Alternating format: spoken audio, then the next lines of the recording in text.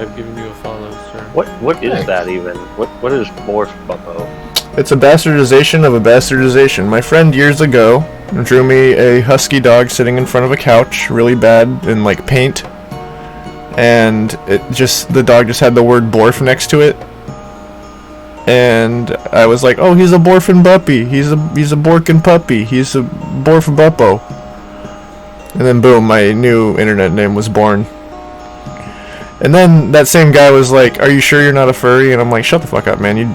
God damn it. You drew me a picture and I thought it was cute, so I made it my new thing, and then next thing I know, I'm getting accused of all this perversion. And I mean, you know, I'm not gonna say I'm not a pervert, but I'm not like that going that hard shit. Cut. Katie gets What do you mean going that hard? Define this.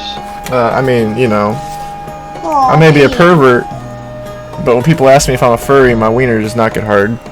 As a matter of fact.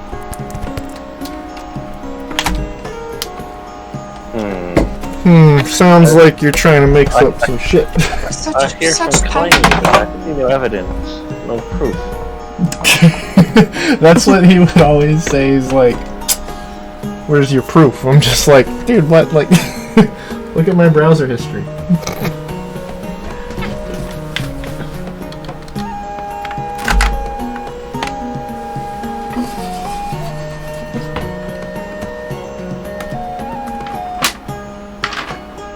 Alright.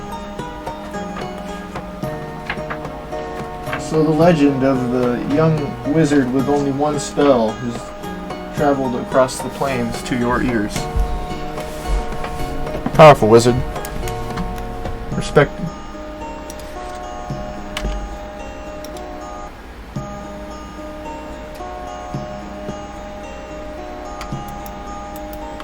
You're a wizard, Harry.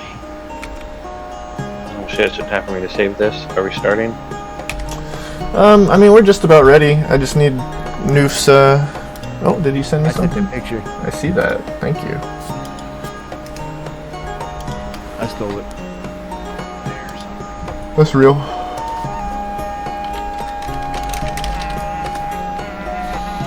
This is the one where I gotta do this briefing. Let me tell you about my Noof, you got a color that you want for your border? Your best friend on this one. Yeah, something neutral. Your best friend. I don't remember his name. Your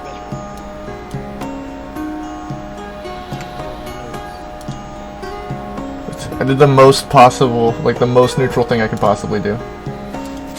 How does this look for you? Hey, where do you think you're going, Mr. Tieflin boy? I was gonna make Suddenly, you were struck by how many lightning bolts? That's 18 lightning Bye-bye. bolts. goddamn 47. Pretty sure you're dead. Alright. Oh, I sent you the campaign link. I didn't send you the... My bad, man. Here's a picture of the token. My bad. Kaiser was in this one, but he couldn't roll level 5. Yep, that works. Dramatically killed himself. I remember that. No, I like the idea that I got for your character. It's gonna be fine, just fine. He killed himself. Why didn't it... What the hell?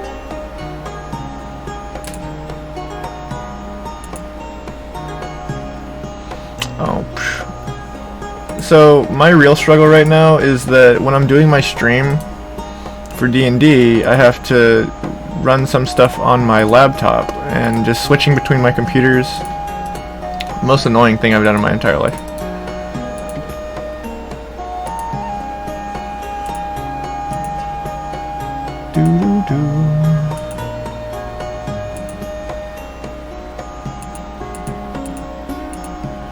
Oof, what? So Tides of Chaos, it says once per long rest, but it also says I can regain use of the feature if I roll on the surge table.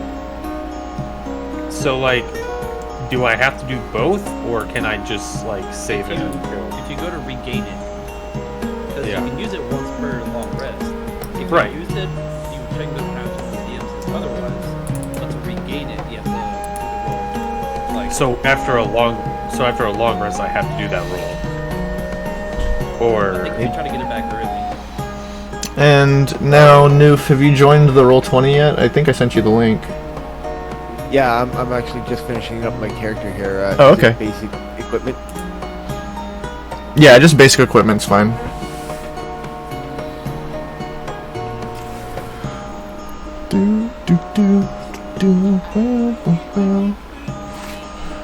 Hold on, I'm hearing something.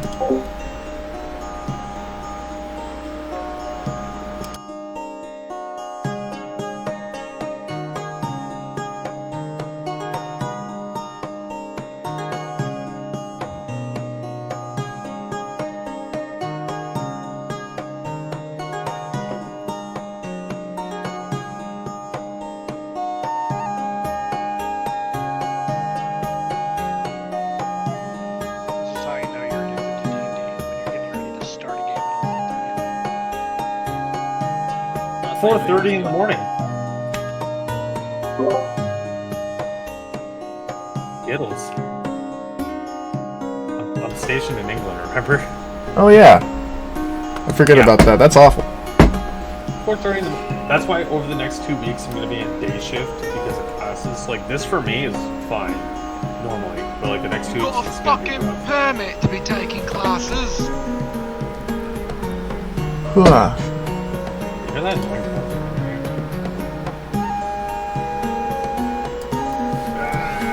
What are No, you I know where my mute button is. If you mute the DM, nothing bad can ever happen to you. Oh, true. I'm just gonna wee.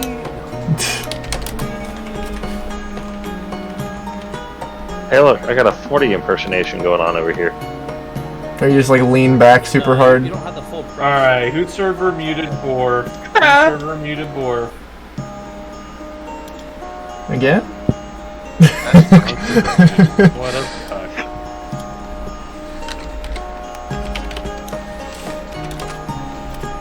Alright. Well, I think that's just about it. I'm pretty much set. Oh, that's what I needed. One of those motherfuckers. I'm ready to roll some nat one. Let's go, baby. Yeah. And Borf, I still have my number 6 written down for my magic table. Oh, So- yep. Thank you. Yes. I have that on my whiteboard. Shit's gonna get crazy. Well, I'm sure, especially because I'm almost out of spell slots. Woohoo! You're fucked. Anyways, I'm gonna go for now. I'll be back later. Oh, you're almost out of spell slots? Yeah. That's good for me to keep in mind. Oh, Things you shouldn't fucking say. things to say not to your DM. No, that's okay. Make it rough, dude. Oh, I mean, like it rough, if you know what I mean. it's gonna be rough. Oof. Yeah, rough as Borf. Aw, you said rough like a dwarf. That's a good Any one. inspiration for that? Urantis, that is really close to the 40 though. It's just the top of your head sticking out the corner. So, like, I was saying, he's got the inverse. For the 40, you gotta have the full laid back crotch shot. Then you're rolling There 40. we go. Yeah, So, right in the crotch. if anybody, Skittles, it looks like you and Soccer are There on you my go. stream. I want to make sure that everybody's like able to be heard through the stream. I'm not able to do the sound check super well myself. I will deafen my thing real quick. 'Cause I heard myself talking earlier. Okay. That's Yeah. I think Dread needs to be turned up a little Say- bit. I was gonna say, it sounds like any of the people talking be turned up. Mm-hmm. Urantis, Turn can you up. say some words real quick? Hello, hello. Turn up the radio. Words. Alright, I think everybody's about the same level. Should be appropriate, hopefully. Skittles is a little big. Background music. Himself muted. Hopefully You hear me isn't talking? too loud. Skittles is a bitch. We got Tom Holland playing in today's game, y'all. I should just put that in the title of the launch and just get a million viewers. Tom Holland plays D&D. Just a picture of Skittles' face. That's how you get famous. Borf, did you see the did you see the face swap that I did of Yes. Skittles with Tom Holland? I didn't even realize you actually did the face swap for a second. Neither That's- did Skittles. That's how the good it greatest thing was. ever. I was Neither just- did Skittles. I looked at it, I'm like, why are you posting pictures of Tom Holland? Is this what you're gonna put his face on? And I look harder, I'm like, oh wait. Why does Tom Holland have a chew in? That's what it really for me. I was like, why does Tom Holland have a chew? Alright, and then we're gonna switch the overlay to the Oh, no. Mchuli quest overlay. My headset was ripped off my head. That means I can't. I think it's fine. It's nothing too crazy, but people can see the board. That's what's important. Some call me Tim. Some Tim. Oh, Timmer. No, did I ever watch it's Monty Python Holy Grail, man. Monty Python? Yeah. And Comedy Gold. I am the director. Wow, so many emotes I've never seen before. I'm pretty stoked about some of those. Oh, Francis, why do you have a heart on right now? That's all I want to know. Nice. Pitching a tent, Papa Not a style. hard on. It's just called a bulge, sir. Pro pair, you'll find out. Wait, you're saying Hey, that my name's not Kaiser, alright? your bulge is more than 10 millimeters? I'm scared. Well, I think it's time for me to leave now. Now that the ladies are gone, welcome to Mchuli's quest. Yeah. Oh no. Now, friends, where are the strippers? No. Last time on Dragon Ball Z, All right, refresh beverage. we found Juro. Copyright. By the way, by the way, Just kicked off my stream immediately. Launched for like 30 seconds and just Akira Toriyama comes out of nowhere. I would like to converse with you about a wizard named Harry. Harry Fluffer. What, I'm gonna make the super powerful wizard that's just gonna be Daniel Radcliffe from that movie where he's in the robe and the guns are tied to his hands. They're like, wow, what's your favorite spell, wizard? And he'll just shoot the guy with a pistol. I'm still dreaming about that. Let me see if your if the dice actually show up on your game yet for me. Nope, no dice in Beyond. Damn. So yeah, I started watching the first episode of the first Dragon Ball. Dragon Ball's great. And then my nephew walks in and he's like, "Are you watching an animation with a kid and his wiener?" And I'm like, Hey, it's not child porn. if it's Starts animated. fapping. I mean, let's look at Big Mouth. Let's look at Big Mouth for a second, real quick. Nap, nap, Alright. nap. It's not child porn if it's animated.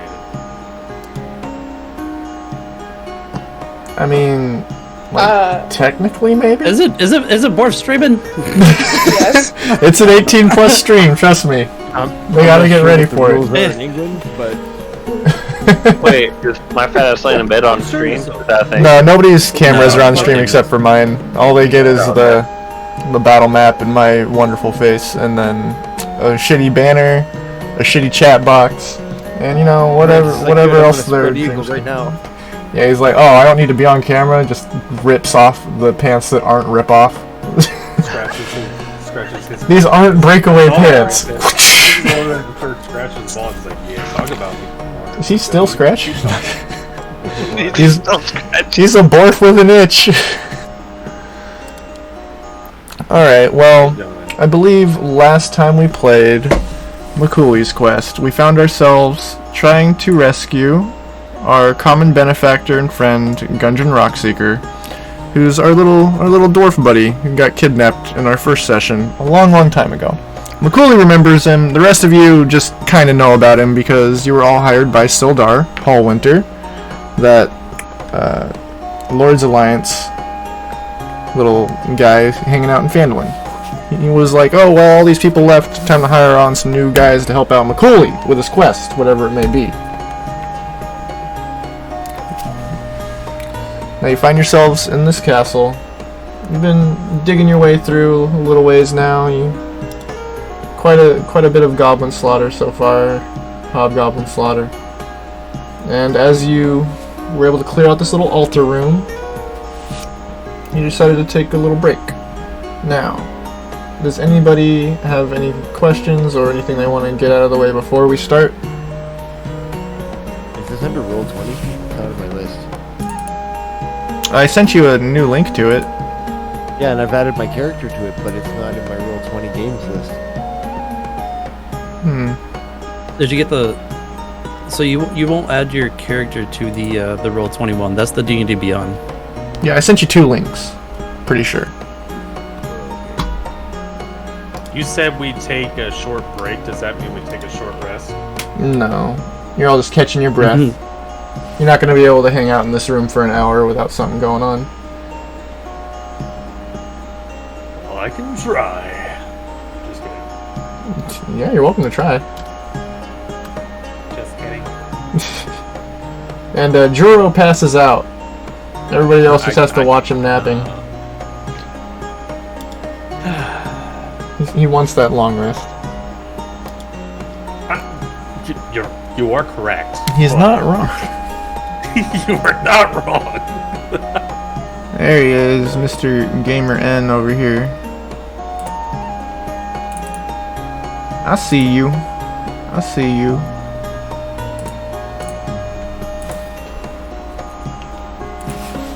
What was the deal with the altar? Wasn't there like shit in it or something? You guys basically found a pimp chalice. You found a dagger +1 made of silver, and inside a small cupboard in this altar you did find a couple hundred coins. I can't remember exactly the layout, but I had for you. Oh, that dagger was a silver +1? Yeah, it is silver +1 dagger, and don't forget your pimp chalice. Alright, I'll just have to remember that that's silver. And Noof, as the new addition to our group, we're gonna let you come up with whatever kind of backstory you want, but you're a wandering bard, I'm assuming, with your little guitar on your back. I didn't actually look at your character sheet. Yes, sir. You're gonna be a wandering bard who happened to come out into this open plains and sees a dilapidated castle in the distance. It's mostly silent, as you find a hole in the northern end of the building. You're welcome to approach however you'd like, but I do have your token up here for you.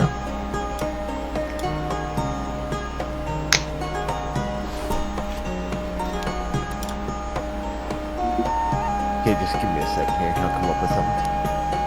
Yeah, you're good. Does anybody else have anything they want to do before we start moving forward? Can I just make... Was this the one where we started in, like, the town area, and then... Yes. Yes. There was... Didn't someone get the trident? Or am I thinking of a different game? No, that's me. You did get that trident? I got the trident. This one? Okay. I think it's in both I'm just games. trying to remember. The trident of Fish Command. Was that the one where the guy passed out? I got it drunk? in the other quest. Yeah, Was this Noof the got it where in the guy other was one. Passed out drunk? Yeah, that's the drunk one. Yep. Okay, so this is the one where my character likes to drink a lot and Yeah, accidentally. you guys had the drinking contest. Okay, Oh yeah, with the liquid and Yep, Arbin Lester. yep. Yep.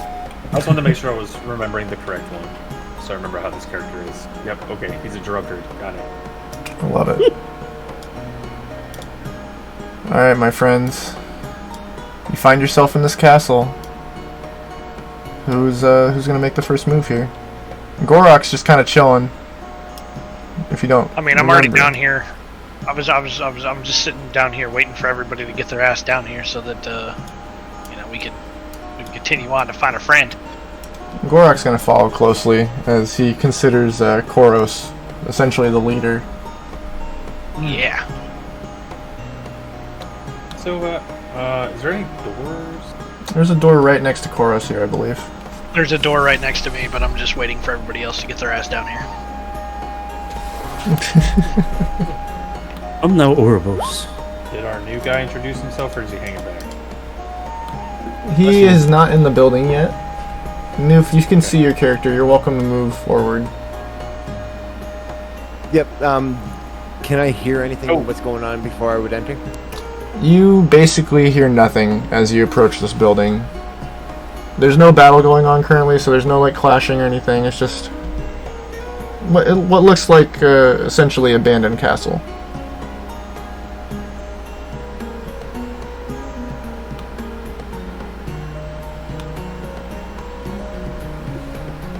Okay, he's going to have approached. He probably would have approached the castle already playing his lute, just strumming along, passing some time, and he's going to enter out of curiosity because that always kills him. Yep, classic cat. Are you a fucking tabaxi? Possibly. I swear to God. God damn it. Oh my. You son of a bitch. I feel like I missed something, but I'll take it. Alright, well, if he's just hanging back, I'm gonna walk into the next room. Yeah, feel free to step in. Okay, this seems like an enclosed area to me. So there's a door on the right here. There's also, you see this little squiggly line? Yep. That is a metal chain, almost like a bead door. What is it? Like the hula girl little bean door? Oh, okay. Hey. All But it's metal We're chains. going that room. Oh, like the bead drapes? Yeah. Yeah. Oh, what the? What the fuck is that? Is that a giant kitty? Giant cat. Now Koros and everybody else, you can hear Sounds good. our kitten friend playing his music from the opposite room. You can all tell it's coming from this northern room here. And those of you who want to enter are welcome to. It looks like our friend Oribus might be moving towards the eastern side, though. That's one thing I wanted to do. I was gonna change one setting.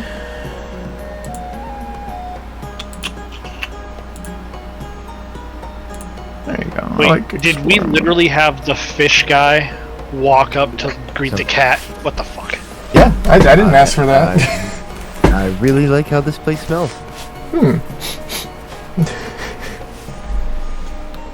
Hey, what are you playing there? Oh, just playing a little tune. But what's it called? Is it a homebrew tune? It's called Diddly Dee, smartass. Hey, smartass. That's how you're gonna introduce yourself to us, by insulting right out the gate. No, the song is called Diddly Dee, smartass. Oh. Oh. Well, sorry. I thought you were being an asshole. To be blunt. Just I know kitty cats like their fish, but be mindful that this is talking fish, so you know those normally don't taste good. I wouldn't go trying to eat him or anything. Nah, he looks stringy anyway. Little Yeah. stringy. Yeah, he is a little stringy. Yeah, you're right. I'm just gonna flex my muscles. Yeah, they look pretty waterbound.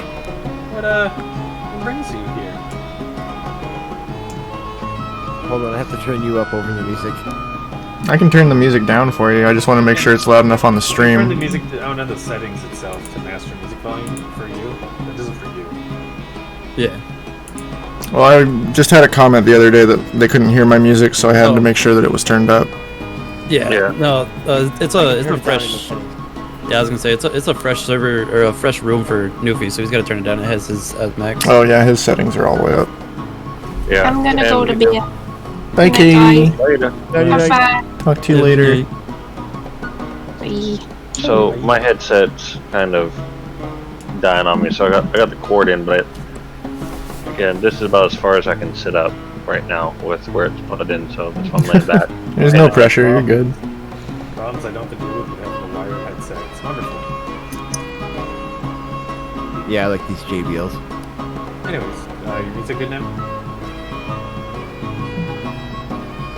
What brings you to this area, my kitty cat friend? Well, you know, just wandering around, trying to make a bit of coin, playing a song or two, giving a hand where I can. Giving a paw.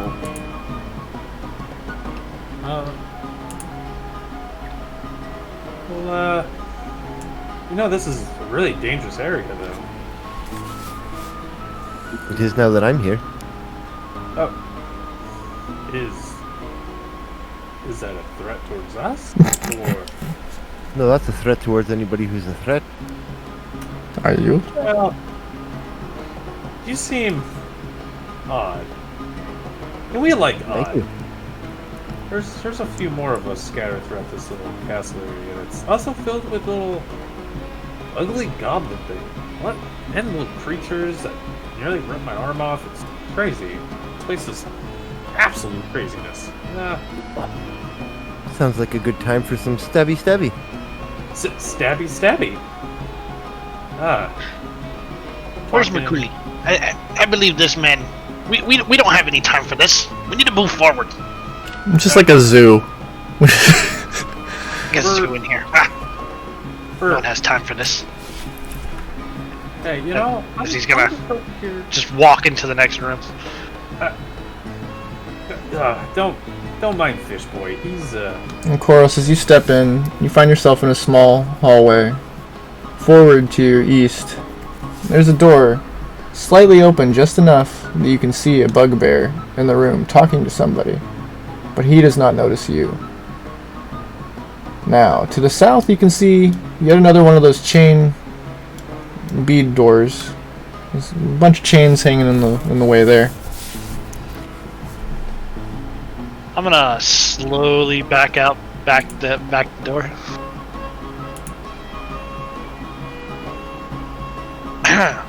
As I just kind of shut the door and we got visitors in the next room, boys. ooh. Oh, company. How about I go back to get the rest of our companions and we figure out where our good old friend is. Yeah. I'm gonna see if I can't hear what they're saying before the conversation ends. Just be quick about it, eh? Oh yeah, of course. Jiro's just gonna start running back.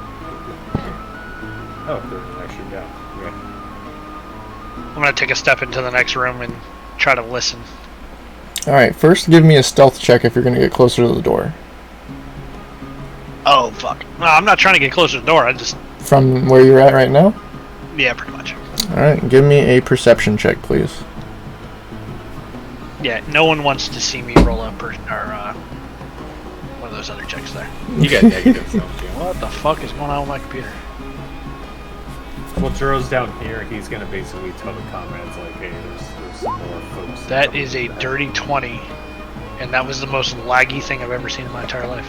Alright, let me make sure I got my notes right here. That's probably gonna be Jiro, fine. did you say you met some friends? Now, Jiro? Jiro? now, Koros, what you hear coming from this door is mostly mumbling, occasionally a word barked here and there. Dwarf!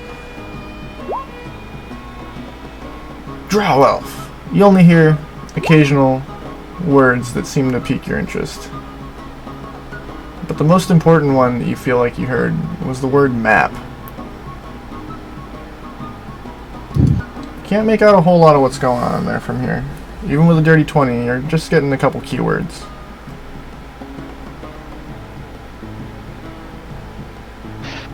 And with that, I'm going to put 2 and 2 together, but I'm not going to go bursting into that room without anybody else.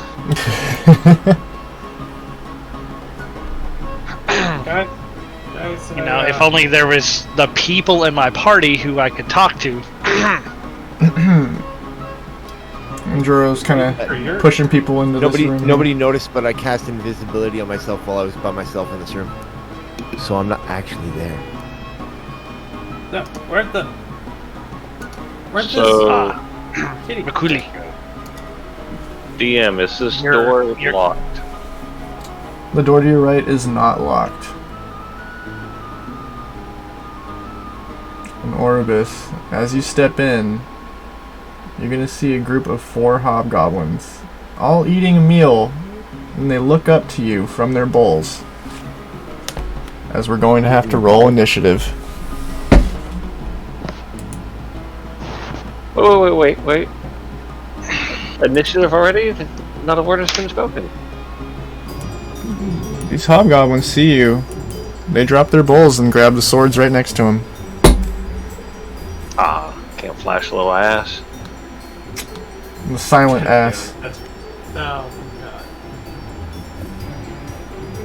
Now, from here, let me get... Let's see if I That's can do cocky this. shit. Wait, why did your dice show up? Oh, so you rolled a d20 through. Roll 20. Oh, that's what I'm doing wrong. Okay, so I need to... Oh, I'm super fucking dead. So first we do this.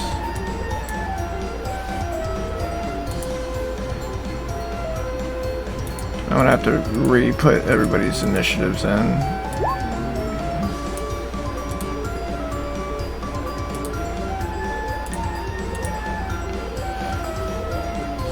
Alright, so what are we looking at? We got... The roll 20 that's having such a fucking issue.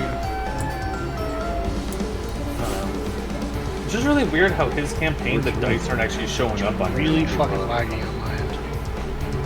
I just need to refresh. I just refreshed. See if it actually... Like, it's stupid fucking laggy. So I only have Mchuli and Noof's initiatives right now. Is anybody else? Oh, are we all in combat? Well, Usually I mean, if you're one gonna person, hear... everybody is. Yeah, if you're gonna hear the combat from the Yeah. hallway, about like 20 feet from you guys.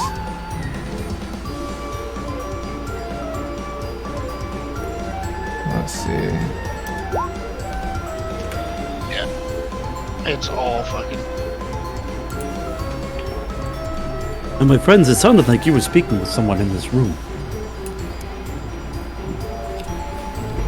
Well, I was gonna tell you, we were gonna have a conversation, but somebody had us roll for initiative. Well, somebody. Someone decided to walk into a different room. You're right. Let's see. I think that's the only person I need is Arantis. I need your initiative roll. Well, that's a 5. Oh, a 5? Alright.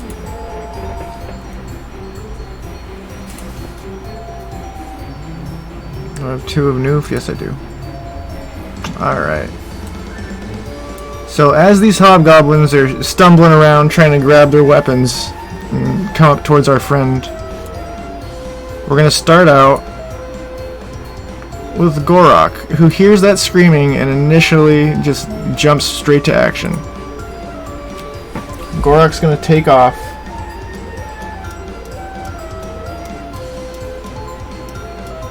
And looking through that door, he's going to see Oribus just surrounded by hobgoblins. He's going to pull out his longbow. If I can deal with so much crap at once. Notch an arrow and let it loose. With a 10, it's going to hit the wall right behind Oribus before he notches another one and tries to make it land. And with a 15, it's going to pass Oribus, but just bounce right off the shield of one of the hobgoblins as it rises up from its meal. Now Gorok, as that's the end of his turn, it's going to bring us to Mchuli. Mchuli, Mr. Lizard Man, out in the distance. You hear a bit of a commotion going on, and you definitely just watched Gorok run out of the room.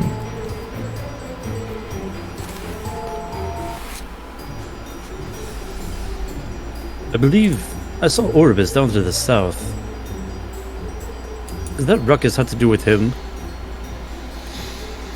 Oribus, what the hell? What's going on in there, friend? I can't see anything, so... knowing there's some tomfoolery going on in that room, I'm going to stand behind Oribus is the friend, right? Our little... Yeah, Oribus is Arantis' character. Gotcha. Gorok is the half... Oh, Gorok. Half orc in front of you. Yeah, so I'll wait behind Gorok with the firebolt. Oribus like trying to inch out of the room. Oh, just so like he could, I guess, see me because I mean the door's open, right? Yeah, I should be. Let me see if I can do my little dynamic lighting thing. Maybe that'll do it? Who knows? Sometimes Yeah, I you gotta can see. refresh it. I can see someone in there. Okay. And they all pretty much drew their weapons. Yep, they're all still clambering to get up. The one straight in front of Orbis was the one that had his shield ready and was able to block that arrow. In that case, I'm going to try to yeet a firebolt into that room. Alright, buddy. It's going to be an 18. An 18 just barely makes contact with the hobgoblins. You're going for the one that's just straight in front of you? Yep, this one right here. Alright. Koros with a 21 on initiative. Just disregard that. It was me getting my shit fixed. It's only actually supposed to be a 4. Or actually, I think it was a 3. Sorry, 3. Yeah. Yeah, I was getting my stuff fixed. Sorry. You're good, man. I was like, what happened? Did I miss your initiative? No, I was getting shit fixed. Alright, Mchuli, what kind of damage are you looking at right now? 2 points of fire damage. 2 points of fire damage as that firebolt comes in and just grazes across this hobgoblin. You can see he's still standing there. He's a little bit more pissed off because now his eyebrows are singed off. But he's ready to come at you.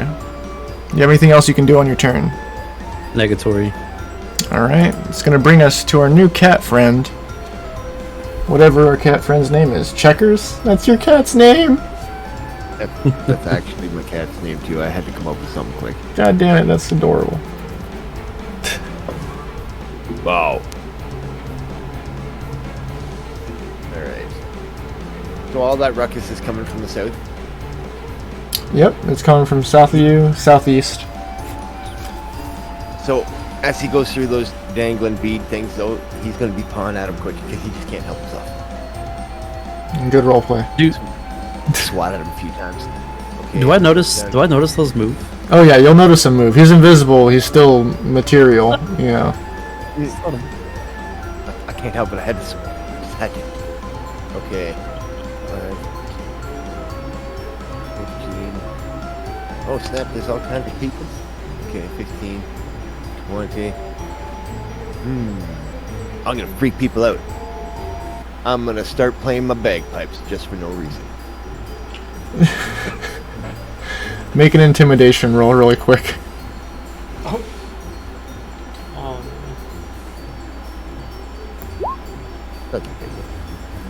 An 11. As the phantom bagpipes echo throughout the dilapidated castle, the hobgoblins look more confused than they already did. They're not really scared though. Is there anything else you'd like to do for your turn?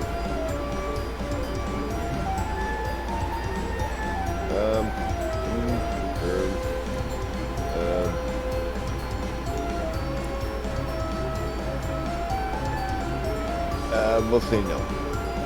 Alright. I'm still trying to figure out what's going on around here. I'll check out my shirt and play out too. Oh, the baby. Alright, well if that's the end of Checker's turn, it's gonna bring us to Oribus. Oribus, stand in that doorway right there. What are you trying to do? I'm gonna take a step back and shut the door. Alright. Honestly, probably one of the smartest ideas. Hold the door! Hold the door! Hold the door! No. Hold the door! Gorak, hold the door! So, Oribus, complete silence, just takes a quick bat step, shuts the door. If I'm able to lock it or latch it, I'll do that, and then I'm just gonna kind of give him the old thumbs backwards towards the door and just shake my head and start walking away. Alright. I'll tell you right now, the door does not have a lock built in. It's just a little doorknob. It just clicks. You like fumble with the knob for a second, and you're just like, fuck it, before you turn around. All right. So walking away. Anything else for your turn?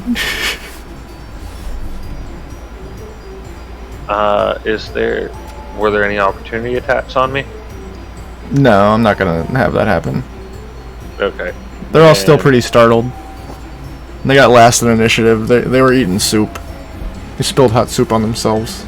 It's just a bad time. Oh man, all the soup. I'm gonna hold a spell then. I'm gonna hold Chromatic Orb for acid damage for anything that comes to the door. Alright. Well, if you're preparing that and ending your turn, it's going to bring us to Juro. Out in that top left room, chilling with Koros still. What'd you like to do, hearing all that commotion? Juro's gonna hear all that commotion, and he's gonna immediately like run down here.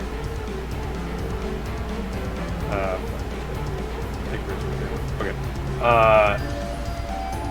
Am I able to stand like right here on this block? Right? Yeah, that's fine. The dragon thing is just there for aesthetic. Dang.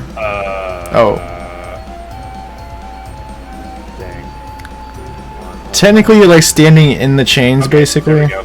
I ulted and... Yeah, that's fine. Okay. Am I meant to see into that doorway a little bit? Well, Orbis just closed it, so technically you can't see through there anymore. I gotta keep changing my dynamic lighting. So Juro's just gonna look around like super confused as to what's going on. Because obviously I can't see anything now. Juro can see anything. So basically just gonna be standing here holding a fucking chaos bolt and my hands just waiting for some sort of anything to happen. Alright, you guys got a couple actions prepared. Is that gonna be your turn? Yeah, that's all I can do. Alright, if that's the end of your turn, it brings us to Koros. Koros, what are you doing in that room by yourself? Something naughty?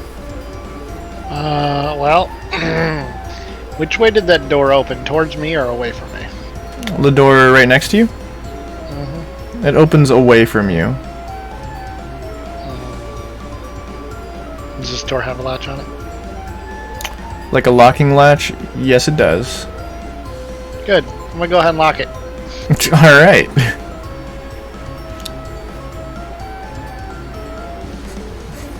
That's my turn.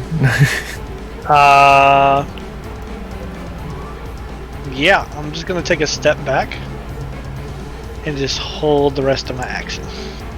Alright. Now, as our group is just kind of like bum rush this area and the hobgoblins are very confused, they grab their weapons and start hustle bustling up towards all of you.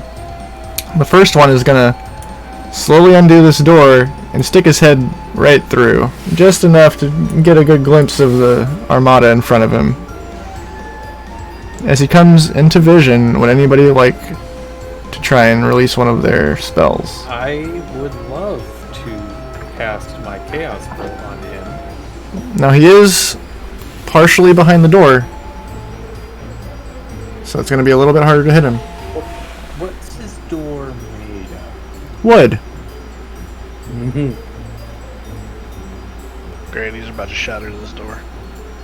Worth a shot. I think it's worth a shot, but first, you want me... Alright, if I cast anything besides a cantrip, I'm assuming you want me to automatically roll the 20 for wild. Yeah, I would appreciate that. Okay, cool. So 6 or lower. That's gonna be 7. Yep. Alright. So, I'm going to be casting Chaos Bolt at first level. Disadvantage or anything? Or you just added, so or you're buffing the AC? Yeah, I'm just buffing his AC. He has partial cover. With a 16, you are not going to connect with the hobgoblin, but your chaos bolt will hit the door. Okay, So I have to roll a d8 for what type of damage, because then if it's fire or anything of the sort.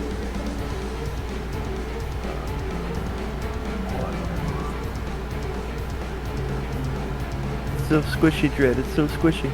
Or do you want me to just roll both? Because it's 2d8s of damage. You want me to just roll them both? Yeah, that's Against fine. The door. Yeah, I mean, you made contact with the door. Oh, fire. And with 11 points of damage from your Chaos Bolt, that is just enough to send this door splintering. Just explodes. As this hobgoblin's going to take some shrapnel. He's going to take 4 points of damage. I did it, guys. I did it. Duro's a hero. Me one, doors nothing. You have really murdered that door. I Wow. hope it did not have any family. I need some alcohol for this. This is getting pretty tasty in here, if you know what I mean. Alright, so with that reaction, our hobgoblin friend is going to stumble back a little bit after getting blasted. And then step back in, even more angry, raising his weapon towards Gorok. Playing my bagpipes, would that be a bonus action? I kind of just gave it to you. Okay, I never claimed that I was holding a spell, but you think I could fire one off anyway? No, not as a reaction. You have to have a feat for that unless you hold action first. Okay. Sorry. My guy was too busy playing bagpipes. Now, as that hobgoblin comes in, he is going to brandish his longsword and swing it right at Gorok. For 17, he's just barely going to miss Gorok.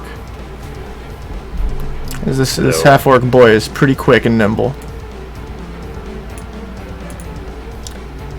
Now, Koros, you're going to hear...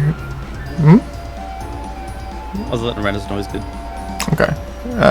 Koros, you're gonna hear banging on the opposite side of this door as you see it's like jiggling. Someone's definitely trying to get through there and kind of pissed that it's locked. Yep, kind of figured. As that's happening, another hobgoblin is gonna step out towards Gorok and swing his longsword in this narrow-ass hall. Can I release my held action here? Yeah, you're welcome to do that as soon as he steps into your vision. Alright, he's gonna take a Manic Orb to the face. Alright, roll a hit, my guy.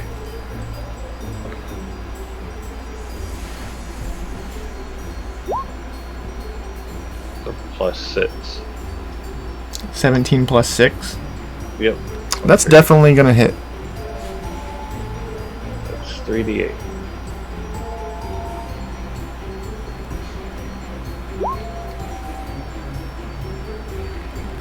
And 11 points of damage is just enough for a DTD.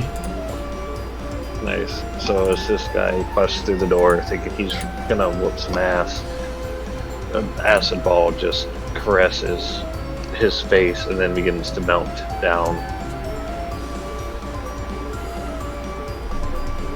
Oof. Alright.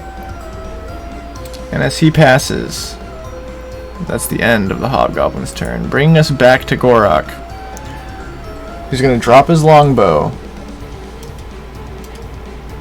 and pull out his short sword and dagger.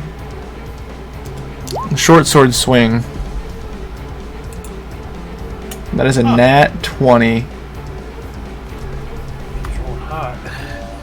Now our boy with that short sword swing, that is 8 plus 7 damage for a complete DTD as that short sword just rips through the throat of this hobgoblin in front of him. And you can see Gorok smirking with a very wild look in his eyes. He is feeling that orcish blood flow through him as he just comes out swinging. He's going to step over that dead body and into the next room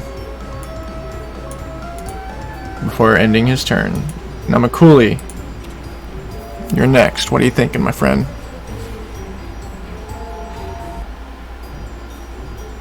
Ding, Gorok. Slaughter that guy. He's going to give a follow. Take a look inside this room. Watch who you walk into, buddy. It's like hear a really deep cat voice. What in the hell? Did that come from the direction that those bagpipes did? God, that's the most odd things. Excuse me, air.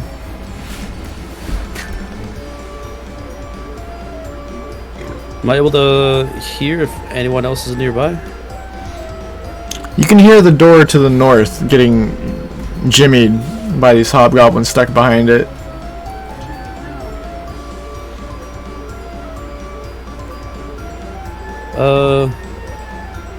Let's see, so that was 5, 10, 15, 20. I'm gonna holler back through the door. Now, friends, I believe you should hurry up back in here. I think there's more trying to come through this other door. And I'm gonna step back over in this direction. And just hold another firebolt for anyone who comes to that door. Alright, if you're holding action, it's going to bring us to Checkers. Checkers, the invisible bagpipe cat, what are you doing? Quick question. Oh no, you know what? I can save that question for later. I'm gonna follow in here. 10, 15. Let's see what this one sounds like. I'm still trying to get used to all the new music I just got, so I'm just going to switch it up. 25. It's peeking in there and he sees a motherfucker. Yeah, as you look through those chains, you can see a couple hobgoblins in the distance. Pretty heavily obscured, but you can see them. And as you pass through, you are going to notably move the chains and make a steady amount of noise. Mr. Invisible Cat. Mr. Invisible Cat. Now. Beg all my pardons. What's up? I'm going to, I think. Aha!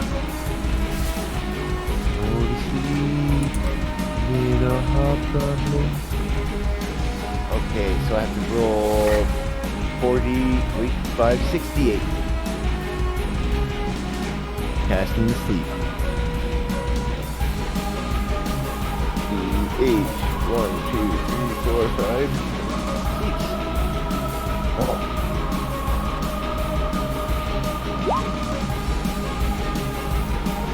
6. So with a 14, even though that's pretty low, you just have to be able to beat their max HP, correct? Yes, it goes for the lowest HP person first, and they fall asleep and then continues to the next. Both of these hobgoblins, while distracted by this door, they hear the ringing of those chains behind them before the spell completely takes effect, and they both pass out.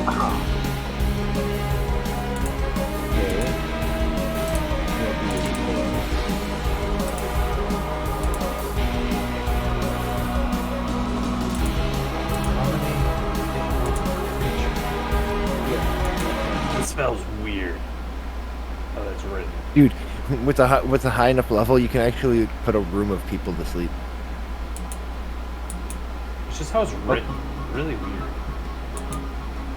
Okay, then I'm gonna move the last bit of space there. Wait, yeah. 5, 10, 15, 20, 25, 30. No, wait. I can't go any farther than that. Now, Noof, to your right is the door that was slightly cracked. Oh, up there? Yep. The door slightly cracked? Yeah, that's the door that Koros was able to see through a little bit, and you overhear some pretty aggressive words. Now, you've managed to knock out both of the other hobgoblins, and that's going to be the end of our combat for now. Okay. So while they're sleeping and we're not in combat, are we able to kill them, or how does that work? I mean, yeah. You gonna roll up to them, roll to hit with advantage because they're passed out, and see how much damage you can do. Yeah, okay.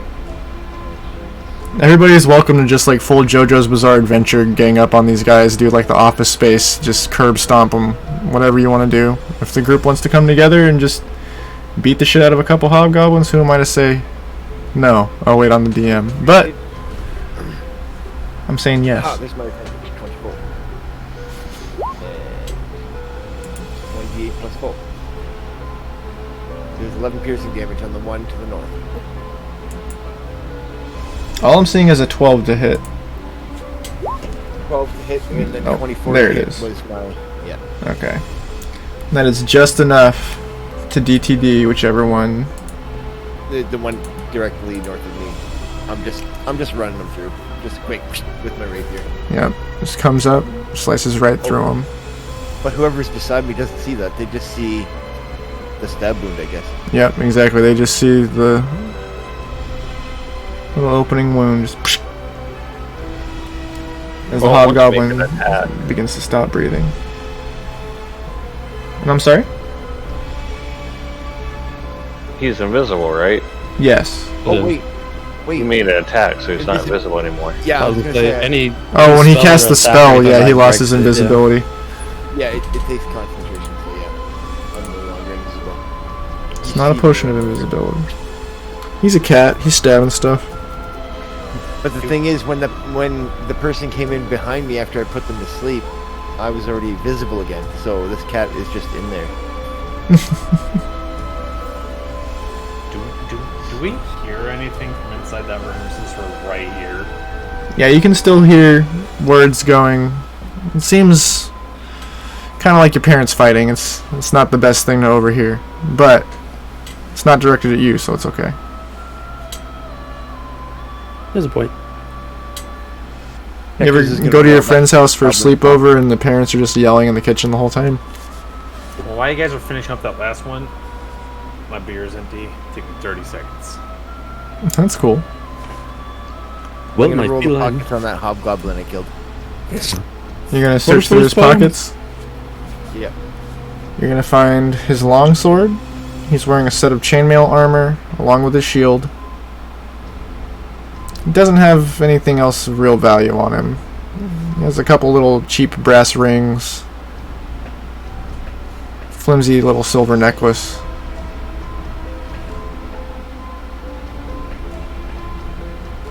I'll just take the longsword and I'll point it to anybody else. There's some chainmail in the shield here and some shitty jewelry if anybody wants it. Who wants to be a riffraff? Well, my sticky-fingered feline friend, there is another appears sleeping right next to him. If you want to, as some would say, run him for his phones. I don't want to kill all of them. Can I don't know, are you pocketing the long sword, or is the long sword laying there? What's going on? Each of them has a longsword. There's another one still if somebody else wants one. Yeah, I'm keeping the one longsword, but I'm leaving the chainmail and the shield and that stuff, other stuff. I'm just taking one longsword. Okay. Well then I'm gonna walk over and beat this one to death with my quarterstaff. Alright, roll the hit with advantage. While he's beating him to death, Mchuli is just going to be peeking around both corners and just very intuitively just observing.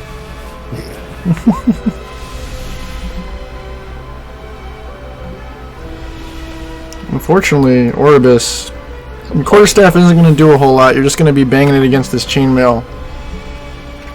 And are there parameters on the sleep spell? Will Damage wakes him up. Okay. Well, he did not take damage. You're just kind of like hitting him. You're beating a dead horse right now. With a stick. It's like It's just jab jab. Yep. He's dead. He's a fucking evil. Yep, yep. And Just pokes him. having thoroughly beaten this dead horse, I'm going to take his thumb sword and kind of take a few steps away with like this triumphant look. Like, I did it. Alright. Now the hobgoblin's still alive, but very unconscious. My friend, I I don't believe that's how you do it. Here, let me test something out. I don't want to come over, literally crouch atop the other hobgoblin's body, and I'm just going to literally just crouch down like in a fucking Smeagol position, hold one of my hands out, and I'm gonna form a chromatic orb. What element are you Those, choosing? With for him, Acid always works, mate. I'm trying to remember because okay, magical effects and I was like, 'cause I know I took notes on one of the ones that we hit at the front, but it looks like I think I hit him with acid. So I'm gonna form a magical or a freaking acid orb. All 'Cause I right. want to try to hit him with it. It says with advantage, right? Since Yep. he's asleep. Sleeping. Well, You better, Oh! now, Oh! Oh! I'll tell you right now, that's a fucking DTD. That's a big DTD. as he's literally sleeping, Mchuli's gonna form this flowing acidic orb. As you can hear the sizzle coming off of it, and he's just gonna hold it closer, and he's gonna move it around his face, kind of watching as just the acid slowly starts to melt away, and then pull it away, and just kind of hold it to his throat, and just kind of watch how long it takes to actually melt through and whatnot. And as soon as he can tell it's kind of dead, he is going to do away with the orb and pull out his notebook as he's observing the body. I just imagine, like, holds orb to his face for a second, melts it off, pulls it back. Is he dead enough? Puts it back. Did that do it? Is he dead? I don't know. A little bit more. Just. Cooked just right. As you melt off that. I was gonna say, as Droz notices that he finishes off this other sleeping guy, he wants to move back into the previous room and loot the other two.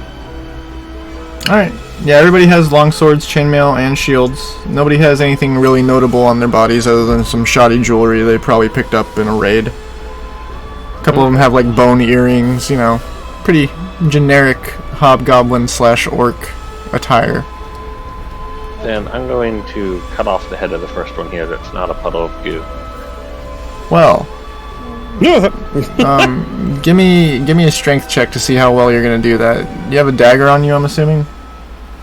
Longsword. Oh, with a 1. you go to like Zero. you gotta do like I had a longsword. That's the one I was crouching on. You That's have a the 0. strength of a grain of sand. I swear to God, if you slice me he in the like back. swings down like a butcher, ready to cut the head off of this hobgoblin, but just goes straight through its eyes and just cuts the head in half instead. But is it detached? Mostly. It's kind of like a Pez dispenser, but just like the top of his skull. Okay, well, I'll take that piece then. And then I'll open this door. Cracks off the top of his skull. This will be a nice bowl. As just Throw it in.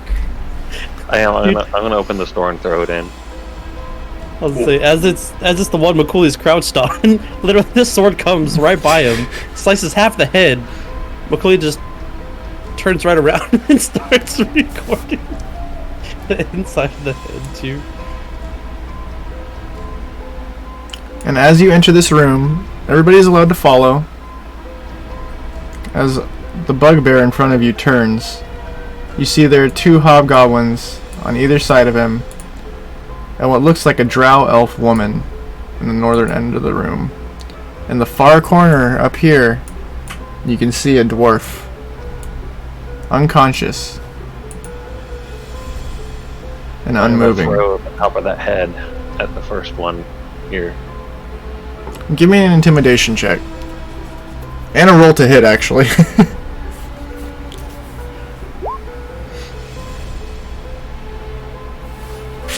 Don't tell me I have to sing another lullaby. I guess, what would that even be for a modifier? Or is it just a straight? You roll to hit? Yeah. I'm not gonna say you're proficient with, like, frisbeeing tops of skulls, so you can just do the straight d20. Is that the 17 there? Yeah. That's gonna hit. Now give me an intimidation check. A 12. -1. -1. An 11. I'm like all dainty and shit. Now this bugbear, after getting pegged in the side of the head, like he's walking through the park right through a group of frisbee players, just boonk. He turns. Who the hell? How dare you disrespect me in my castle? He's gonna throw down his arms like he's having a tantrum.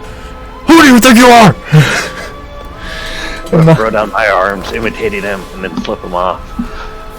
And then walk back out the door. What? You! Get out there! And as you hear wrestling, our group is going to have... Everybody can move 1 square before we roll initiative. As you're all jammed in that fucking tight-ass space, I'm not going to leave you all in there. Some good communication before we started this shit. Okay. What do you want, Papa? Move one. Scoot back. Where did Yeah, I'm gonna move 1. Oh, there you are. Actually, hold on. No one went that way. That way instead. If everybody's content with where they are, we are going to end A up fireball rolling for first. initiative.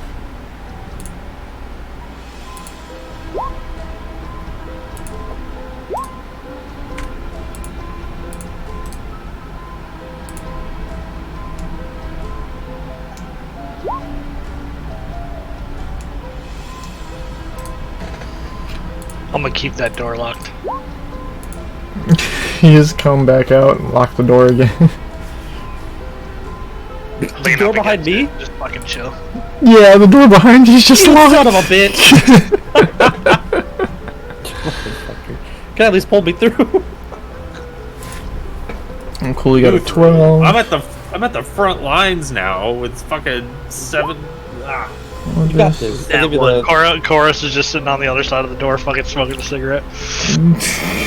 I'll give you the inspiring slap on the ass. You're like, Checkers can't initiate shit. there's no like sense of I leadership initiate from this licking my group, paws. and my character's just kind of like a troublemaker.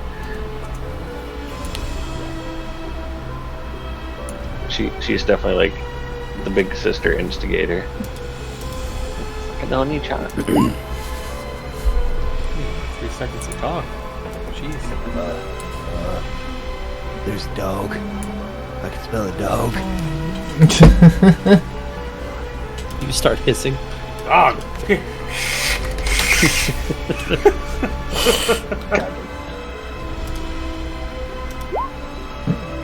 Like the cat farted. I'm fucking done. Hey, dude. A bard uses Dex and Charisma, and a Tabaxi has bonuses to Dex and Charisma. Hey, I'm not like saying it's a bad thing. I'm just saying it's crazy. Especially knowing he plays bagpipes. He has 3 instruments: the lute, the flute, and the bagpipes. So you're telling me you're just gonna bust in there? You just be like, meow meow meow meow meow meow meow meow. Yes, meow mix. Meow mix, please deliver. Can I quit?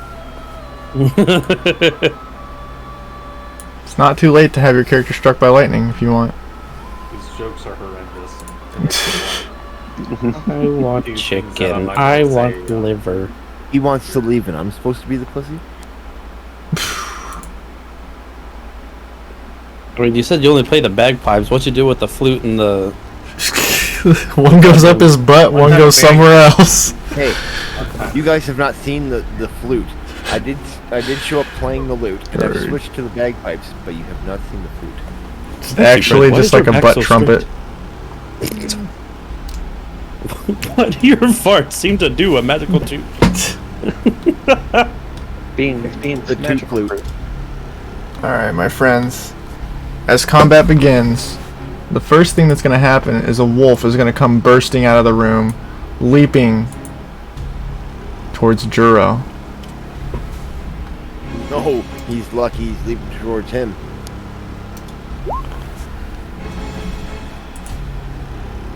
That is a 13 to hit. I am also going to be casting my racial trait, because that will hit me, for a reaction. Is it Agazanar's Scorcher? It is Hellish Rebuke from Infernal Legacy. So first thing that's going to happen is as this wolf bites you, you have to make a strength DC to see if you get knocked prone. With a strength save of 7, you are going to be knocked prone, and you're going to take 9 points of damage. And even though you're prone, I will allow you to do your reaction spell. So on my way down, I'm going to finger gun him, and he's going to make a dex save of 14. And the wolfie comes through with a nat 1 on the dex save. Even, do you still want me to roll my 20, even though it's a racial trait, not necessarily a spell I'm casting for wild? It doesn't Normally use a first level spell spell. slot. Yeah, it doesn't use a spell slot, so I'm not going to count it. 6, so nat 1. Yep, Fuck yeah. wolfie got a nat 1. So 12. 12 points of damage. That, my friend, is a DTD. Damn. So as I'm fucking falling down after he knocks me prone and bites him, I'm just gonna point my finger at him. Pew! Pew! Light of fire and heat that. I am going to smell burnt puppy all over this puppy place. It's like the opposite of wet dog. Where I come from, we called it a hush puppy. Oh, as that wolf bursts into flames, Gorak is gonna just kick its dead body and step into the next room with his short sword and a dagger brandished. Looking around, he can tell probably not the best situation to be in by himself, but he's gonna step south and take a swing towards that hobgoblin. The first swing with that short sword is a dirty 20. Oh, baby, that's gonna hit. Give me that damage. For 5 points, as he comes in swinging that short sword, he's gonna slash across the hobgoblin. With his backup swing from his dagger, a 10 is not going to connect.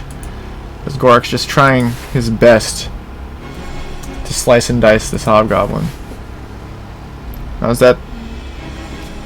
Technically he gets one more attack action per turn, so he is going to go back with a short sword, swinging again.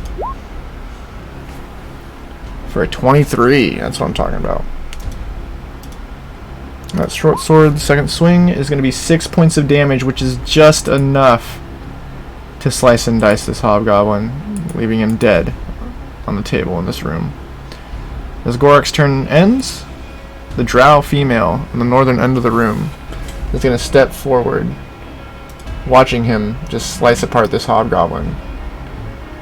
She's going to bring out her hands like she's about to bop him, but she's going to put them together into one big old hand and come down towards his head with a slam attack. For a 22 to hit, that is going to slap Gorak right across the head, taking 6 points of damage.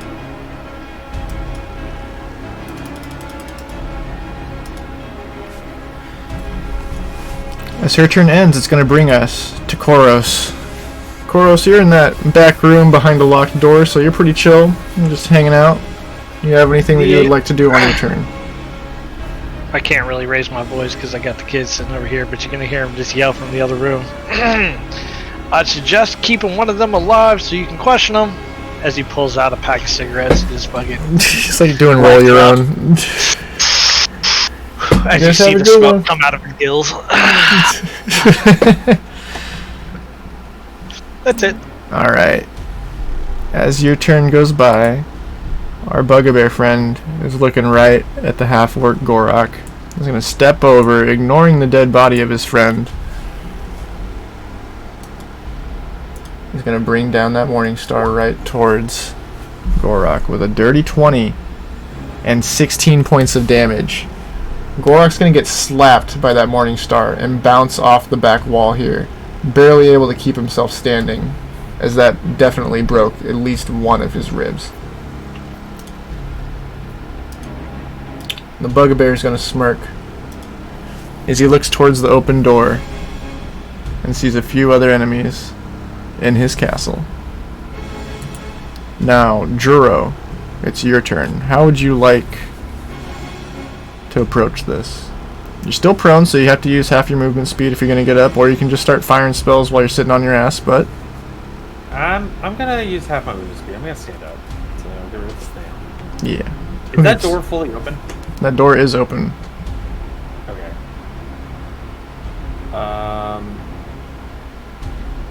Seeing... I got one left. Yeah. Seeing that goblin straight ahead of me, I am going to use my last slot to use Chaos Bolt. The one right there I can barely see because the door's still there for me. Let me see if I can move that again.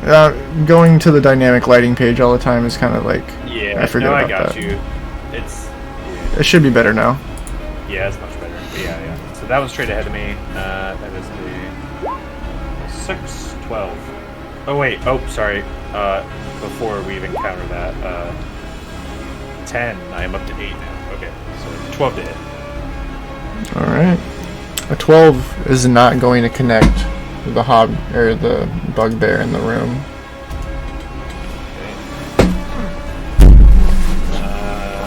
And I do not have any bonus thing.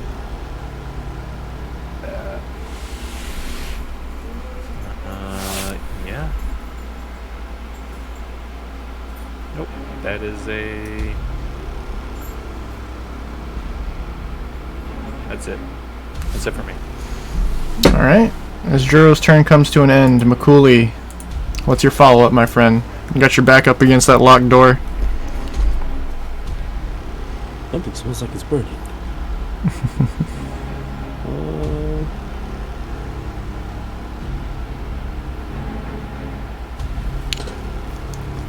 You said these guys had longsword, chainmail. Did they have like daggers? Anything small? None of them have any notable daggers on them, no.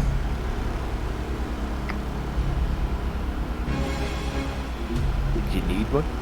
Because I may have one. I may have one that I got with my kit that I don't use.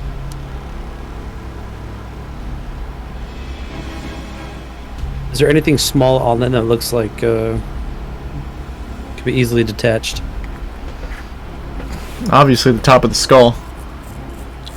Oh, it's still in there? Oh, okay. No, I mean there's still a brain in there. You can pull that out. I'm gonna use somebody use catapult. I'll use catapult on the top of the skull. What's the range on the... Because the skull is in the next room. Like the Yeah, top that's what I was- part. That's what I was wondering.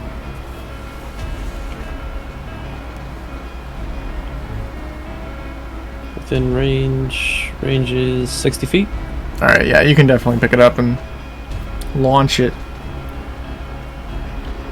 So Mchuli's gonna point his finger in the room at the at the half skull sitting in there. Skull cap. And it's gonna be a dex save for, I guess that's a bugbear. Mm-hmm. Dex save for him. He rolled a 16, my friend. Damn. Let me see if it's half damage or not, if it just misses. If it's, Oh, I need a moment, just a second. Yep. How do I do things? Nope. Alright, well it's even nothing on a success, so.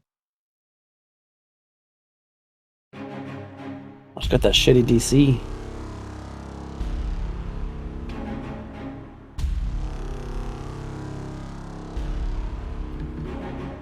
Alright, if he comes back, that's just the end of my turn. I'm gonna go pee.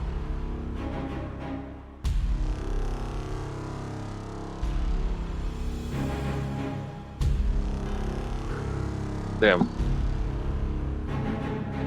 Usually I have no problems with shots, but My shoulder is like, Alright, hold on. just feels like a rock, and it's fucking sore.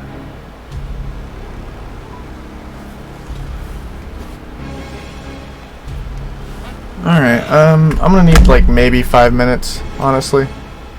So if anybody needs That's to cool. take gonna a run bathroom for a break smoke real or fast. get a drink, this is the best time to do it, probably. Sorry, I gotta help my roommate with something real quick. You're good. No problem. My turn's not for a couple turns anyway, so Hey Dredd, have you played Bards much? No.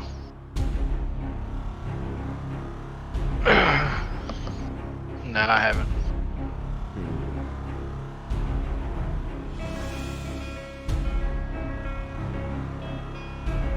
I think this guess is the that's what I first get for battle I've using ever sat rogues all out the in time. D&D. Well, yeah, you're behind the door, and the door is locked, but I was contemplating I'm the one making that it not locked locked. I I'm know, the one but that I'm locked it. contemplating unlocking it. I just kind of... Yeah. There's many ways to play Dungeons and Dragons. Sometimes you're a fearless paladin wannabe. Other times you're a bitch that hides in a room. Other times you're a robot who jumps into space and swims.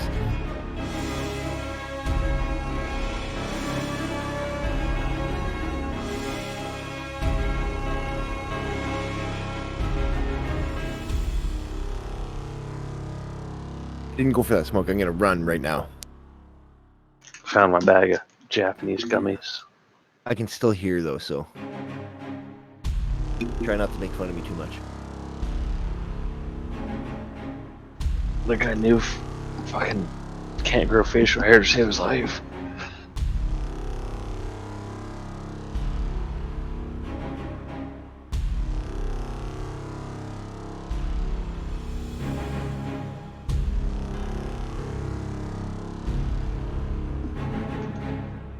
Y'all being able to hear me at all? Probably not.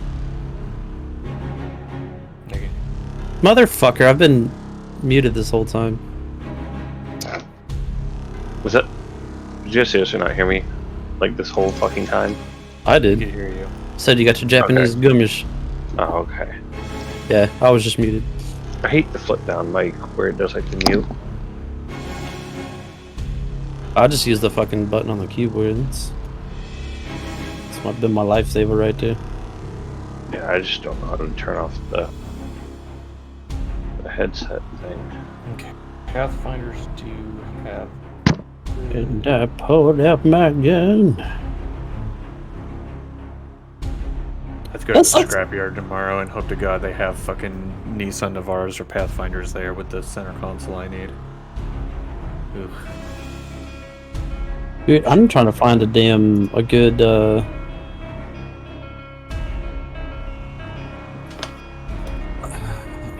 I guess like a recording program that I can actually record output audio as well. Because I found one that got me super excited. And it was called Zencaster, and it was pretty much something that I'd set up almost like a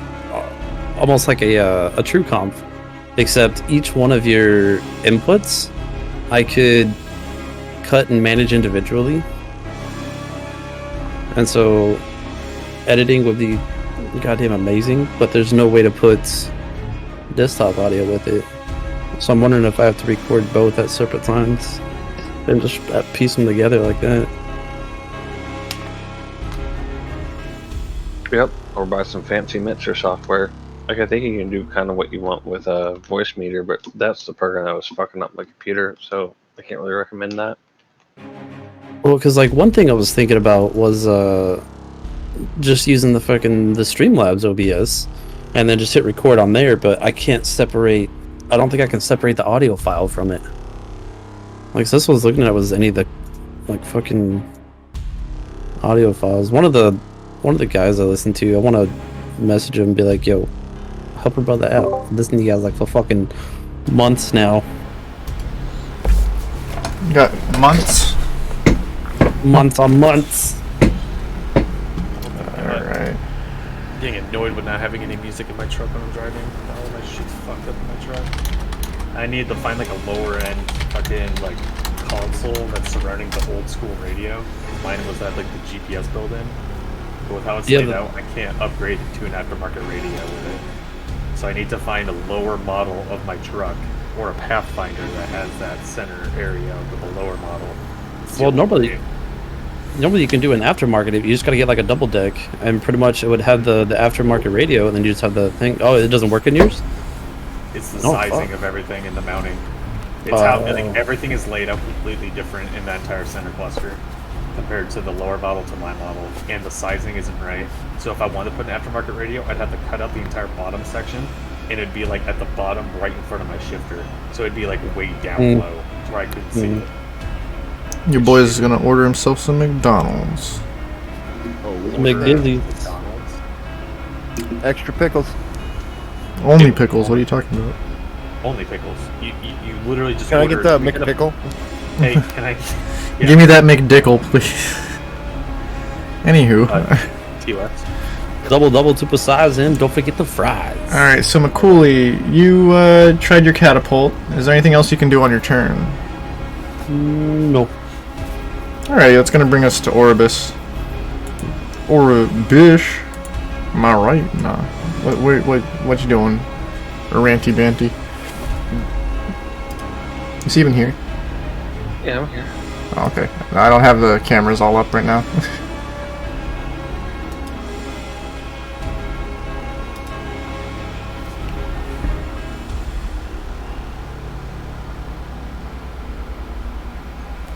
So, Borf, do you think Checkers would have seen Soccer catapult that skull from this angle?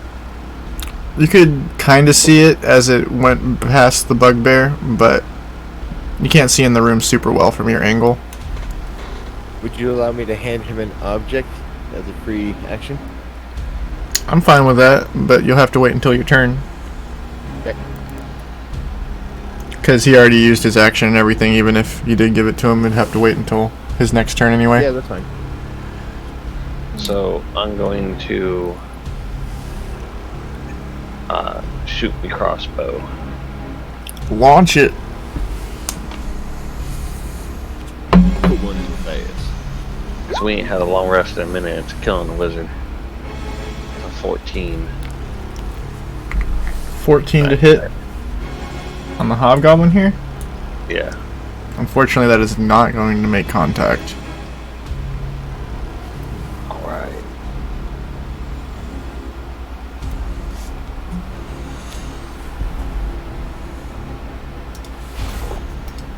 And I'll just give it completely and see if there's anything else in this room worth a looting.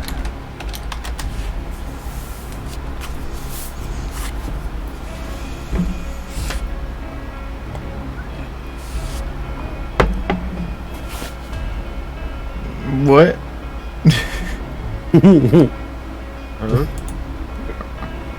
I'm sorry, I didn't really catch that.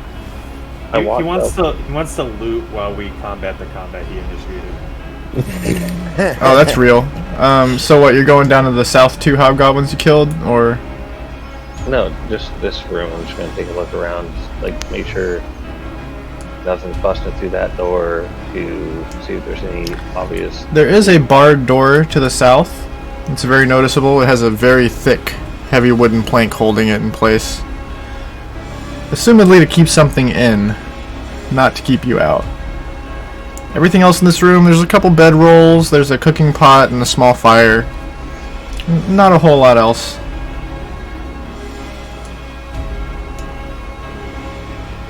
Alright, well, that'll be that then. Alrighty. If that's going to be your turn, it's going to bring us to the hobgoblin standing in this room. He's going to walk up right in front of the door there and swing his longsword down at Gorok.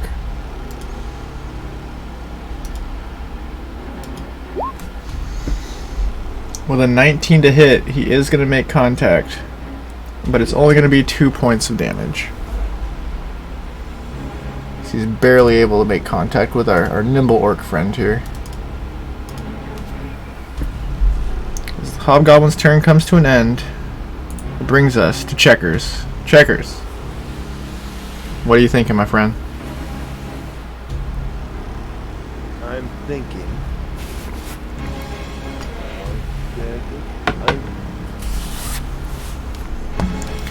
I'm thinking that that hobgoblin likes his chainmail an awful lot, You really do. and so I'm gonna make sure he's not cold, and I'm gonna heat that metal up. Oh. I hit the wrong thing. I was like, I guess it's automatic. Right? I think so. Yeah, that's what it was. Yep. so his chainmail is going to start glowing a light orange. As it starts to burn into his flesh, you'll hear as he throws off his armor, and it burns into the stone on the ground next to him. In order to throw off his armor, he also had to drop his shield and his sword. 'Cause that's like a full chest piece he had to rip off of him. This hobgoblin's just standing there, bare chest. He's got a little like waffle pattern on his chest from all the chainmail links burning into him. Is there anything else you can do on your turn?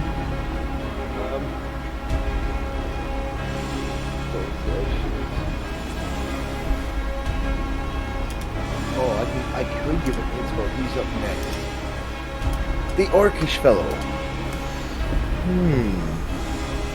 Okay, so I'm gonna give him a bardic inspiration, but perhaps I'll flavor it a bit in song. Hit him with it, New. Alright, so all of a sudden Checker's voice gets deep. And you hear, here we go now. Here we go, listen to the way.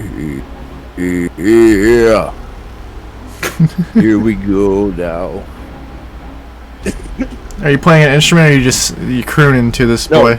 That's just, yeah, I'm just singing that out Alright. with as much bass as I could give it to him. So, As that low southern Louisiana swamp crooning comes through, Gorok's gonna get that inspiration. Now, what is it, like a D4? 1d6 A for D6. 10 minutes. Oh, Ability check, attack roll, saving throw. alright. My boy is inspired. And that'll be my turn.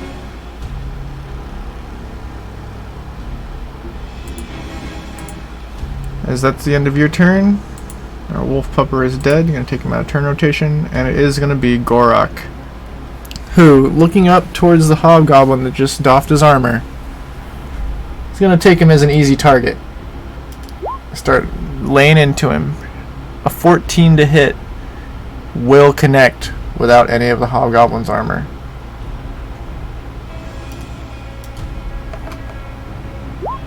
Three points of damage with the first short sword swing. The follow-up, two-handed fighting with a weapon, a 22 to hit with his dagger. 5 points of damage as he just continues to lay into this hobgoblin. And his final swing, going back at him again with a short sword.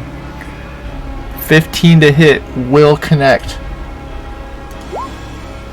for 7 points of damage as Gorok just slices and dices this hobgoblin until he is but a pile of bloody red meat. Kind of looks like Korean barbecue right now. Always lick his lips. And as that's his turn, a doppelganger woman, who I should have already moved over next to him because she slapped him earlier, is going to come down with her hands again, trying to just wallop Gorok.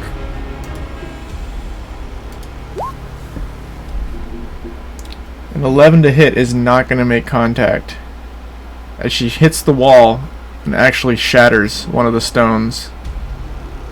that makes up the wall. You can tell this lady's got some real brute strength behind her. Now as she whiffs that hit on Gorok, it's going to bring us back to Koros. Goros is gonna finish his cigarette. Just kind of put it out on the side of the door there. Fucking kid. He's gonna turn back around, open up the fucking door, and charge straight through. Stepping in and just charging pretty much right past everybody. But instead of attacking anybody, he's literally going to grab Goros and try to basically throw him to the north of himself Give me a strength check. while casting Lay on Hands. Is lay on hands an action or a bonus action, real quick? I believe it is an action. I play it as bonus action, but it says action. I'll allow the throw / lay on hands. It's like, here, feel Strength better, check throws him or into a wall. You said athletics check? I'll take the athletics. I'm sure you probably have a modifier on there. It is. It's 13 for athletics. 13 to throw Gorok. Not necessarily like throwing Gorok, just picking his ass up and like Relocate. relocate him on behind him, pretty much. Like, get behind me, kid. Now, like scruffing a cat, you're gonna walk up and grab Gorok by the back of his armor and just slowly lift him up, scoot him around to the north side of you before setting him down. He's gonna take 15 points of healing as I literally put all of my lay on hands into this kid. Oof. Nice. Nice. And as Gorok, you can watch his bloodied face start to heal up. He's gonna smirk again as he locks eyes with that bugbear. The bugbear. And unless you will give that to me as my bonus action, that's literally all that I can really do. Yeah, that's all you can do with the lay on hands and the moving another character. That's it. That's everything. Yep, I'm okay with this. The bugbear, watching you just pick this kid up like a cat that you scruffed and scoot him across. He's kind of upset with you. It's like, dude, that's disrespectful. I'm trying to kill this kid. So he's gonna swing his Morning Star at you for a 21 to hit, It's gonna hit. and with max damage, that is 15 points. As he just did not like what you just did there. He's like, no, that's my kid to kill. You give him back right now. As our bugbear lays into It's my responsibility. as the bugbear lays into Koros there, our next turn is going to be Juro. Now you're still in the hall, but you just watched Koros get this Morning Star slap across his fucking chest. Kind of knocked the air out of him a little bit. Juro, what are you thinking?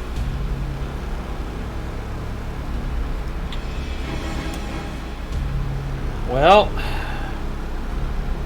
how are you going to rule me getting back my Tides of Chaos? Are you only going to count it per long rest, or if I roll on the table to get it back?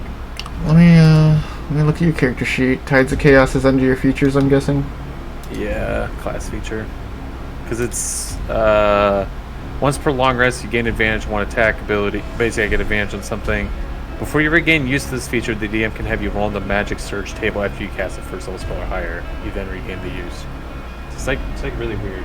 So it's like an immediate. You would have me roll a D100.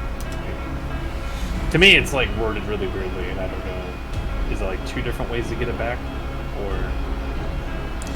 Yeah.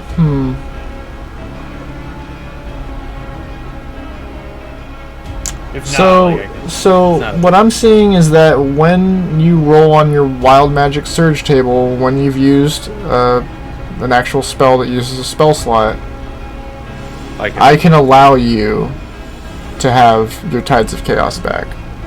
Okay. And based on you casting spells through here and me not hearing the word Tide of Chaos tonight until just now, I will allow you to have that back. Okay, so I'm just gonna immediately use it to gain advantage while casting. Yeah, I mean, I figured it's like, hey, can I use this again? It's like, yeah, man, whatever, sure. I just didn't know how you were gonna go with it. No, that's fine. When you roll your wild magic table, feel free to try and remember that you can unclick that from here on, because as far as I'm concerned, it says you roll for your wild magic and you can get it back. That's perfectly fine with me. Dope. Appreciate the insight there for that. So I'm going to use Firebolt on the bugbear. All right. I'm going to use it with Target Chaos Advantage. Yep. Pow. 19 to hit. That is going to hit. It is going to hit, he says. And 1d10. 7! 7 points of damage. As this bugbear just gets a big bald spot on his chest from that firebolt laying into him. You just see the smoke, and you can smell the burnt hair. It's kind of nasty. And I cannot use any of my bonus actions. So...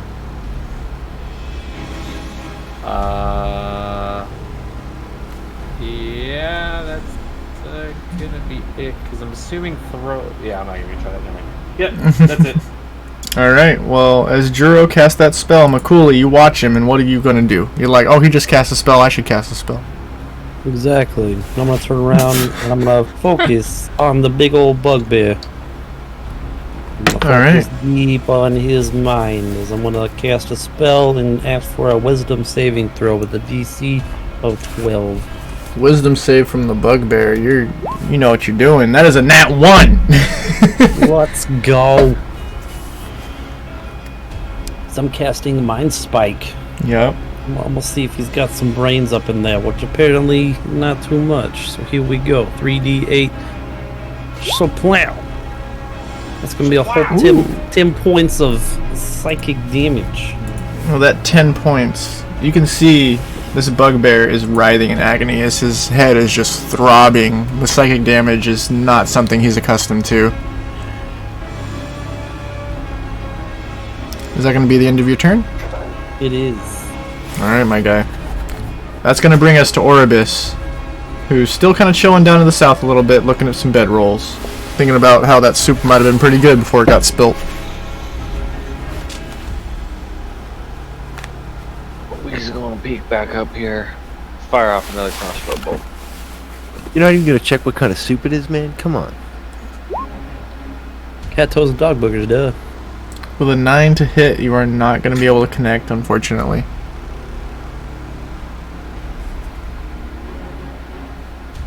I'll just like casually walk by, Slip in there.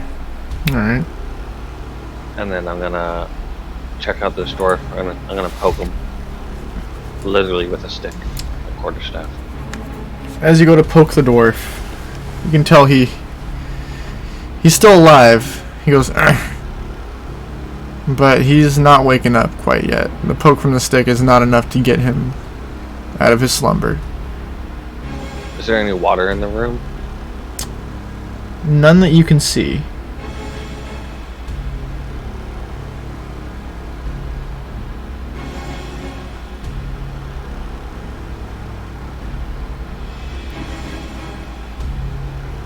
Is there anything else you can do for your turn?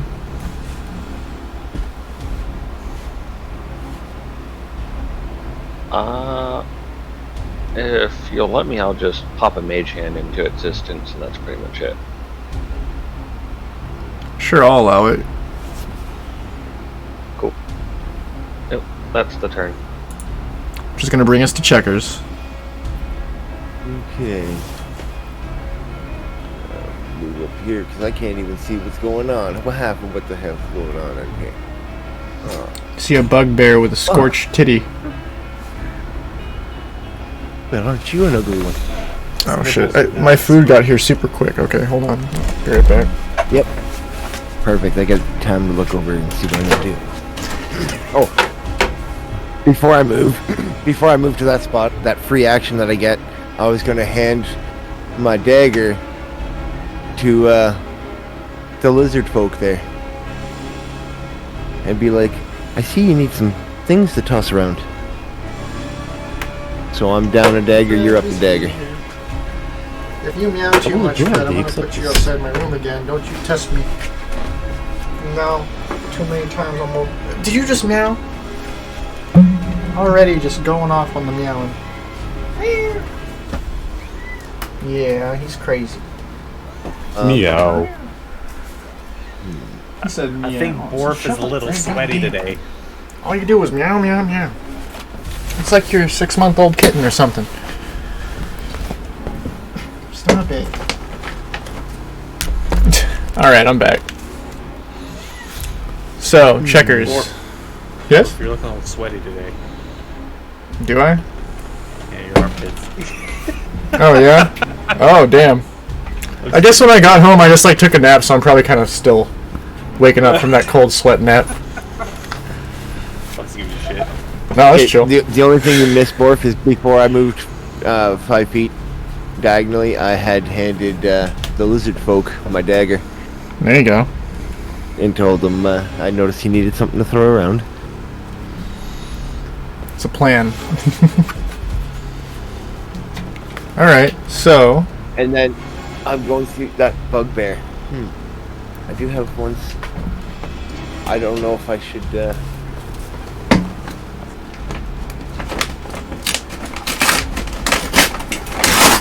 Thank you, McDonald's, for delivering me the 13 cookie tote.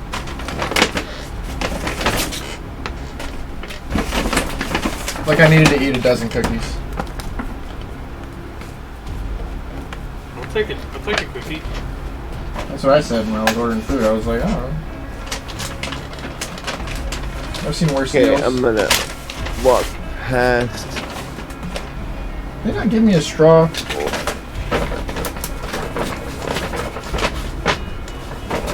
Son of a... I feel betrayed. How's the orc looking right now?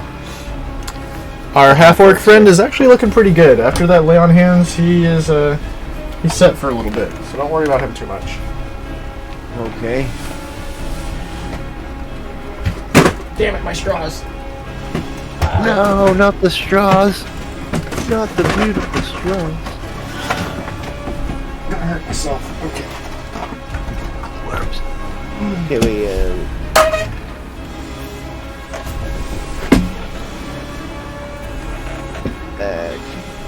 90 feet within a 20-foot radius.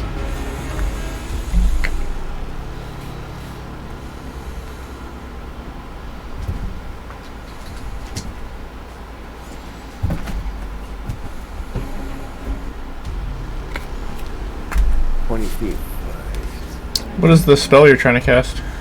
I'm gonna try to put that drow elf to sleep. I think I'm just trying to find the right spot to hit it. Oh, because of the radius, yeah. Okay. Yeah.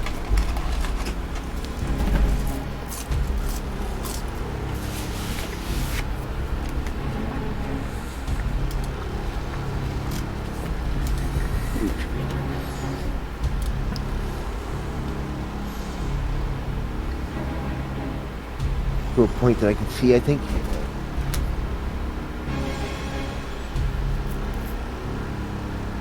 It just says point you choose. Alright. So, how do I do the little, how do I boop on the screen? Like the radius? Yeah, no, how do I flat, oh, I guess like that. Like this? Yeah. You want to just hold your left click down. Okay. So, right there, I'm gonna hit it from there, so it goes 20 feet out, 5, 10, oh shit. I might still catch, right there maybe. I'm trying not to catch the fish boy in it, but, and that's, I was mistaken last time, it's actually a 78 level 2.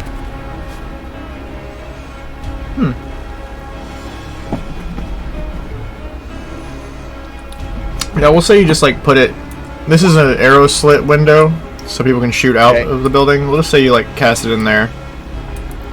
Just barely kept So- Koros from getting hit. 23. Trying to get that dark elf to sleep. So is it their max health or their current health? Hold on.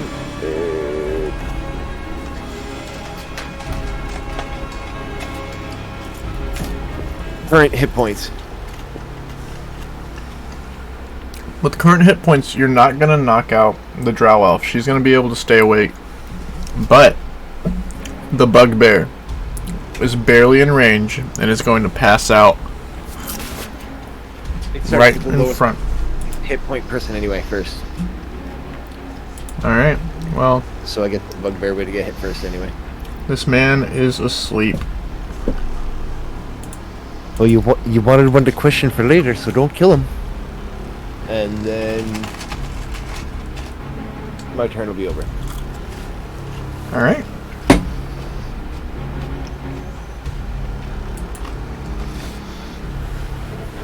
And as that bugbear passes out from Checker's sleep spell, Gorok, after getting picked up, he's a little flustered.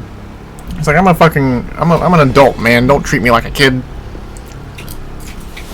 He's gonna prove himself by swinging that short sword yet again. Going for the 3 swings, short sword, dagger, short sword. 2 of those Got an inspo. are going to hit. I He's think I also got will, advantage on all of them, correct? because he is asleep. There you go. Yep. So check for for nat 20s. And with that, all 3 of his attacks are going to land. Thank you for reminding me that he is asleep, so he's going to get advantage.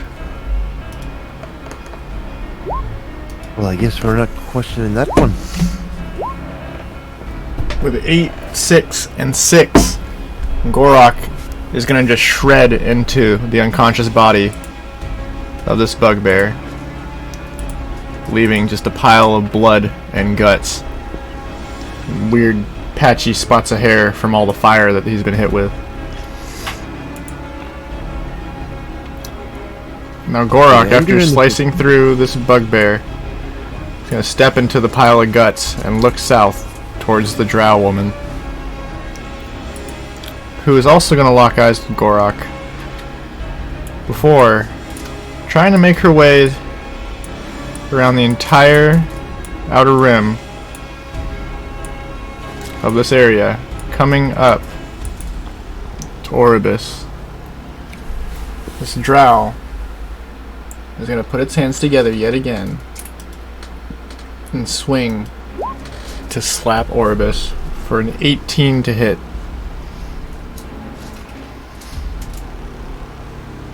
Reaction shield. Alright. And that's going to bring it to the point where you have a 19 AC? 20. Oh shit, okay. Fancy man. As you cast that spell, the Drowish woman, her hands are going to hit that shield floating right over the frame of your body and just stop short, unable to break it. As this drow makes contact with that magical energy, Koros, what would you like to do with your turn? He's gonna chastise the kid. Gross, I gotta keep your ass alive. I made a promise. I plan on keeping it. You go Well. charging into battle, and I have to keep saving your ass. We're gonna have issues, I promise. If you want to be an adult, act like it. Don't make somebody else have to do your dirty work for you. As he just kind of shoves past him and the cat. You can tell that Gorok, he just had a nice big old slice of humble pie right there. And with that, he's just gonna basically reach out to grab a hold of the drow woman and just ram his scimitar right through her fucking stomach. Alright.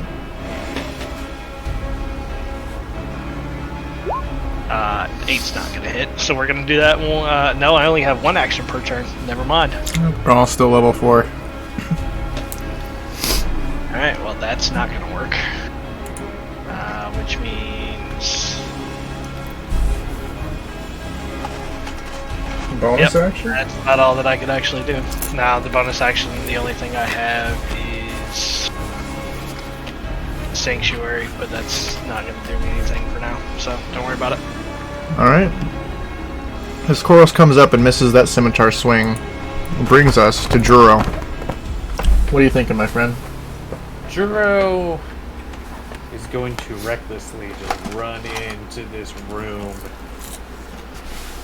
Whoops. Bumping into people and shit. Yeah, I'm gonna be bumping into people left and right because I might still be drunk. Who knows? You never know with Juro. He's a drunkard. Classic. Homeboy though, he doesn't like what's happening. So Homeboy is going to cast Frostbite on this bitch, which is a 14 con. 14 con save? Yeah. And she rolled a 12. Very good. So, it's going to have disadvantage on the next weapon attack it makes, and it's going to take 2 damage. 2 cold damage. 2 points of damage. Drow Elf Lady, while noticeably uncomfortable from the cold, doesn't seem necessarily injured from your spell. Yeah. Is there anything else you can do on your turn? Nope. Alright, and that's going to bring us to Mchuli, who just watched Juro run into this room before hearing basically just clattering of pots and pans as he does some crazy shit. Because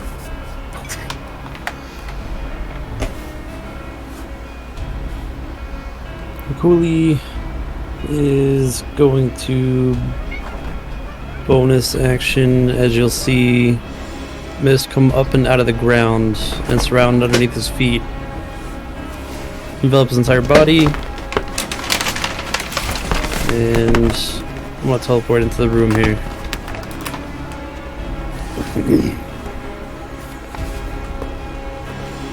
I'm getting a read on the room. A lot of Is she tension out? in this room. A lot of tension in this room. A lot of people angrily looking at a drow woman. Fred, you got your butt on my laptop. Is she out? She's asleep? No. No, she's cold. She has disadvantage on attack rolls? yep. Ooh. Wow. Just in case. He stopped slapping people around, maybe. Well, in that case, you're gonna see a little bit of. You're gonna see a little bit of acid swirl up in Mchuli's hand Oh shit. as he is going to attempt to yeet off. However, with only an 11. Unfortunately, your yeet will not complete. Okay. Is there anything else you can do for your turn? Negatory. Kitty, stop scratching yourself into my microphone. I'll do what I want. Yeah, he's sitting on my laptop a little bit. Because he usually sits on my computer desk next to me. My laptop, it takes up a good amount of space when I'm doing the D&D stream. He's like, this is my spot.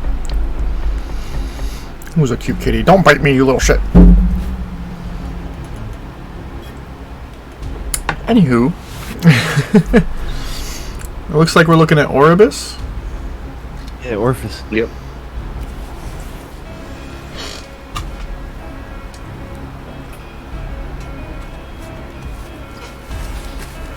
Okay, I'm just new to this campaign here. Is He got a dragon on his shoulder or something. What's going on? It's a familiar, I believe.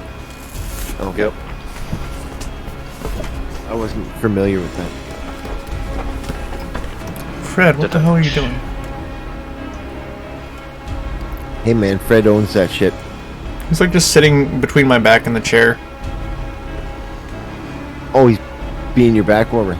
Yeah, he is warm. There's just like a tail sticking out. Who's my baby? No, there's no that's cap my behind you. That's your tail.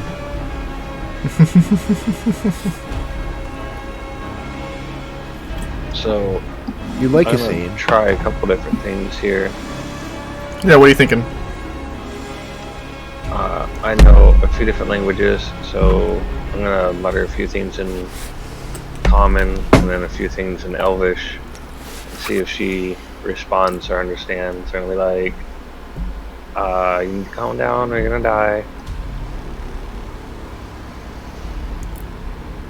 As you're trying to communicate with this drow woman, she'll look at you very sternly, just flashes an angry, piercing gaze at you.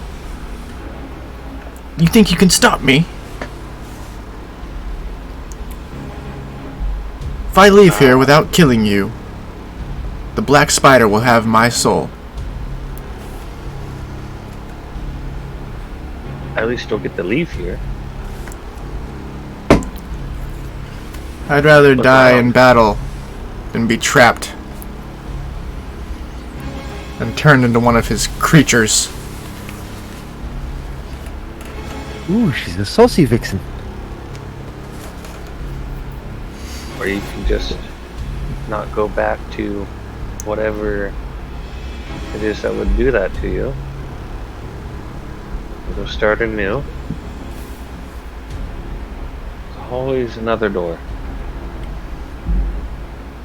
I have no choice but to go back to him.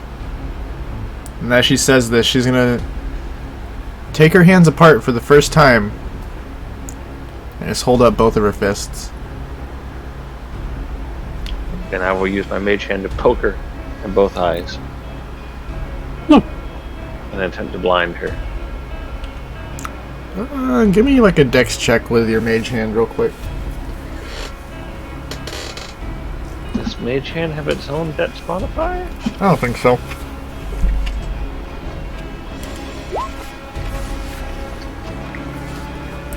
Oof. Oh my god. Now, as your mage hand comes out here, pulling the full Three Stooges, gonna go and poke her in the eyes, she blocks it with the hand as you both rolled nat 20s.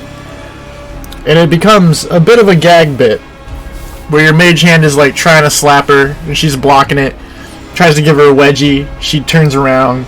Like, it's a whole constant back and forth for a good 10 seconds. And we're gonna have one more dex throw.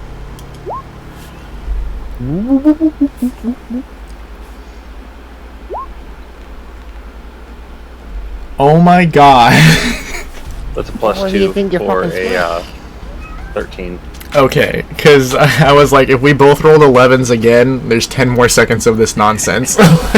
Yeah. Well, technically, yeah, my nat 20 was nat 20 plus 2, so I don't know if that would have made a difference either. I mean, I had a 24 with a nat Oh, 20, okay. but regardless, there's quite a bit of hijinks here as the mage hand eventually manages to poke her in both of her eyes. God damn it! You can just tell she's very frustrated now. This is a waste of time. Is there anything else you can do for your turn? Yeah, so controlling the mage hand was a bonus action. And in the middle of all that, I would have liked to have taken, because she got hit with a frost spell, so that means there's water. I want to lock her feet to the ground in ice using shape water.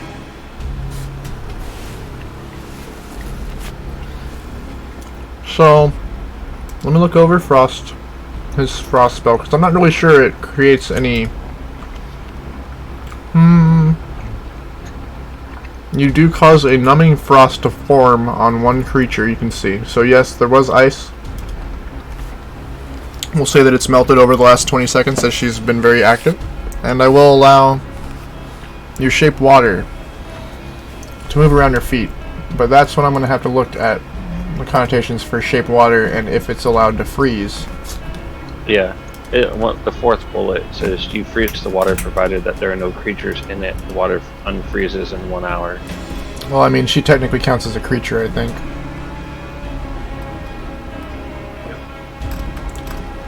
We're creatures. So yeah, unfortunately you're not able to use that to freeze the water around her feet, as she technically is going to count as a creature. Okay. That's awesome, though. That was a really cool idea. But in this, like my official book campaigns, I do kind of stickler for the rules. In my homebrew, I'm a little bit more loose with stuff. But unfortunately, that's not going to end up working out for you. Is there anything else you want to try and do?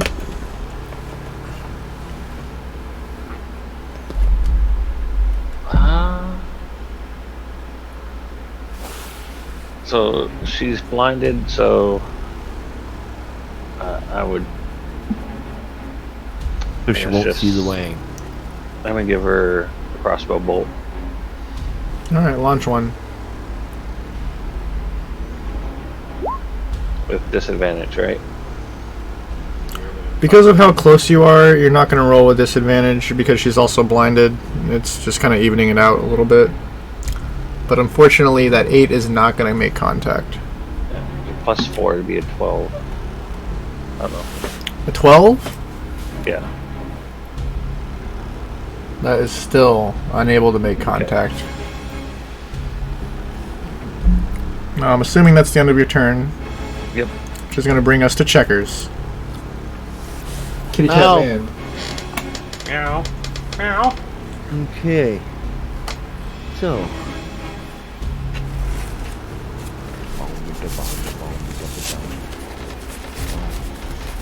And okay, the dwarf in the top corner there, he's a good guy.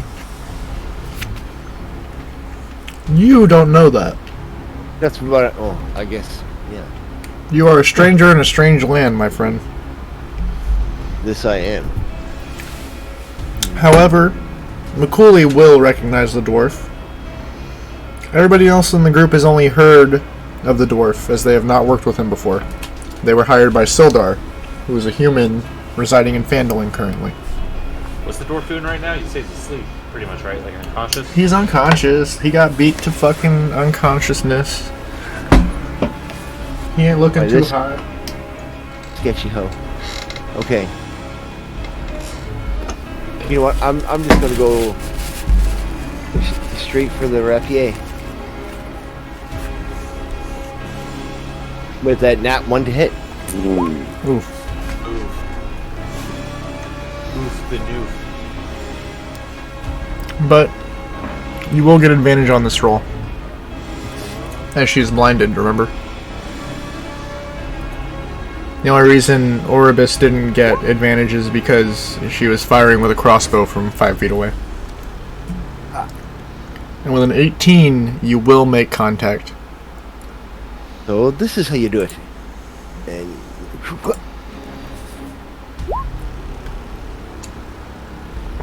For 6 points of damage. get a really quick jab. As that rapier pierces the female drow's skin, you're gonna realize her blood is not red. It's a dark blue. She's not bleeding her own blood. Now, is that your turn, Checkers? That, no, because there was something. Oh, when I hit a creature with a weapon attack, I can expend the use of your bardic inspiration to deal an extra 2d6 physical or psychic damage to that target. I can only do that once per round on my turn. Alright. So I will do such a thing. 2d6.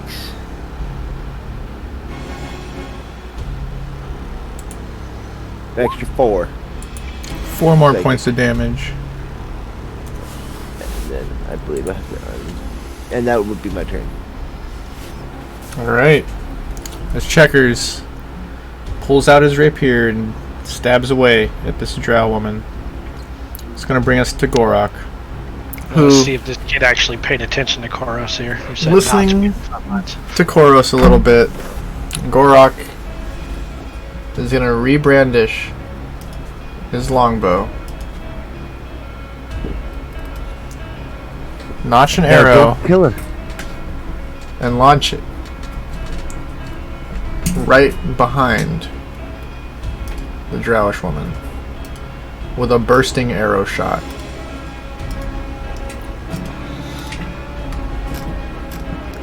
Let's make sure he can hit it first.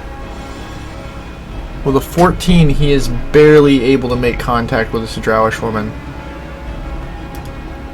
dealing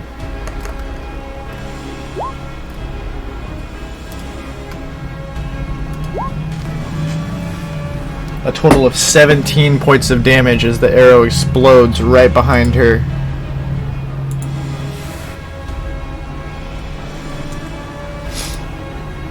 He's gonna notch another arrow and launch it, this time without any magic because it's only allowed once per turn. Wait, how many attacks does this kid get? I mean, good on him, but He is level 5. fuck, bro. He's a higher level than we are.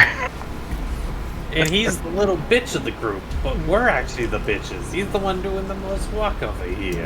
You're like, he's the bitch of the group, and he like does the most consistent damage and has the most health. It's like the main character of an anime. They always put him down, but he's always the best. Around. That second longbow shot is not going to connect.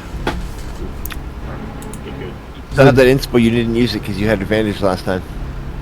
Oh. That's a d6, right? Yes, sir. I mean, technically she's still blind, so wouldn't you technically get advantage anyhow? He does get longbow at advantage. range. Oof. Oh. 2 points of damage on top, or 2 on top of it. But my friends bring up a strong point where she is currently blinded. So I will re-roll with advantage for an 18, making it a dirty 20 because I just spent my inspiration like a fool who didn't realize he had advantage. What an idiot. For another 8 points of damage. This Drowish woman is not looking too well as those arrows have pierced her and the explosions and the rapier. You can see she is bleeding heavily, but still standing, breathing heavily as well. The blood drips a dark blue on the floor around her.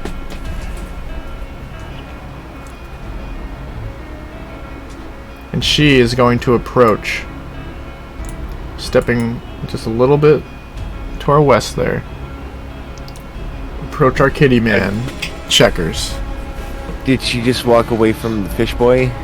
Or what? She's technically still in his range. Still within my range. Oh, okay. Yeah. Oh, you would have known. I would have been screaming that out. She's gonna throw her left fist at you, Checkers. For a nat 20. Disadvantage. As she is blinded. Cold. And my cold damage. Well, double 23 to hit. Oh, you want to play a game of SWAT, do you? As that left fist comes in contact with your kitty nose, you're gonna deal with 9 points of damage. I'm gonna need her to make a wisdom savings throw, please. Yes, sir. That is a dirty 20.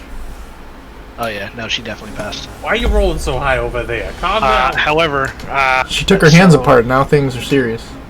with an attacking edge creature, you can use your action to force attack. The attack takes radiant damage or half. You said she took how much damage, or he took how much damage? 9. Yep. She's gonna take 5 points of radiant damage All right. as I rebuke the violent. You're just like a cat sitting right in the way. He's so cute. I'm His not little a butt. bad kitty. I'm gonna scratch his butt and he's gonna get overexcited and bite me. I am. I Scratching think my Checkers was butt. gonna do. Probably what it's gonna That start dark being. elf just scratched my butt. He loves it. Oh, he loves it. Oh, he's knocking over my... Oh, look at him. He's so cute and awful. Okay, sorry. So, my friends, Jeez, man. That doppelganger with that first swing is going to deal 9 points of damage to Checkers. And as that left hand makes contact, she's going to swing her right hand for a 12 to hit. Nope. Disadvantage. Oh. For even less than that to hit. Go for that nat 1 to punch herself in the face. Yeah, it's 12. All of a sudden, Checker's look on his face is a lot more serious, and he's just giving her the stare. He's locked eyes with the stuff. Me. Who's gonna give you the drop? And as she's swinging on our new kitty cat bard friend, it's going to bring us to Koros. Who's just gonna turn and look at Goros back there. Good job, kid. As he takes his scimitar and goes for the attack. With a fucking nat 1. I swear to God. Advantage. Yep. Oh, fucking A, right? I'm rolling Thank fucking... Two of us would be unarmed right now. in this, because I can't fucking roll There. in the other one. There, So dude. that's a dirty 20 to hit. That is going to make contact. Alright, so we're gonna do this right. So let me calculate all this damage and I will just give you the numbers at the end. So that's gonna be 4, but I also get an extra d6 because I do have sneak attack. Yeah.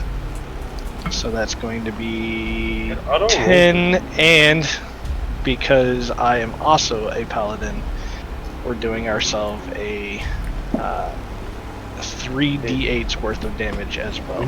When you rolled your scimitar, it automatically rolled sneak attack damage. Yeah, you got 1. Yeah. Fuck. Alright, whatever. Because that's 17 radiant damage on top of the 5, so 22 damage. Girl, dead. 17 which is radiant. And that, my friend, is a DTD. Oh. Good job, kid. I know I can handle myself pretty well. Archery's been my thing for a while. Yeah, well, you should keep it archery. Hey man, I slice and dice them.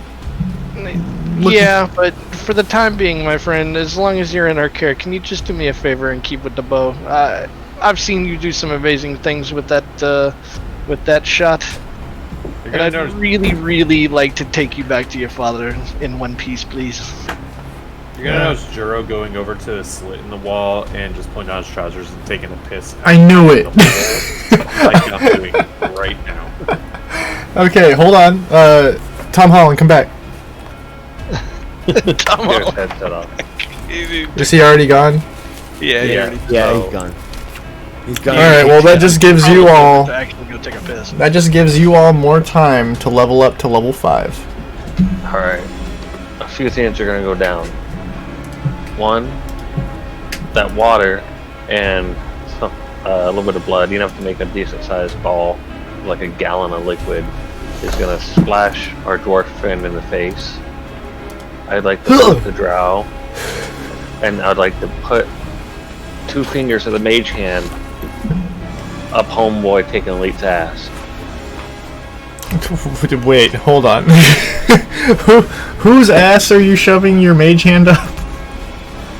Like that Japanese game where they come up and Yeah, right in the butt crack. classic. Tom Holland. 1,000 years of death. What? Yeah, exactly. 1,000 years of death. While he was over there taking a leak. He wasn't here to hear what happened to him. So You just pushed me out Skittles. No, nobody pushed you up. It's an arrow slit. It's not meant for people to go through. Now, Skittles, my boy. Everybody is leveling up to level 5. While we're leveling up, can I also loot the drow bitch? You're welcome to loot her if you'd like. What she got? Give me an investigation check, please. She got nothing. She got nothing. Well, there is Yeah, one I'm gonna thing. make a roll on this too. Hold on, because I mentioned that as well. So I'd just be As you're kind of fondling this dead drow woman, looking for some loot on her, her flesh is going to start rippling. Waves are pulsing through her body as her skin begins to meld, into a dark blue color, and you realize that this was no drow woman. This was a doppelganger. I got a dirty 20 on that. On what, investigation? Yeah, because I said I was looting the drow lady. So. Oh, I mixed up which one of you was doing that. I'm sorry. Regardless, Oh, she doesn't have anything on her. Just some basic leather armor. The big bugbear over there. I'm going to check his pockets as well because what I'm looking for is what I heard map earlier. As you're looking through the bugbear's pockets, give me an investigation, please. Which one? It's a shitty roll. Let's see what we got here. I know that. Yeah, it's only a 5. Now, looking over this bugbear, he seems pretty grungy, a little bit dirty, matted fur all over him. But you are going to realize that the armor he's wearing is pretty high quality for hide armor. It's going to be a +1 hide armor he's wearing. I'm kind of look around the room to see who's actually wearing light armor. Just wearing leather. Well, I think hide technically is like a medium armor. I might be wrong. Is it? I'm going to double check right now.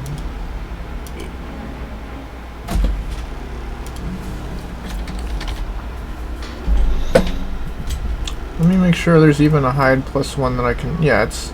Oh. That is a medium armor, yes. Hide It is +1. medium armor. So I know that I gave plate armor to homeboy, to Gorak over there. Looking up at Mchuli over there. What's Mchuli looking like he's wearing? Clothes. Mchuli. Yeah, he's wearing pretty much just his robes.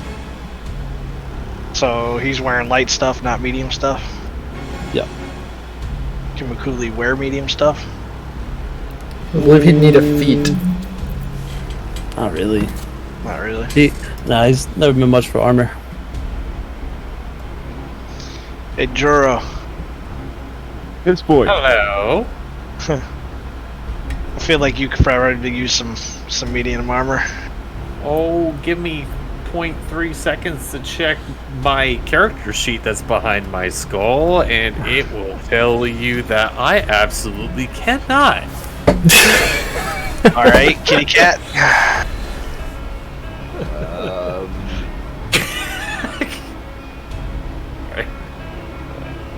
I'm wearing leather. I don't believe I can wear medium. Yeah, you have light armor proficiency. Yeah. Orvis. I don't believe anybody can wear light armor. I'm just gonna like Everything has a value. light though. armor. jiggle the robe a Medium little armor. bit. Alright, Just nobody light can wear armor. medium armor. Alright, I'm still gonna take the medium armor. Maybe Yeah. I'll sell it. It's a blue item. It is. Hard to pass up. What do you, hide +1? Yep, hide +1. I put it in my inventory. Obviously, I'm not equipping it, but I put it in my inventory. Yeah, for sure. Hold on to that for later. Now, as things start to calm down, I need to use the bathroom, and you can all finish leveling up. When we leveled up, are you taking us back to max health, or do we just need to... You just gotta struggle for now. You got the level, and all of what comes with the level, but you're not getting the rest from it. It's fine. We're no longer in combat. We are no longer in combat. I'm trying to change the music right now. This is scary. Does anybody need a heal? Good. Yeah. Alright, and I am gonna be back in a minute. Hey, purple tiefling over here could really use some fucking You guys do your healing. thing. I mean, I yeah, just a need a second. little... Well, hold on, my laddie. Yeah, I'm Laddie. Call me Laddie. The lad of Vladimir Todd. That's the best I can do for you. Oh my gosh. You know, I feel rejuvenated. This feels great. It's like a bowl of some sort of weird, crunchy things that people put milk in. There's a tiger that comes in. It's great. Like, it's Technically, weird. I can continually do it, right? As long as I have slots. I don't need much more. I mean, I'm only at 22 out of 35, but I'll be alright. You know what? You know why? I got 2 level 3 spell slots now, baby. Let's roll some magic table charts next combat. Let's do it. Let's go. 22 out of 35. Yeah. That's after you just healed me. Yeah, I'm gonna throw another 6 on there. Just. Oh my god. I have slots, dude. Don't worry. I feel so rejuved. I'm at 28 of 43. Well, I'm at 28 of 35 now. I got myself smacked. I feel like a hero. I feel like I got some. I had some healing potions in there. I am up to rolling an 8 and under on my magic table now for this game. I haven't rolled. I'm gonna roll 42, and I'm gonna be fucking pissed. Potion of healing. I have 5, so I should probably use a couple potions of healing here. 5 potions of healing. Well, my friends, you could also learn how to, survive and not take a hit like I do. Well, it's easy. I needed to protect that little one here. It's easy to not take a hit when you're hiding behind the wizard like a little bitch. Well, my friend, you were in the way, and I didn't want to push you. You were standing atop the half skull hobgoblin friend. Well, you know what? Just push me. I might be skinny, I might be scrappy, but I'm not sensitive. I don't even know if I could push you. Why not? Well, come here. Let's watch this. Arm wrestle me. Thumb wrestle. You want to arm wrestle? Let's go, dude. Let's arm wrestle on the floor. Ready? All right, let's have this. Are you currently intoxicated? No, I'm not. Athletics, kid. Athletics. Oh, you want to do athletics? Either one's a +0 for me. Either one's a -1 for me. As I'm just gonna walk over and pretty much just rolled an 11. fucking plant my feet on top of both of you fuckers.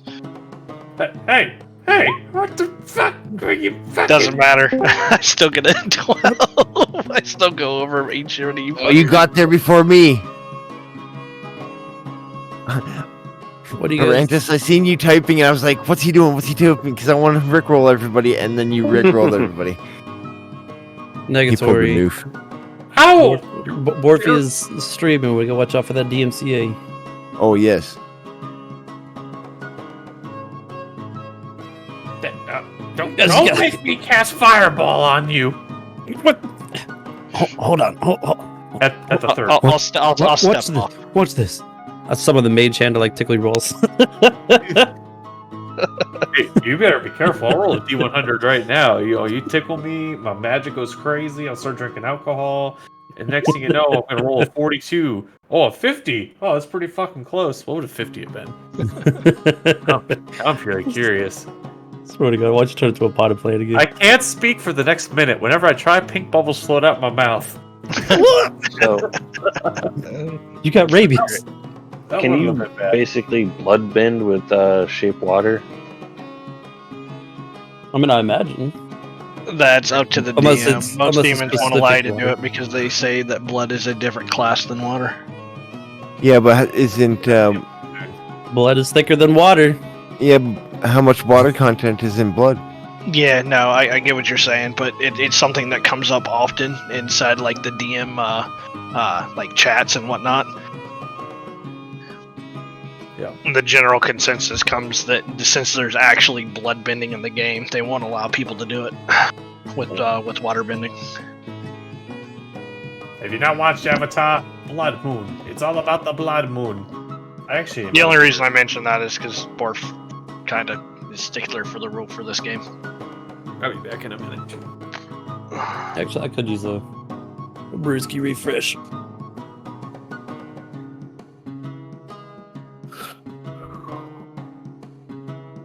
Okay, so Checkers pulls out his loot as everybody's sitting here doing whatever the hell they're doing, and he's just gonna start playing the tune because that's how he does.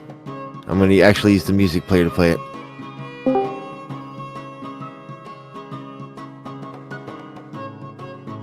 If it works.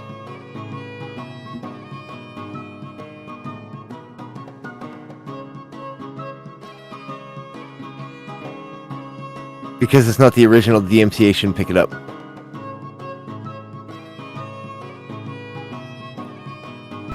Alright, guys. I'm back. And Borf came back. You can hear Checkers playing his lute. Oh?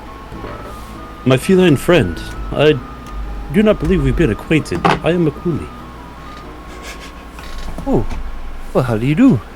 I am Mchuli. Checkers. Mchuli Resrise. I'm back. I got. What are we listening to on DJ Battle Video? That's That'd be nothing. Checkers playing his lute. I have to make sure DJ Bot is muted because I'll get like kicked off Twitch. Yeah. That's why play DJ Bot. I'm cool with you guys listening to something else if you aren't digging the tunes I got going in the game. There are a bunch of new ones that I just am like still getting used to, so I'm not gonna say that they're premium. We were just arm wrestling and then they tickled me. It was really weird. It's kind of hot. You can't talk. I didn't say that. We've had this discussion. It was Bubble a- come out of your mouth. It was a joke. It didn't actually happen. Nope. It's canon now. So Mchuli and Checkers are kind of introducing themselves, and Gorok's just gonna pop back. Hey guys, nice to meet you. I've never seen a cat person before. My stuff all crashed. Nice. That's exactly what the Tabaxi just said. Oh, hold on a second. My lute's not working. System rebooting. I'm gonna do that thing where we just pile all the bodies in a corner for the sake of not having to deal with everybody standing on top of a bunch of X's. You want me to put your bag in my hole? Hmm? Upon your command. Put the bag in the hole. I shall insert your bag in my hole. And I pulled out my gun. Alright, so everybody's here. You all find yourselves in this room after combat. You see the dwarf still unconscious. There's a door you came in and a door slightly to the north of it that you have not gone through. There's a bunch of gore around this room. You guys just murdered a bunch of people, so it's kind of nasty in here. Murder ended sparingly. Mchuli's going to approach the dwarven feather. You can see he's Yes. still unconscious. Did Orbis splash him with the water? She did splash him with the water. Okay, still let's say you approach as she does that. The dwarf spits out chunks of blood and water as that orb was just made of a mess of whatever liquids were available in the room at the time. Oh, God. Again? And his eyes are fluttering as he's starting to adjust to the room. Who the... Do not worry, friend. As I'll Mchuli! prestidigitation. I'll prestidigitate and clean all the gunk off of him. And remember, Gundren knows you, Mchuli. Yeah. Mchuli! Oh my God, it's good to see a friendly face here. Gundren, my friend, how are you well? Are you hurt in any way? Oh, God, no. And you can see he's got a couple bruises and cuts on his face. His hands are tied. He's obviously a prisoner and has been in some interrogations. They've been beating me for days trying to get information about the mines that I found. But I was trying to hold off because my brothers, they'd gone ahead from me and were already there. I didn't want to tell them, but they managed to work it out of me, that Drowish girl. Something about her just... She hits hard. Harder than any man I've ever met. Well, if you mean this this bubbling glop right here, that wasn't very much a drow, then it was just a, I believe they called it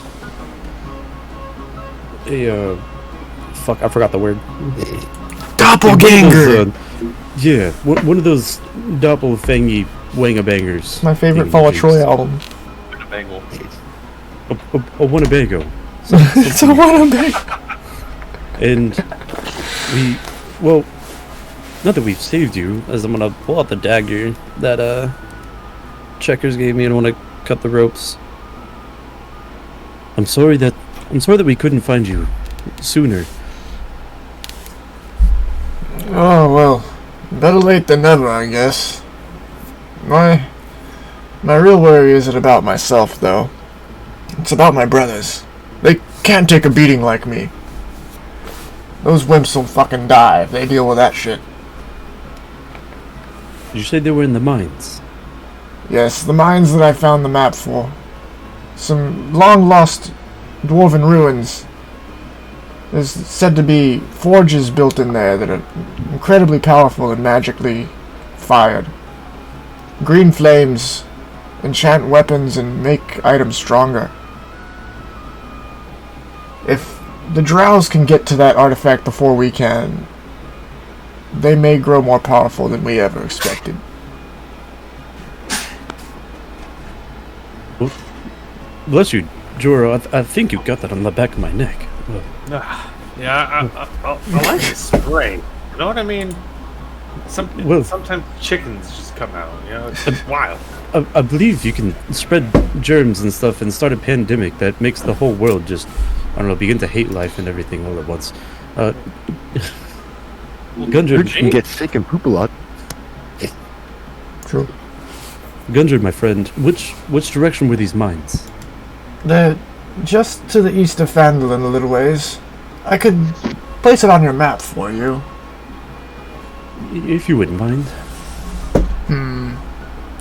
You'll pull out the map that you guys always end up dropping on the table in the inn.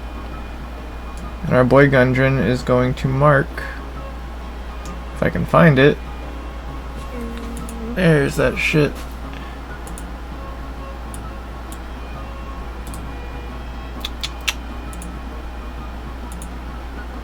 Let's see. Okay, so we're transitioning to our map pages. We all look down at Gundren marking this.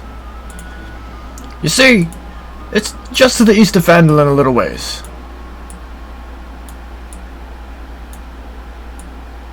It's only maybe a day or so's travel. But it's deep in the hills there. That's why nobody's seen it for so long. Well, it is rather close to Phandalin. Would you like us to escort you back there? Oh God, yes. I don't think I could make it home. I don't even know where the hell I am. Can I hear this conversation going on? I believe everybody's in the same room right now. Mchuli. A second. Yes, friend. So I'm gonna kind of bring Mchuli over to the side of the room.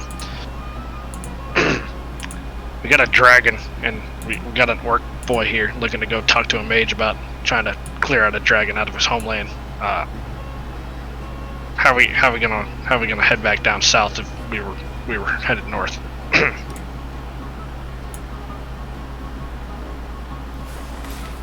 So there's actually Icespire Peak is also to the east of Phandalin.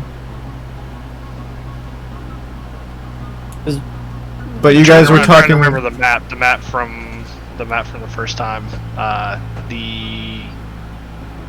Like we were going to go talk to the mages. Like we were hitting this stop off and then headed further north to go speak to. Yeah, the you were gonna go to Thunder Tree to meet with Radoth the Druid. Yeah.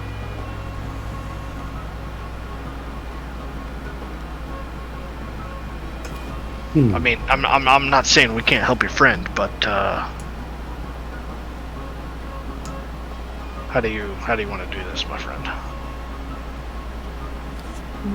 Gork's gonna step over. Well, I mean, we could take him there, but it's gonna be a few more days' travel. Or we could bring him with us to Thunder Tree.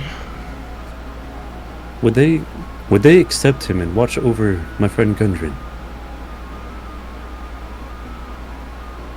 At least until our business is complete. Who? Radoth? Or Yes, our these compatriots at the Thunder Tree. well, I mean, apparently Radoth is there, but we don't know how many people are there. It's essentially just ruins in the forest. It's not a whole lot of civilization for him. He'd probably end up staying with Radoth, I guess, and Gundren's just gonna kind of look at him. No. I'm good without staying in the woods any longer. If you guys need me to go with you, but I'd much rather just go home to Phandalin. I have a room at the Miners Guild there. Got a nice change of underwear. Well, what do the rest of you think? I'm gonna turn and I'm gonna look at Glodrock. Would you mind a few extra days of travel there, friend? I really don't think that he's gonna be able to make it on his own. Well, Gork's gonna look at you. I think it's actually been a lot of fun traveling with you guys. My dad doesn't let me fight very much. He doesn't really let me out very much. The clan isn't a big fan of me since my mother was a human. And traveling with you guys has been the only activity I've had in years. Since all the other orc boys outgrew me, they started getting pretty big. So, yeah, I think I'd like to travel with you for longer.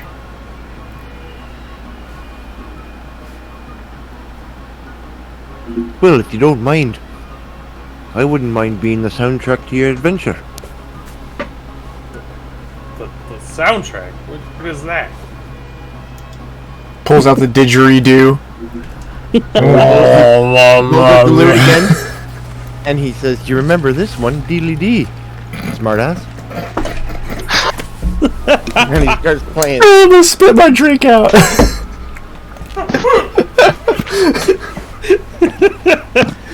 Oh, that was good. Oh, you remember this one, Diddly Dee. Comedy gold. That was funny. Noof tries extra hard to get inspiration, I think. I think that's what's really happening here. No. 1d20 of has characters you can do voices to. God, that. So we're 2/3 of the way up to Thunder Tree now. Yeah, and if we went back down, then he almost tried to make us feel obligated to go to the mines because his brother's there. So what do we have in Thunder Tree? We're gonna go talk to Homeboy, or look for Homeboy or something. In Thunder Tree, there is Radoth the Druid, who supposedly might have some information on how to deal with the dragons. But there's also the second green dragon that's come to town. You remember the white dragon is the one that displaced all the orc tribes from their castle up on the hill, on the mountain there. The white dragon is the main issue with the orcs. The green dragon, however, is another neighboring dragon that's come to town and is taking place in the forest just north of those mountains. And they've both been sighted. They're both concerning because, you know, dragons in the area is never really a good thing. Well, in which case, he marked the mines on our map, correct? Yeah. Mm-hmm. Are these the same mines with the dwarves that we were supposed to go talk to that we didn't originally? They are not. Oh, shit.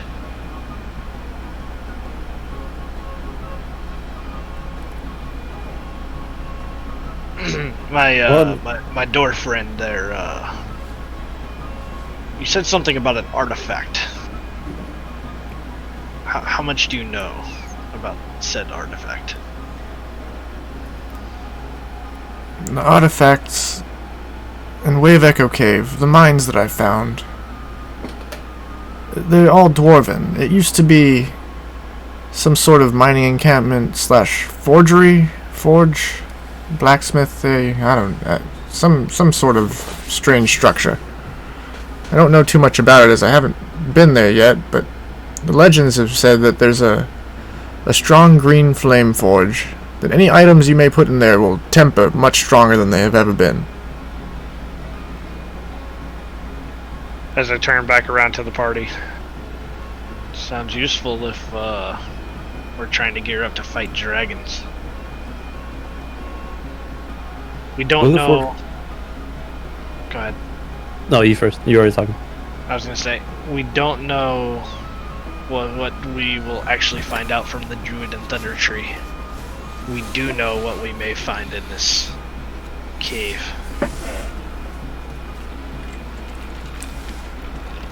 Well, we are most of the way here to Thunder Tree. Go see if we can find old Hillbilly, Tim the Enchanter, hiding in these ruins.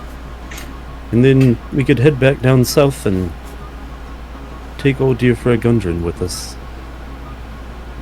Orbis will point at Mchuli and just give a thumbs up. I was about to throw and say, Orbis, what say you? Yup. Shit. One day you will use your words, friends. One day. Would you say if we sit around for a little while and discuss it, maybe take a short break, as it were? Well, also not sure how much else is left within this, Sir Fortress Castle Castle Ravenloft. You know, speaking of this Castle Ravenclaw, I see there's a door over here. I wanna take a nabby at it. Is it locked? It is not locked. You know, I just want to scare the shit out of anything that might possibly be in there, so I'm gonna use thaumaturgy wherever. I'm gonna cause an unlocked door to slam open. Just wham! And as you slam open that door, you're gonna notice it's nothing too special. It's a small storage room. Oh. Well, all that anticipation for... is there anything in here? I don't want to see anything in here. What kind of... As everybody and their mother all just starts walking in there. Now, as You you're gotta look. Curiosity. Right. as you're looking broken roll through this 20. room, Yeah. you see a few barrels, a few cloaks hung up on the wall, assorted colors. There's nothing that sticks out to you too much. But you do see a small chest under a pile of rubble in the corner. This chest is metal. Well, just good. There's a bunch of rocks on top of it, and if you want to try and get to it, I'm gonna need a strength check. So, If only you had a big, strong dude to be able to help you out. Now listen here, Mr. Fishman. You look like you're pretty strong, right? What do you need, my friend? Alright, so there's some rocks over here under this chest, and, well, you know, I'm assuming if I'm trying to, Well, my vision. never mind, that won't work. Yeah, Something happened with my vision. same. I grayed out. Yeah, everything just grayed out suddenly. Oh, everything's fine for me. it's just when you're inside the room, it grays out. That's why. Oh, Good outside background. there. It's still trash. Alright. I'm gonna... I'm gonna need to help with this. I guess I could probably help you out with this. You know, did I ever tell you you're a nice fish? Except I'm not gonna roll in freaking D&D Beyond because it's been fucking shitty to me this whole time. That is going to be a 17. Man, 17 on your strength check. Yep. You're That's easily like going to strength. remove these large rocks from on top of this metal chest. metal.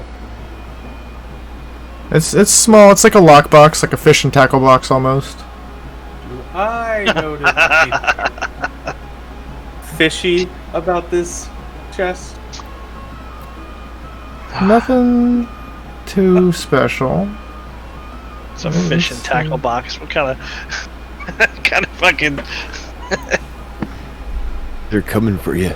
Juro wants to just take a nab at opening this box. Right as soon as he lifts that rock out, Juro just wants to quickly just get the box. Kuros is gonna be like, yeah, before you open that, my friend, he's gonna fucking walk out. Juro's thirsty, okay? Juro's looking for some alcohol, some sort of drink, some sort of healing potion. Who knows? Did I hear? Did I hear box? No, Is this lot no. I'm gonna open the box. I'm gonna attempt to open this chest. Oh, come on! What's in the box? What's in the box? Gotta see what's in the box. As you open this small latched metal tin, inside you're gonna find 2 scrolls and a handful of fangs. Give me a survival check to see if you can discern what animal these fangs are from. That one. As he picks it up, he finds out, sure enough, they're cobra venom. Could I assist him since I came in to look what's in the box? Yeah. Yeah, you can roll 12 survival too. That's fine. Boom, 21. I'll take his. And Noof looking over his shoulder. You can tell these are dragon fangs. Oh. Look at all the dragon teeth he got there.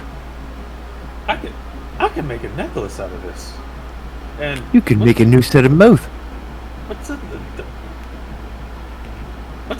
What's in these scrolls? I'm gonna pocket the fucking fangs. I'm gonna kind of keep my arm like up against the pocket in my little pouch, so that way they can't open it while I open these scrolls and look at them.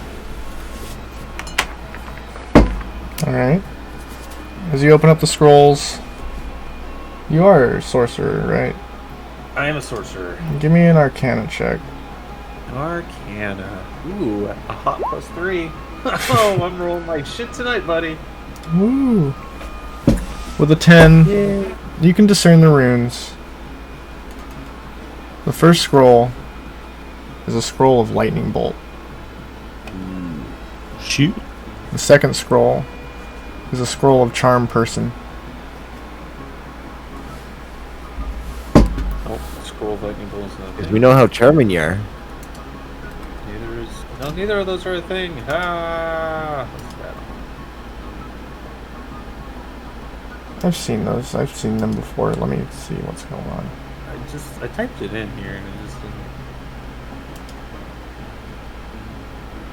There's a wand of lightning. Oh, it's just different level spell scrolls is what it shows you. You can always just make a custom item. Yeah. What just so I remember, I can just make them. What levels? Lightning bolt's 3rd. I believe lightning bolt. Yeah, lightning bolt's 3rd. Charm person's only like 1 or 2. Yeah. It's a first level spell, charm person. Okay.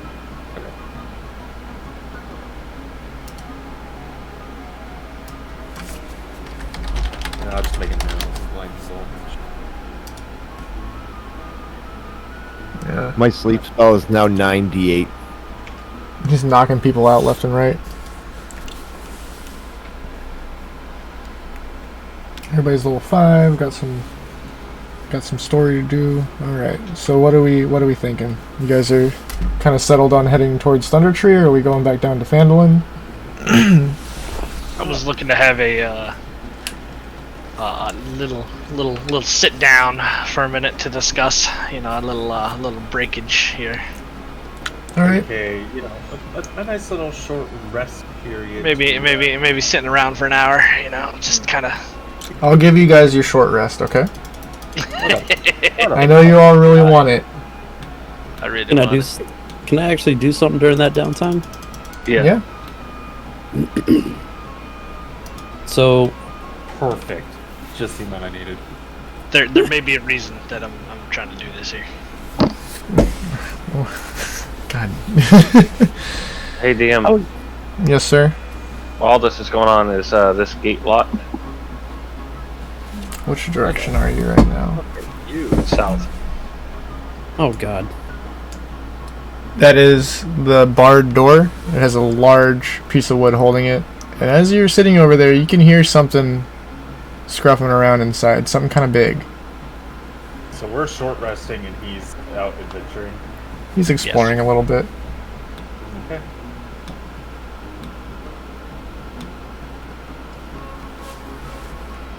Where is my character sheet? Mchuli, what were you trying to do during your downtime?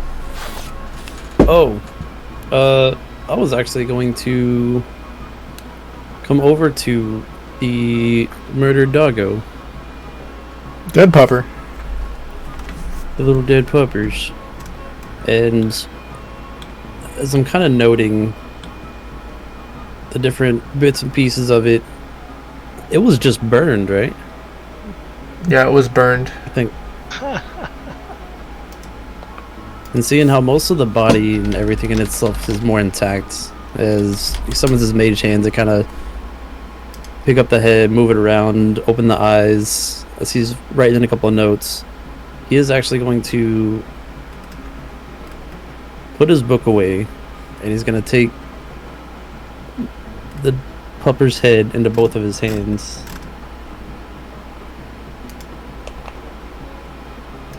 And I'm going to cast Animate Dead.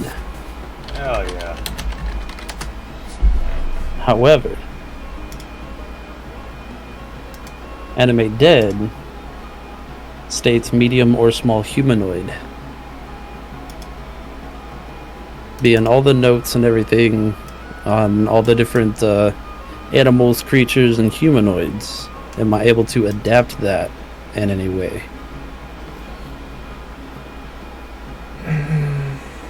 The Borf, is Borf a human? Is a Borf a human? He is a humanoid. So first, because of your character's RP and everything that he's done in this story so far, I will allow you to cast it on this wolf. Now, give me a double Arcana check. It's going to be disadvantage. Okay. 42. You're at 23. Okay. As you begin to cast resurrect or reanimate dead, Yeah. as you begin to cast that, this dog begins to, similar to the doppelganger as her flesh began to transform, he starts to shift and ripple as energy flows through him. You, sir, have raised a hellhound. What? Red eyes and a mouth that glows red with sharp, gnashing teeth. The creature looks up to you and begins to wag its tail.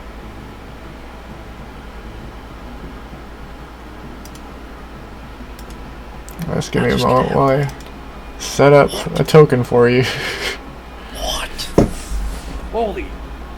Holy shit! That's a nice looking Borfo. This here, we call one of these a good puppers. This You know- friend, this is quite the good puppers, I tell you what. You know, I think with us taking this little bit of a nap, and now we have this fucking this beast with us. I think we should explore the rest of this here castle. You know, I think we explored a majority of it. I'll make my Let's see my what mage else we- hand snap. I think we should see what else we can try and find in this area before we head out, because you never know. I mean, look at that thing. Jesus. It's like a monstrosity. It's huge. Okay, is everybody else's screen grayed out or no? Only I had to reload. I had to Refresh refresh the 4.0. page. But I want to use my mage hand and kind of grab Mchuli's collar with it, and then use it to point in my direction and walk off. Mchuli will turn around to the rest of the people. I believe our friend Orbis has found something. And by golly, I've done it. How do you know its name is Orbis? The thing doesn't talk. I saw it. I saw it in her book. I wrote it down once. In the Sorry. in the front, it said, "If lost, fuck off and find Orbis." Sorry. You know, I can barely read. You know that? Well, perhaps sometime along our journey, I might attempt to teach you, or The pupper follow. oh, gotta have a little poppers. Oh my god. It's very scary. You know, it reminds me of where I came from, and I don't talk about where I come from, so I'm just gonna walk out of this room and follow the speechless thing. Where you come from? What? Friend, as Mchuli's just gonna like curiously follow you out. Don't ask questions you don't want the answer to, good sir. Anyways, what you find over here? Hey, you can Point talk the to me. staff. You can talk to Point me. the staff. Gorok's gonna stay with Koros. And Gundren is definitely scooting his ass out of here. He's tired of being in this castle. He wants to go. Oh, go. And Checkers knows that curiosity killed the cat, but that big ass hellhound probably killed the cat too. So Hey, Oh, we're gonna. Now we have a dog, a cat, a fish, a lizard, a mute, and a billy goat? I don't know what that is. A ram? and the dog ate the cat, and the cat ate the fish. you know, I just I'm gonna realized use Mage Hand to open the our gate. park just looks like some sort of spooky. What's the weight limit on the mage hand? 10 pounds. That wooden bar across this door is much more than 10 pounds. What about 2 mage hands? It's much more than 20 pounds. You guys can both just like, I imagine you both just like looking at it real hard. Go hand, go. Kind of smell it Oh, when he's stepping in. You guys need that door open. Hold on, pussycat. Do you want me to open up the door or not? Hey, I'm Yeah, pretty strong. I think the fish man with really weird veins for gills and gills for veins in his arms should try and lift this. I mean, I like. How to about see- this? Gorak, do me a favor and just stay back for a minute. What, you're gonna tell me you've never seen the play Shape of Water? I just like to see his muscles bulge. Just watch and be astounded. It's just a latch, right? So all I gotta It's do like is open the latch. it's like a big wooden bar across the door that's latched in there with metal hinges. Like you'd have to lift this 50-pound wooden beam out of the frame of the door almost. Hey, fish man, is there any noise from behind that? Yeah. So I'm guessing I probably hear the large thing behind this as well. Yeah, you can tell as you get close to the door. You can hear something scuffling. I'm gonna turn around. Gorak, I'm Yeah? gonna open this and I'm gonna get out of the way. If something comes charging out of here, shoot it with your bow. Okay, you got it, man. And Gorak's gonna notch an arrow, and you can see the tip of the arrow begins to glow as he pulls it back. As he's gonna ready one of his special arcane shots. Okay. I got it, just tell me when. 3, 2, 1. Give me a strength check. What was That that? is going to be a 21. With a 21, you launch this wooden beam like one of those Irish guys that throws frickin' logs for a living. And I And step out of the behind, way. you immediately see an owlbear charging straight towards you, and Gorak is gonna let loose that arrow with advantage Ray for me. because you told him to prepare himself. with a 26. That is definitely enough to hit this owlbear as it comes at him. Did it go gray for anyone else? That's what we were talking about. It kind of did that. Just try and refresh It your... did it to me earlier. I had to refresh. So first, the longbow damage itself on top of this piercing arrow. Oh, there's so much shit in the way. Looks like meat's back on the menu, boys. And speechless girl. Ooh. As that arrow flies forward and a beam of light trails it, Gorok's arrow is going to deal 12 points of damage and stop the owlbear in its tracks as it pierces into the eye of this creature. Now, the owlbear, rearing back, seems confused and angry. In the moments before it attacks, would anybody like to reposition one square?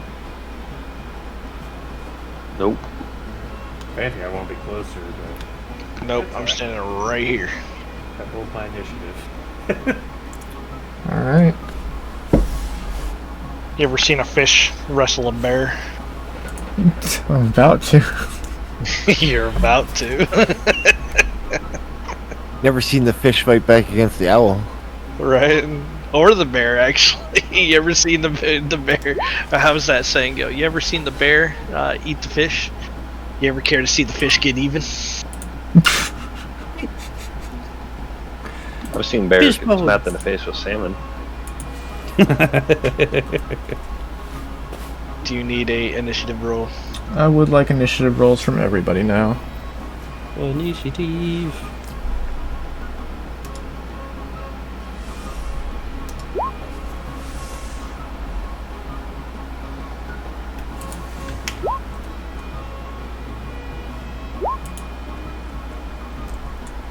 You know, for someone who gets +5 to initiative, I get some shitty initiatives. Hey man, you just gotta, you know. I actually ro- I roll quit, and run I for it. quit rolling inside fucking Beyond because I kept getting such shitty rolls. Yeah, but I think that's just you. Oof. Really, mean, Becky? You had Did that. You had roll that same problem last game, and like you just Hey, rolled what- grown good. The game I played with a kid and his dad the other day, I got 5 19s in a row. I got 2 4s and then 3 more 19s, and I was just like, this character's broken, what happened? Like, just what? Perfect rolls. Alright, did anybody not? I think I got everybody. Orvis is 12, looks like. Wait, did you... Arantis, did you add the modifier to yours and put a 14 in there? Yeah. Okay, cool. I was just like, wait a second. I didn't do that. Oh, that's right. I hit the order. I was like, where's the turn order? Forgot I hit it. And as this owlbear rears back and prepares for battle, we're going to start with Mchuli. Your Hellhound will take a turn directly after you.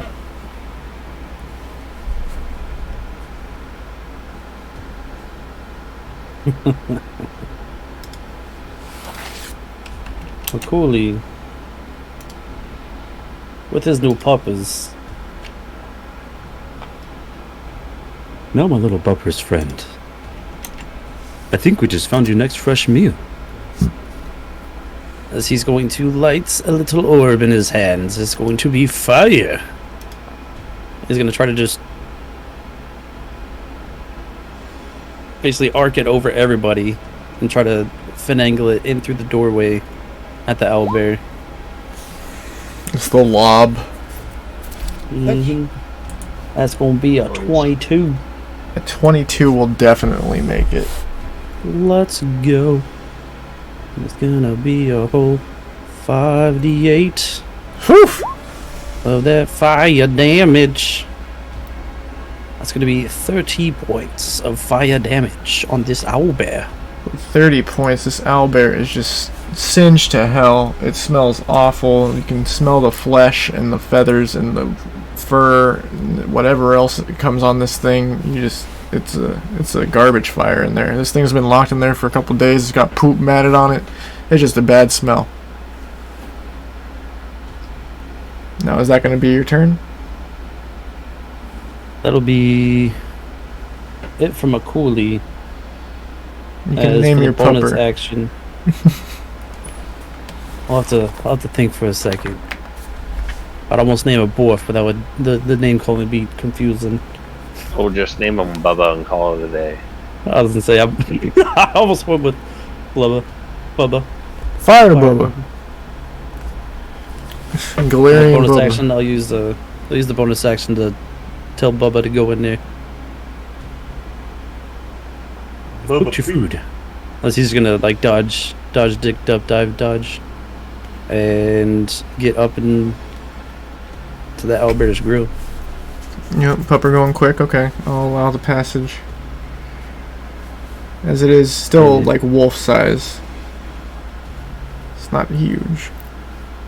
In and out. And he's gonna take a little nip. Be a 17 to hit. A 17 does hit. Well, 4 points of damage. Does it get the fire as well? Your Hellhound? As a Hellhound? I As a Hellhound? Or So bite, weapon attack plus 5 to hit, 1d8 plus 3, plus, yep, 2d6 fire damage. Just with his natural bite. Another 9 And that's- points. 9 points of fire. Alright, this owlbear is burnt and bloody. It is not looking its best.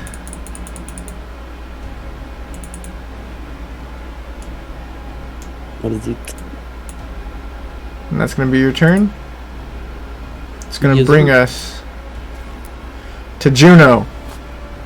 Juno, like the pregnant high schooler. Yep, exactly. As Juno lifts up his hands, starting to show a little bit of electricity from it. I'm gonna roll a nat or 20 for a nat 20.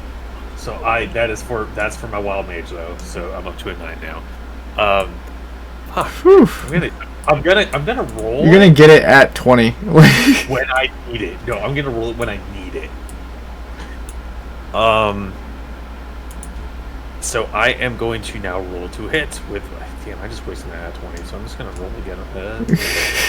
No, I'm just gonna roll from beyond this time because I'm. That's what you get! Yep, bad rolls are bad. Oof. Alright, so is that your turn? You seem so sad. I can't do shit. As you whiff your spell, Witch Bolt, we are going to come to the owlbear's turn, who is about to try and bite and claw at our fishy friend. Owlbear. First with the beak, a +7 to hit. An 8 to hit with a nat 1. Oof. We're gonna roll His beak falls off. I'm rolling a d20. His beak hits the stone, snaps off. He dropped his With a move. 9 for a save. The owlbear is going to just slam its face into the doorway as it's being just burnt and mauled, and it's having a hard time. It got that arrow in its eye originally from Gorok. This owlbear is not looking its best. And when it slams its face into the wall, it's going to take 4 points of damage and chip its beak, cracking it heavily. This poor Albert. Like, I do kind of feel bad for it. I'm not gonna lie. Open the door, fucked it Kill up. that It's like, fish oh. boy. Kill it, fish boy. And that's going to bring us to Oribus.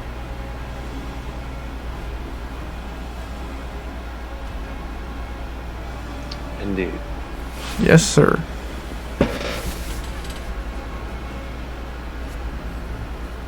Oribus is going to come up And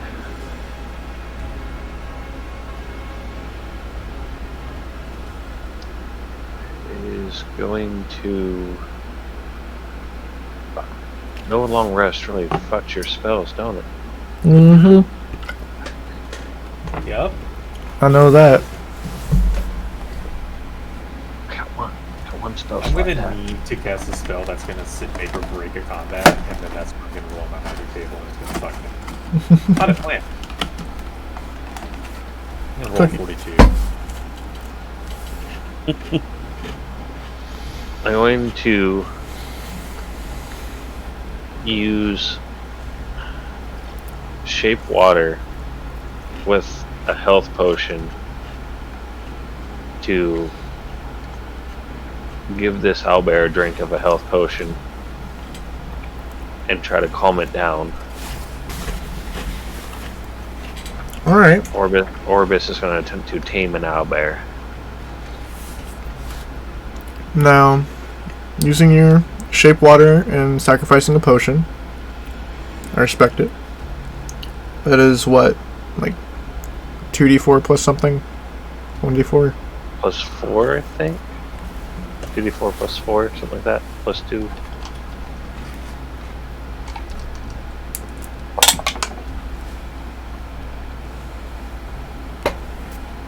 The owlbear is only going to get 7 points of health back, but it's going to look up at you.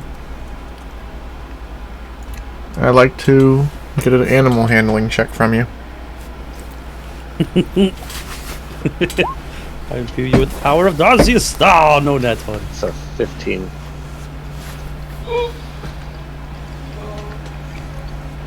With a 15, the owlbear backs down, and we're going to step out of combat. As it sits back, nursing its wounds.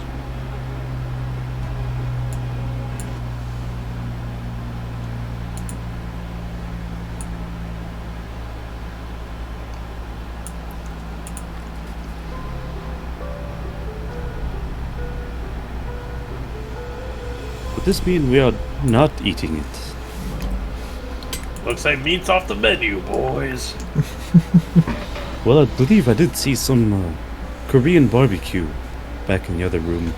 No, that turned into your dog. That turned Oh. into your dog. No, I believe that was one of the little smaller hobgoblins, I think. Yeah, they were eating soup in this room, right? Can I gather some soup and give it to the owlbear? There's still a large cauldron of soup in this room. Oh yeah, let's go on to the owlbear. The owlbear seems a little less than interested in soup. It has a beak. It's more about like ripping and tearing. But it'll take a little bit of it. I'll come drag this asshole in from the next room then. Offer him some hobgoblin. I'm just gonna step the fuck out of the way. Come on, Gorak. We ain't got time for this. The owlbear's gonna drag that body into the corner and start devouring it. And Gorak's gonna follow Koros. As he's starting to really look up to this fish dude. They both got different color skin, they both kick ass. In Gorak's mind. Is there anything else inside this room? Or does it just look like he was just... It's stuck in basically here? demolished. There's piles of hay and bones of small birds and mice. This owlbear's been trapped in here for at least a week or two. It's started calling this place home. It's got the poop corner. It's opposite of his eating corner. Well, at least it's an intelligent creature. You know it's your home when you have your own poop corner. I'm going to I'm gonna pet the owlbear. Give me a nature check. And count your fingers. Because it is eating. Plus 7, so 23. So with a 23, you're going to realize that petting this thing while it's eating is probably not the best idea. And now you're gonna give me an animal handling check.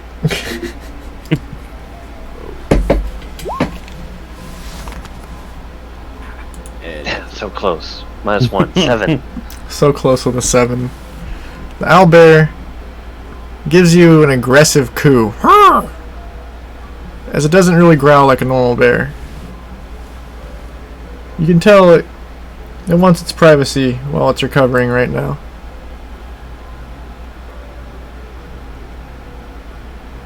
Well, perhaps your new, used-to-be feathered friend, we could leave the door open and it can have the rest of the snacks throughout this whole place.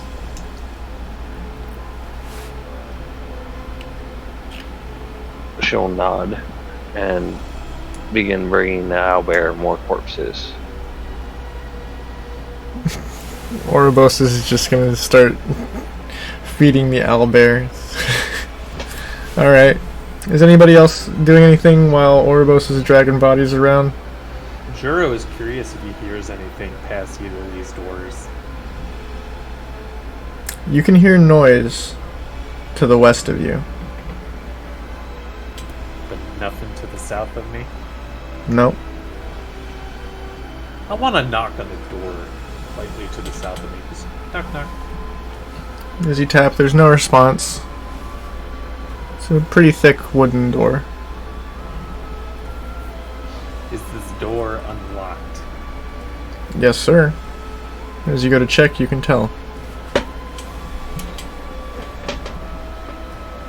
Hey, Fishman. Wanna back me up here? I wanna go to this door to the south. I don't hear anything, but you never know. How about you, Catman? Well, I'm a little curious of this other one. Alright. Juro's gonna open this door up. As you open the southern door, you're welcome to step through. Oh. You're going to find yourself in a small alcove leading towards the outer layer of the castle.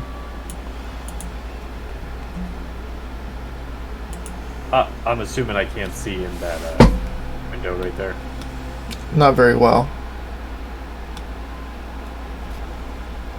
What I can actually see on my character is what I can actually see in there. Yep.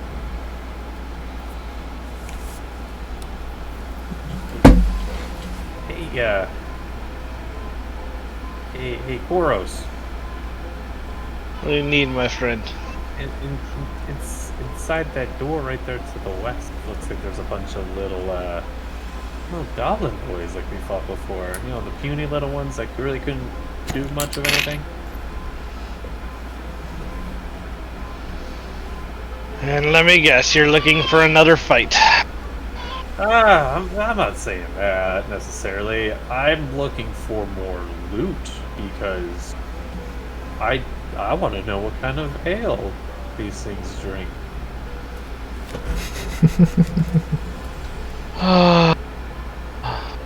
What do you think? You think we could take on a room with some of these boyos in there again? Do you really want to do this on our own? Obviously. I have a kid to protect. This probably is not the best thing. We will get the party. I mean, Karos is just gonna stand in the corner and just kind of wave his hand back in the door. Let's go. How high up is that hole in the wall right there? About 5 feet. It's a slit. It's another arrow slit. It's not really a window. You're like looking through a crack in the wall. Give me a second. Like, can I squeeze through a crack in the wall? But it doesn't make a better window than a door. Is it a bright streak flashes from my finger to a point I choose within range, then blossoms into a low roar into an explosion of flame. Did you just cast Fireball? Will you allow me to cast Fireball? Son of a... Oh my god. I was like, wait a second.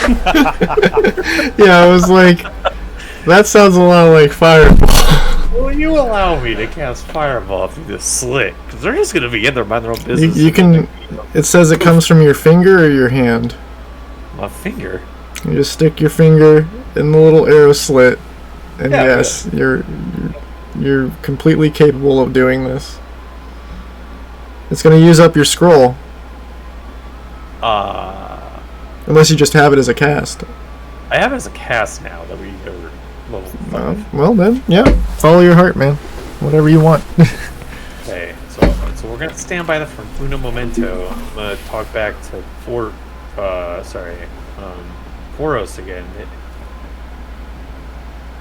I'm here. I think I can mess them up quite a bit from out here.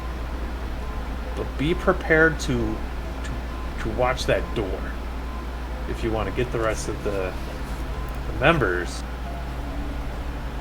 I can start this with a bang, so to speak. Gorak.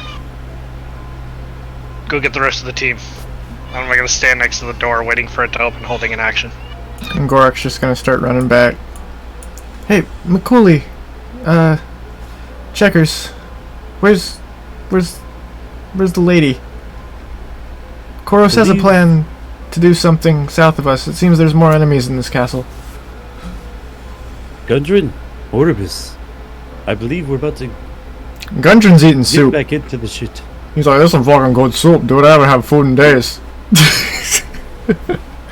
Oh, well, yes, if you would like to stay here, here, Fubba will watch over you. Well, As- I'll catch up in a minute. I'll have Fubba come in and go ahead and hang out with Gundren. Have him lick up some of the, That thing is fucking Some more soup. terrifying. Well, I would advise not sticking your fingers too close to his mouth, and well, don't drop water on him.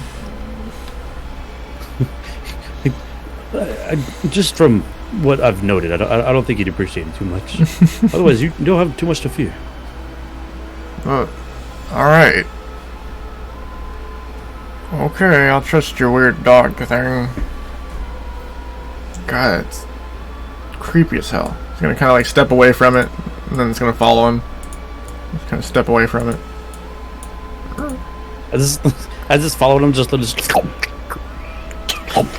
He's walking away, trying to eat soup, walking away from this dog, and every time he spills some, it just licks it up, following him. Alright. So, Oribos passing through with yet another mutilated hobgoblin or goblin of some sort. Gorak's gonna catch you.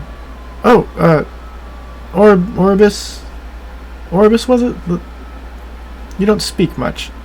There's something going on south of here, if you want to be a part of it. Koros, I think he's found some more enemies. She's just gonna saunter past him there without is a saying thing. anything. Okay. And he's gonna be like, oh, okay. Checkers is gonna turn back around to the door behind him and say, I'll be seeing you later. Gorak, I heard it helps if you try to tickle her. Oh, really? So as Juro hears this party forming, I'm going to cast Fireball, and it will be centered right there, because I can see that point. And first, I have to make this throw, and I swear to fucking God, if I get a 9 or below, I'm gonna cry. Ooh! Right there. What? Oh My God. Okay. Thank God. Okay, so now we're at 10. Thank God. Is it like, all right.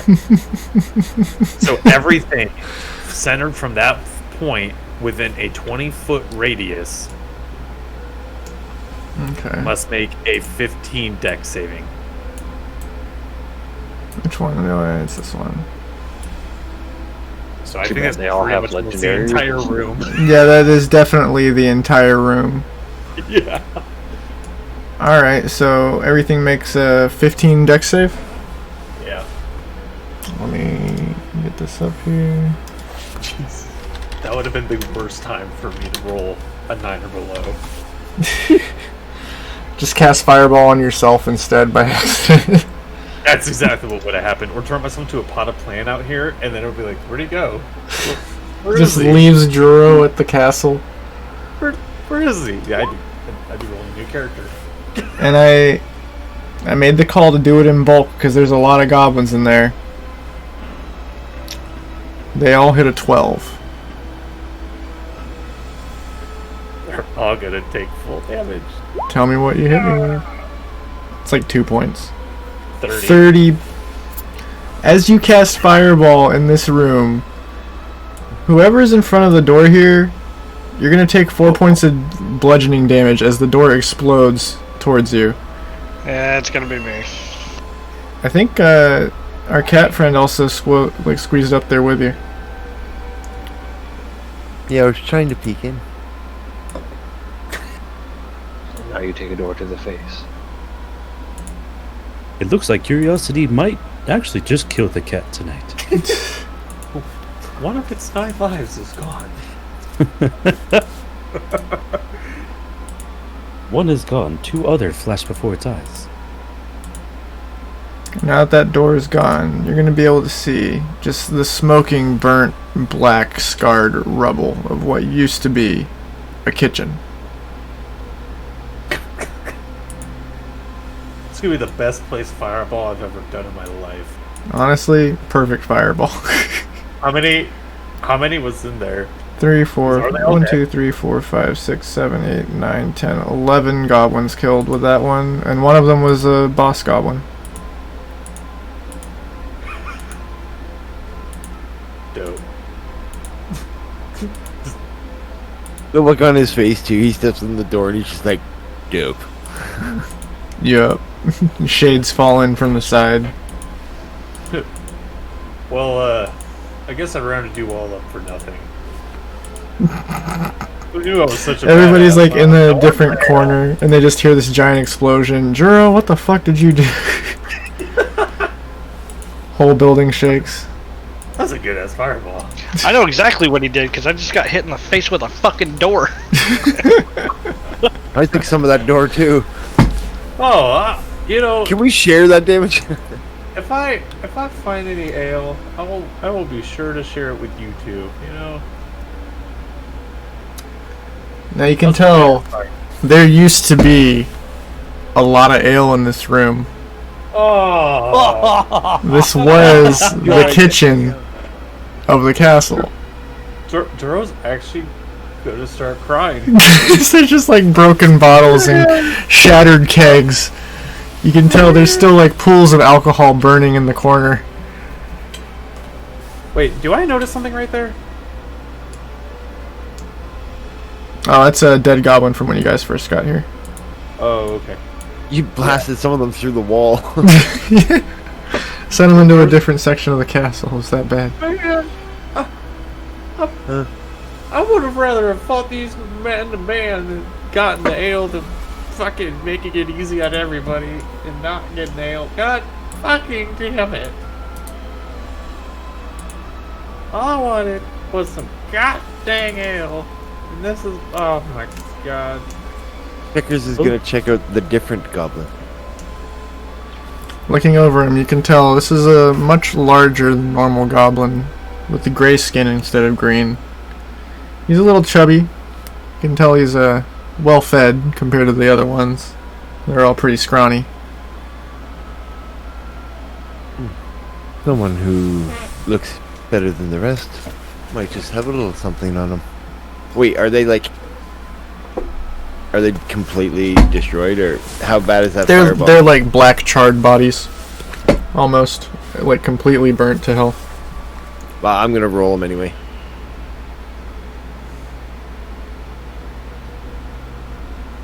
You want investigation? Yeah, if you're looking over the body. Pardon me. I just threw up dice everywhere. Now, unfortunately, this goblin doesn't have anything notable on him. What a smell. Smells like cooked goblin, that's for sure. Mchuli will come in, see the aftermath of this. nuke in the room. Noting the effects of each one based upon how far away they are. I'm going to do a damage assessment here. Literally. Pretty much. You work for Geico. Well, Point of origin from UXO. well, I don't believe the insurance will cover unexplained or unidentified ordnance. Hey, you know, I think we pretty much cleared this entire place out, guys. Gorak's gonna step in. He's like, "Yeah, I mean, we killed a lot of goblins." You know, for being in a hurry, you guys do sure like to explore pointless things. This guy brings up a good point. You guys should listen to him more. Pointless. Whoa. You know what this was? Have you ever heard of Doors. XP? Have you ever heard of XP? It's just like cast fireball in the room. All right, guys, level up again. Well, you know, I heard level up again. No, it's not official. Not canon. well, we do have a whatchamacall, a new owlbear friend and its new home that we have to protect. Yeah, I'm gonna check in on the owlbear friend and see if he's done eating, so I can maybe go in and pet him. You know, I went a hallway over here, and I realized this is back to the entrance. I remember those slits, like the little tower areas. I'm gonna make sure nothing's coming our way while you guys are checking up. As realistically, I just want to try and go in here and cry myself to sleep because I didn't get any. Oh.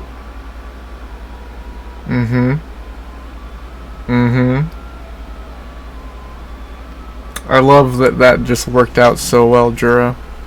I actually wanted to go in there and cry myself to sleep, and then I just... The RP was perfect, though. As you enter this little archer nook in the front section of the castle, you see, while weeping through the tears, looking out of that little arrow portal, a group of hobgoblins just off in the distance, approaching. One of them fully cloaked with a massive glaive over his back. Do they notice me? Do I notice they notice me? They do not notice you, as you are in that small arrow, like, what are they called? It's like an archery, Murder hole. yeah, that thing, whatever. You know, like you're pretty much hidden from them. Rampart. Especially at the distance that they're at, they're not going to see you. Are they just standing there, or are they actually like coming up towards the castle now? So right now, they're probably still about 100 feet off in the distance. Okay, so I noticed that I'm gonna quickly run back in. Guys! Trying to like fight through my crying. Trouble coming our way. Trouble. Big hobgoblin things. One has a big weapon. Like, I'm talking slong big weapon. They're close. They're out the front way we came in. Damn, that baby's cute. Dread. Enough. Yeah, it's because you can't hear the baby.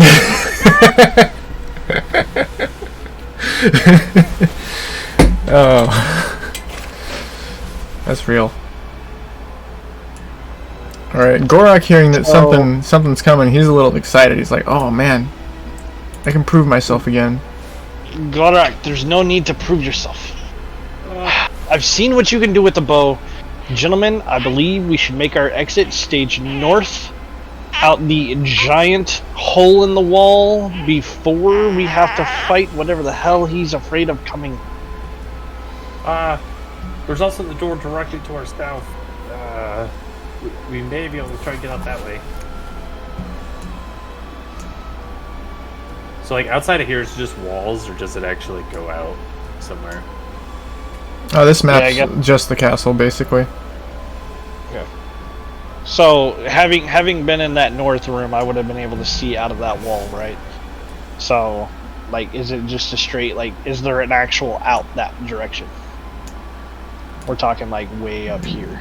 Yeah, no, there is. That's the entrance that Checkers came through originally. That's just a big gaping hole in the wall. So I'm gonna turn to Gorak. Gorak, remember, sometimes fighting isn't the only way. If I had fought every battle that I thought instead of having a conversation or trying to exit a different stage, you and I would not be standing here right now. And Gorak was like standing on the table in this dilapidated kitchen with an arrow notched already, and is gonna loosen his grip. Like, I guess you're right. You have a point. Alright, so if we're not fighting them, which way do you guys want to go? Yeah, and I can see Mchuli. How do you feel about that, my friend? Oh, I am with you, friend. I believe you've seen a bit more, quite a few more battles than I have. I will trust your judgment. If what Jorah has seen is true,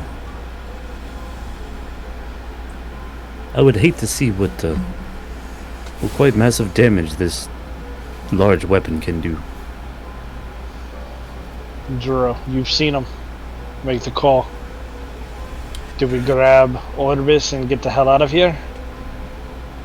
Or do we stand? Well, here's my thought process. It looks like that man might have, or that thing might have been the leader. Take out the leader, everything just rolls downhill from there. Plus, if I'm gonna be, stubborn, I may have noticed a water skin, and I know they like ale. But on a serious note, you look like you'd be the leader of this group, and he's gonna seek out revenge. And if he knows that we had the dwarf, probably gonna go after where they're from, and that might not be good. I feel like we have the high ground, and I feel like I just want to call you Anakin, or them Anakin, because we have the high ground, and we know they're here. They might not know we're here yet. Decision now. As he's gonna turn back around and look at Mchuli. Well, he has a point. We have the high ground, and we are also inside this castle. I've seen there's all these arrow slits.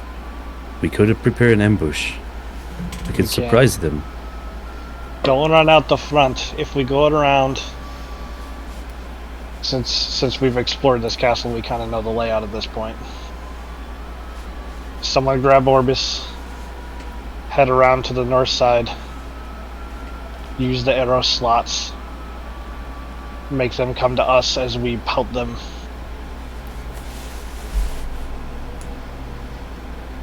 They have to come to us. If we're going to make a stand, we do it right. Yeah. I agree. There was a few, but I think we can. How many did I notice? Like, was I able to tell how many roughly? Yeah, you could tell. There's, 4 humanoids and a wolf. The one with that massive glaive he's pretty tall. Like, he's like the Broly of this group, Got it. He's a big boy. Alright. So because the kid thinks I'm the leader, I'm gonna kind of rest assured at this point. I'm just gonna turn. I'm gonna look at Zero. Back in that room. Gorak, you as well. You follow him. Hey. Make sure not to be seen until it's time to unleash. You got it, Koros. He's gonna fall right behind Juro. I'm gonna run after Mchuli here. Mchuli, can you grab Orbis and take the other side? That can be done. So I'm gonna come out and I'm gonna go over towards where the Well, Koros. owlbear was. Gundar's gonna walk up to you. I'm not much of a fighter, but I could maybe be a distraction of some sort. I'm fairly certain that our employer would have my head if you got hurt. So there's a good man. I guess I'll Anything stay you can in do here. from a distance. Okay, but then the first sign of trouble, you will run and hide, and we will find you afterwards. Understood? Yeah, you got it. Let me see if I can scrounge up a bow or something around here. He's gonna head back out this direction. I'm gonna head out towards Joro, trying not to be seen. And Gundren's gonna walk in right behind Mchuli up to Oribus. Now, Oribus, you've been in here with the owlbear for a little bit, kind of observing as it's still eating some flesh that you brought it. It's calmed down. Give me an animal handling check with advantage.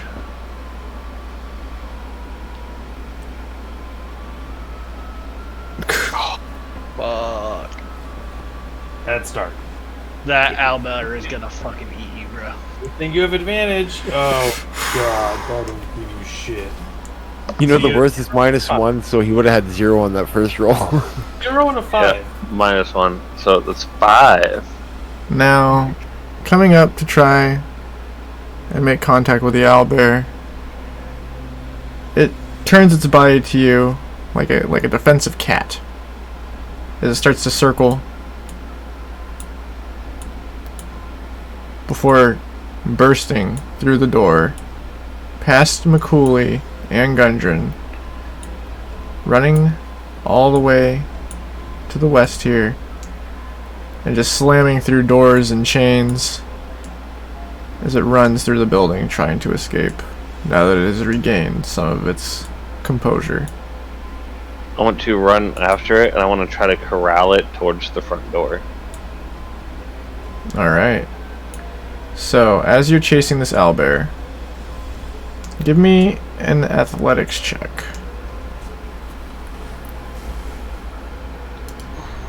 I'll take her. Along with what, you have -1. 30 feet of movement? Yeah, so it's a 13 with 30 feet of movement. Do you know anything about your familiar stats? How fast is your familiar? Give me a sec.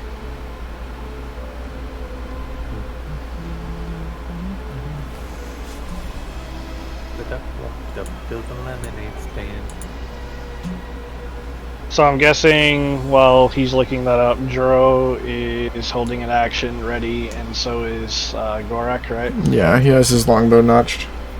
I'm going 60 to. feet. What are you doing, Koros? I'm gonna pretty much just set my shield down in front of me where it can be easily grabbed, and I'm gonna pull out one of my tridents. Alright. Put it on the Now, hole. Mchuli, Checkers, Oribus. Mchuli and Checkers, do you have anything to add to Oribus chasing this owlbear around the castle? I was basically going to call out and inform Orbis of what's going on. Orbis, it appears we have some non-friendly individuals coming towards the front door. If you could corral that thing, maybe it could be our distraction, or somehow let it know that its nearest escape is towards the front. And then come and meet me on the other side. We're going to use the arrow slit, and we're going to try and ambush these sorry sacks of shit.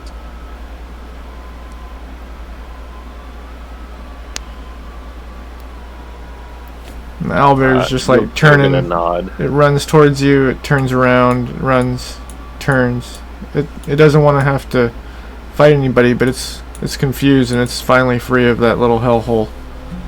I'll use the Hellhound to kind of assist Orbis. I'll say. Can I? Sorry, go ahead. Oh, I don't know.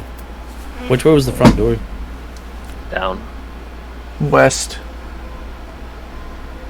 Immediately west, like on the other side of. Directly You- west, if you go through a couple doors, you'll end up at the front door. However, after this next room, that's a pit right Yeah, there. there's a giant pit there. Yeah. Oh, So that's why they went through the goblin room down there, or you can go up above. Which I believe up above is where he wanted you to go. Yeah, so it's through this door, not through the front door, up above, to the left, and then back down. Now, Arantis, what were you going to ask? I think you got cut short. I have some rope. Can I tie a little bit of goblin or something on this rope and kind of use it to lead the owlbear? I'll give you another animal handling check. Let's see if you can fish this owlbear. Can we visibly see if it's a male or female?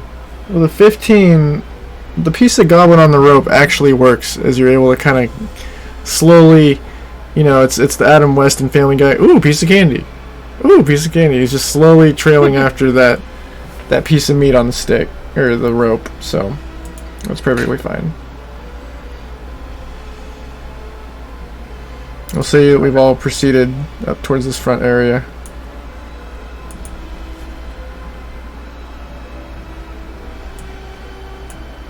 The owlbear's just going to start digging into any bodies that it sees on the way. It's hungry.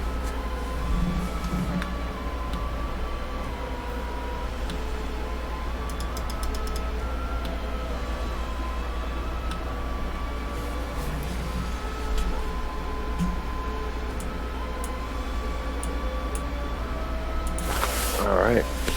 Well, with that, I want to be able to get it up front here, and then if I can shoo it out the front door and kind of point it towards the hobgoblins, and with all the corpses around, I would like to be slowly gathering a large globule of goblin and hobgoblin blood, and then heave that bitch at the assholes out the front gate.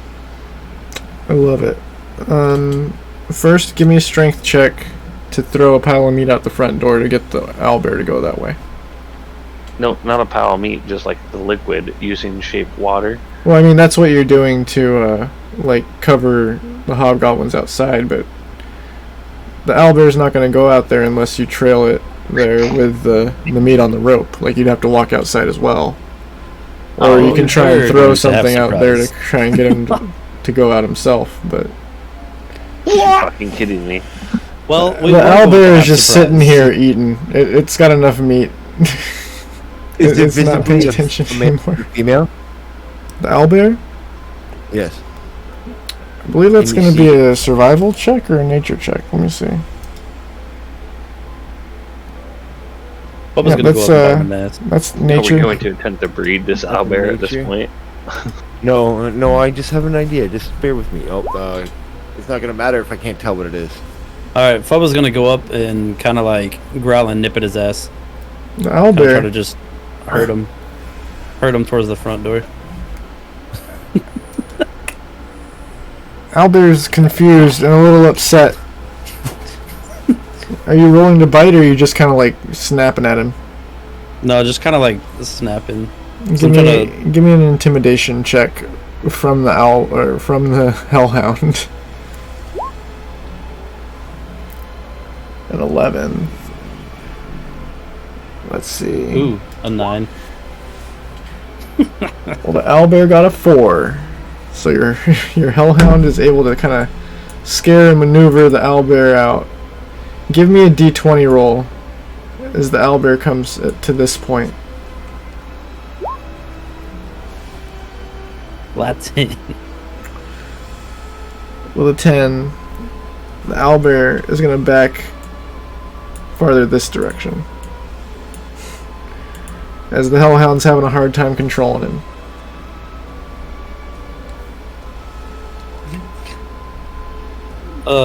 Mchuli's gonna take a peek at the window or the slit and see how close the guys are. Oh, that's We're getting because pretty you guys close. couldn't hear me. I'm sorry.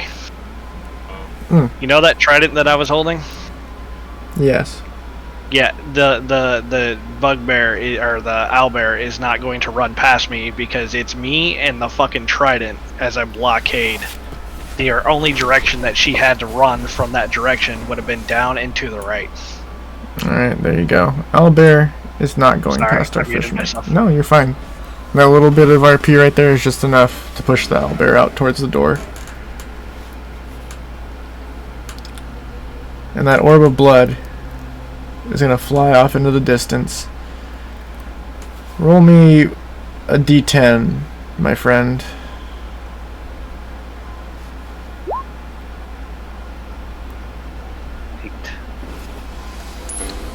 That orb of blood is going to slather one of the hobgoblins about 40 feet out from the front door there, just covering him in disgusting chunky blood. Chunker. Okay. I am holding a fireball in my hands. And as that happens, the owlbear is going to catch that whiff of blood. And I believe we're going to roll for initiative, as those hobgoblins now realize there's a fucking bear coming at them. So are they, Since we're doing an ambush, do we at least get advantage on this? or rather, better yet, do we have a surprise round, or are they too far away? I was gonna say, I feel like the orb of blood might have lost it for us. It kinda did ruin the surprise, but they don't realize there's people in the archery nooks. They just see the owlbear here. They don't know what the blood was from exactly.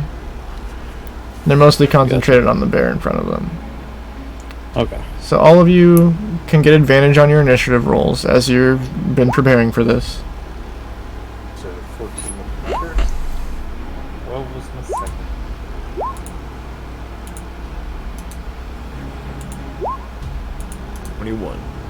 Blackjack.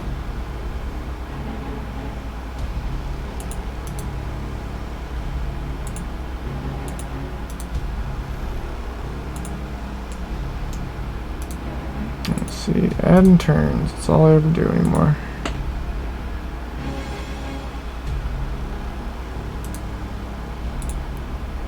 Now see, it's a good thing I adventured this way. We would have been caught off guard by them. Aha! Alright, well that's it. So. Alright, so. Cooling my man with a 24, goddamn. We don't need the puppy roll because he's just gonna go after you anyway.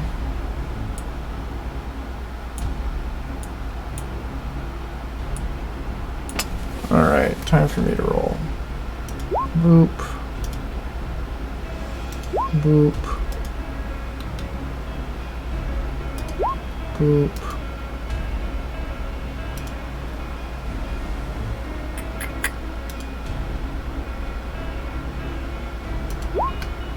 Boop.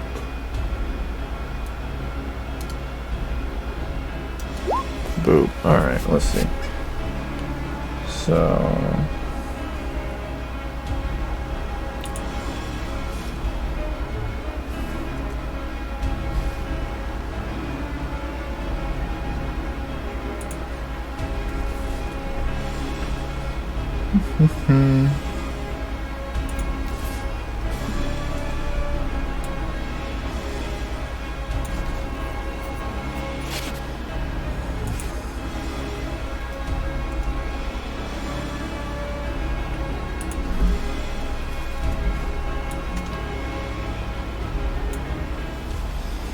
And the last guy I need is their wolf, okay.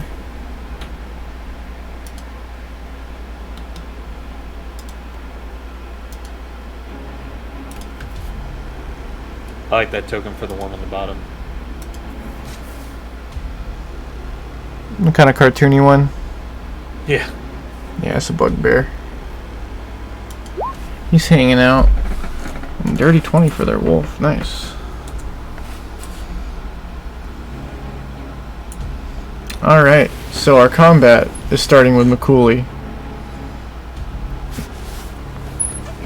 Sitting in your little sniper perch, how would you like to start this off? Mchuli. This Seeing the owlbear kind of leave out the front, or guesstimate he's going to leave out the front. He's going to hold a spell in his hands, waiting until he actually gets sight on them when they come closer. Alright, you can hold your action, that's fine. Pupper? He's guarding the door. Your little orb is best. Alright, it's gonna bring us checkers. Okay. Checkers. Trying to get the jump on him. So yeah, he's going to hold a spell too. And wait. Alright. What spell are you thinking? I'm gonna hold on to Shatter. Alright. This brings us to their wolf, who after watching that blood fly by, is gonna charge up the stairs here. Straight at the owlbear.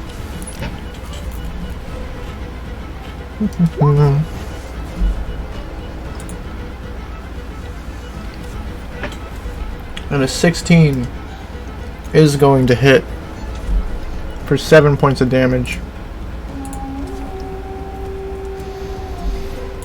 This owlbear was already not looking its best, but it's still pretty tough. Look at it. It's big. It's berry. Beautiful thing. Owlbear. Now, as a retaliation, our owlbear friend is going to strike at this wolf with its claws for a 12 to hit. That is just unable to make contact. Before our owlbear friend is going to swing one more time. Yeah, get him, broke beak. For an 8.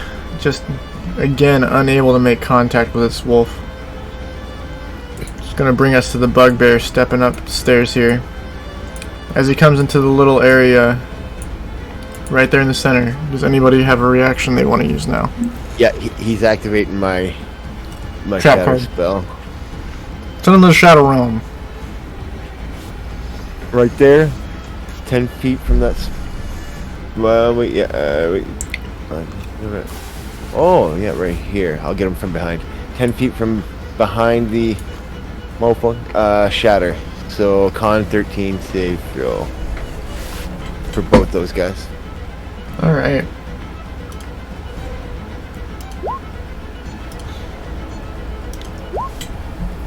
Neither of them were able to pass. Okay.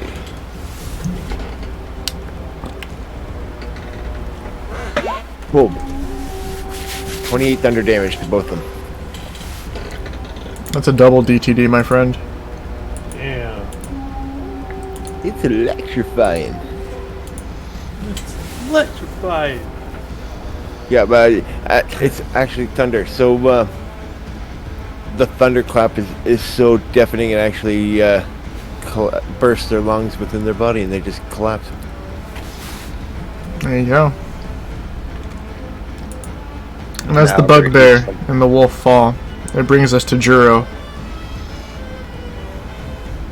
Juro through that little slit. It's gonna yet again pull out the good old finger guns. And right at the base of Big Boy's feet right there. He's going to Big attempt Boy's something actually the taller one. Like the one on top is the big guy. Oh, okay. Okay. It was We'll make hard him to tell bigger. from this angle with my line of sight. That's all.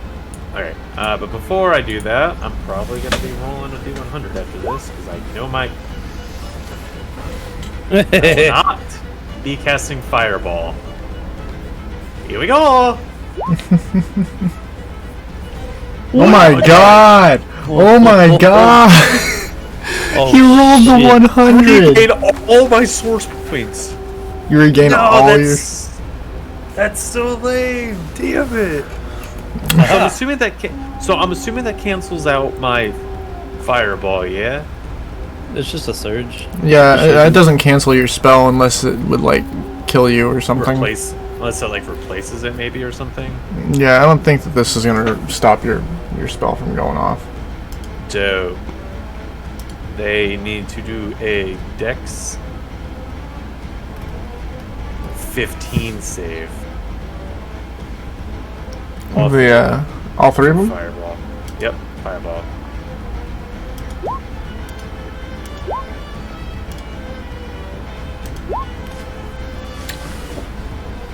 So only one of them was unable to make that save. The other two were able to pass with a 15 and a dirty 20. Ooh, so they will take half damage, which also, while casting the spell, I was using my quickened magic, so that was my bonus action. So damage for that.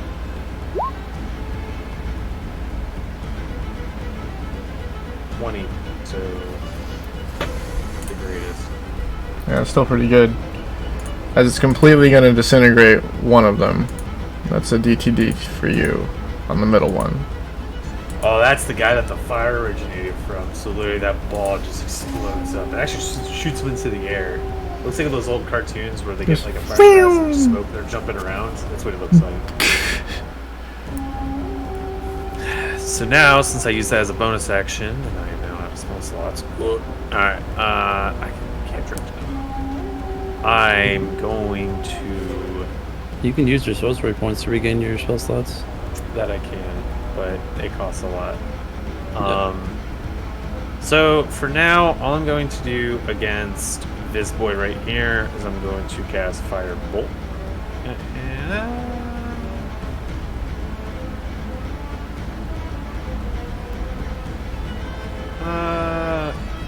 Yeah, I'm just going to cast Firebolt on him. And if I move, can I sit right here too? Like, is that fine? Yeah, no, it's fine. That's weird. It was like fucking. It's mostly for visual for you. It's fine. Okay, I can see them both though. It's like fucking up my thing once in a while. I just want to make sure. Because it's a cantrip, only use one sorcery point, so I'm actually going to target both of them with Firebolt. So, first against the big one. 30, 20 to 20 hit. is going to hit. And then I'm just going to roll for the... yeah, the other one. 12. A 12 is not going to hit. Okay. Would you allow me to cast with advantage using my Tides of Chaos since I did get that back because I rolled Magic Surge? How are you casting 2 firebolts? That is using my twin spell. You can target a second creature in range with the same spell as long as the spell itself is being cast is incapable of targeting more than one creature.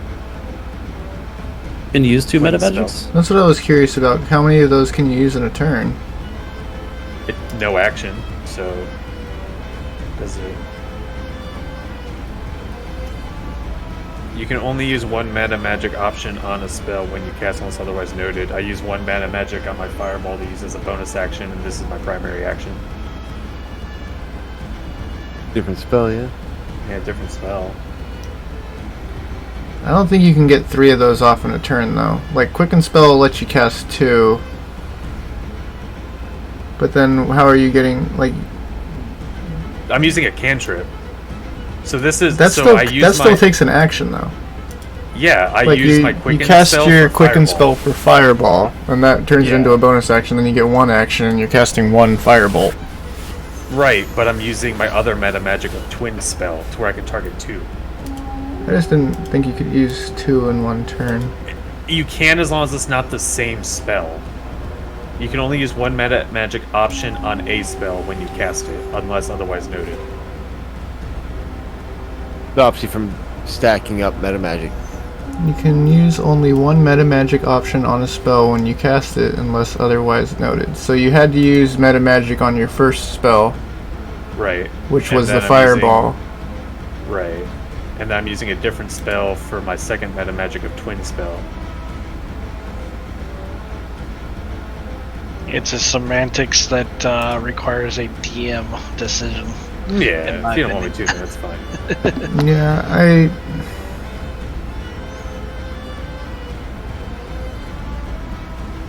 Yeah, I think that is perfectly fine with me, actually, because it kind of, yeah, no, it's fine. Because it turns that Twin first... magic fireballs? Spend sorcery points and No, spells it level has 1 to- through cantrip, it 30 has seconds. One to target. Yeah, What? And then it blooms. Fireball's an Fireball, AoE. it's one target. It's Yeah, an but it AoE. blooms after. It's It's not a target. it's It's a point. yeah, fireball is a point area of effect.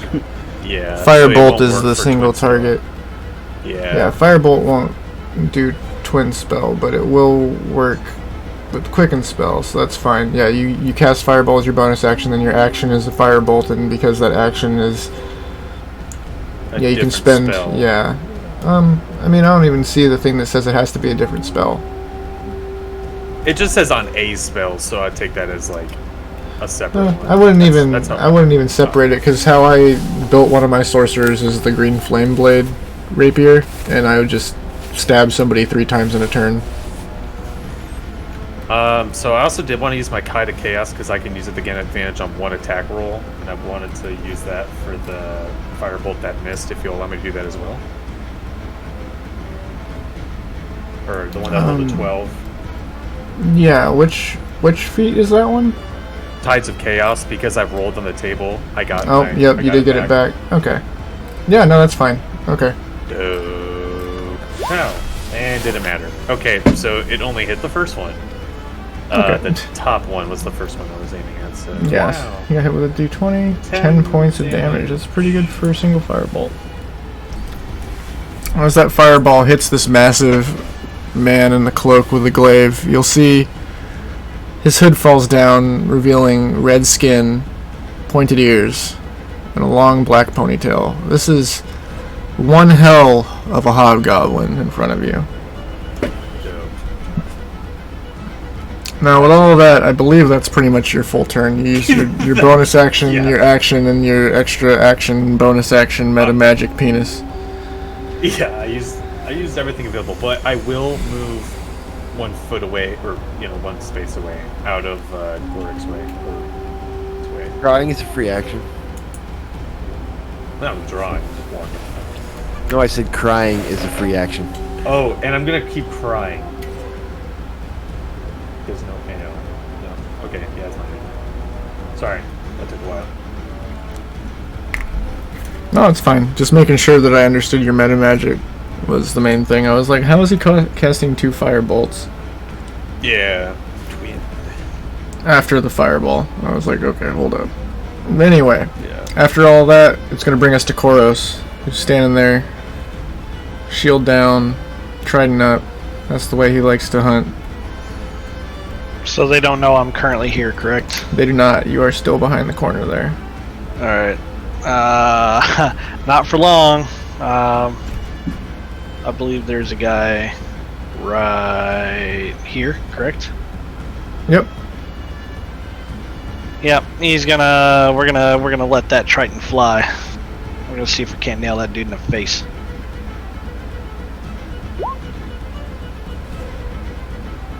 Uh, 14 to hit. A 14 is not going to hit. Of course it's not.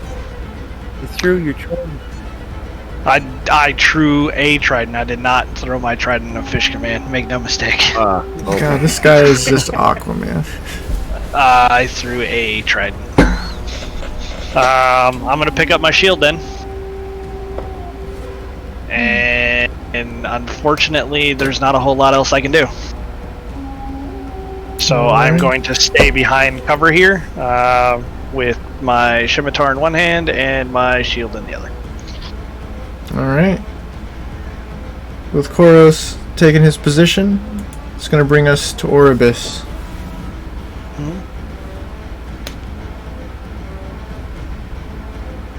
Alright. I will peek around the corner here and then cast a spell. I'm going to cast Tasha's Mind Whip, targeting both of them at the 3rd level. They must make a Intelligence 15 saving throw. Intel saves.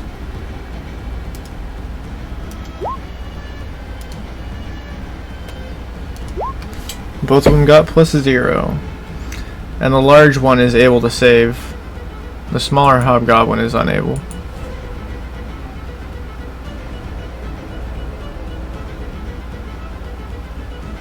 Okay, that is 3d6 psychic.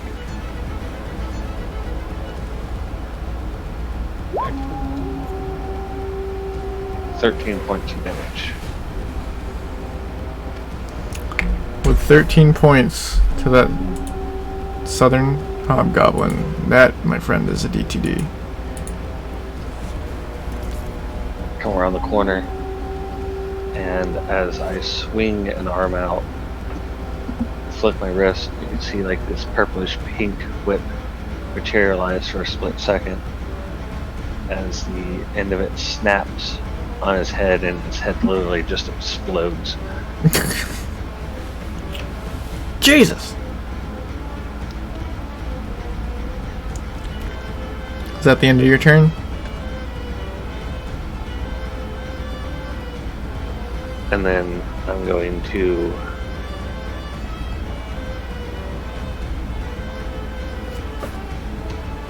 try to ride the owlbear into battle.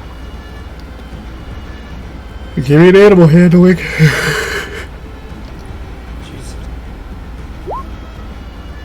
He's like, eventually I'll get this owlbear to love me. So that's a 16. With a 16, you're able to climb on the back of this owlbear. It's a little uncomfortable, but you are grappled into its fur and its feathers. You're not going anywhere. Huzzah. Huzzah! Just like uncomfortably latched onto the owlbear. I did it, guys! I did it! And then I suppose I'll try to get it to mush. Kick my heels a little bit, kind of ruffle its feathers up, and try to get it to go. Alright, the owlbear's gonna rear back and start charging on its turn. Now Gorok, having that longbow arrow notched for a good 20-30 seconds while he watches all this go down, he's gonna let it loose at that massive hulking hobgoblin. The first strike is a 24 to hit. That's a miss. For only 4 damage as the arrow barely pierces into the flesh of this hobgoblin. The second one is a 20 to hit. Let me roll again.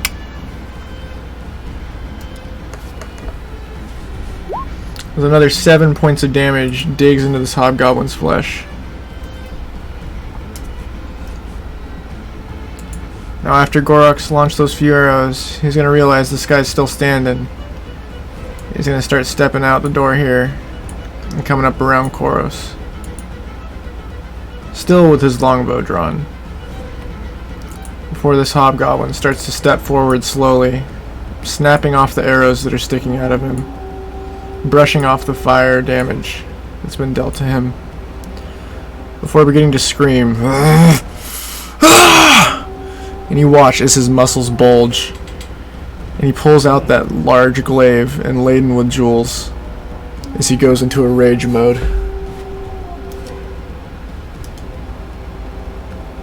Don't push too hard. You'll get hemorrhoids.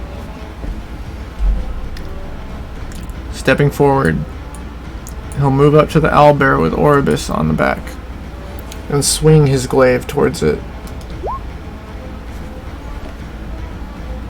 Just barely able to catch it.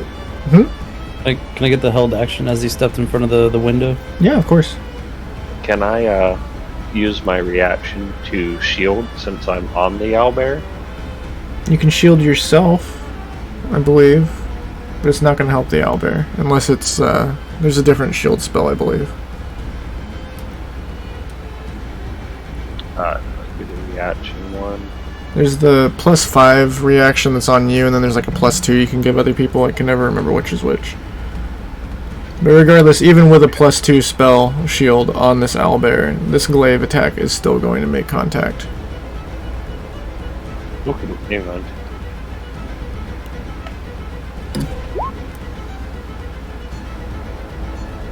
Hawker's holding the spell. That 19 was right there. Yeah, it was. I was hoping for it. Is it a 9 plus something, or just a 9? Is it a 14 hit him? A 14 just barely misses. Damn. Okay.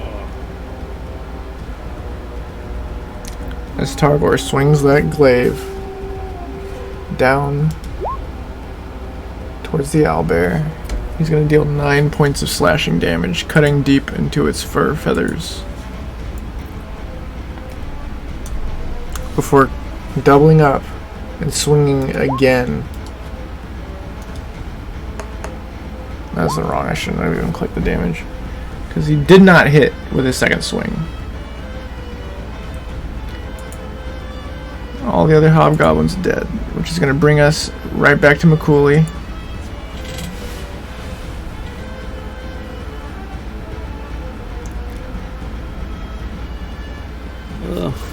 I'll come back out here.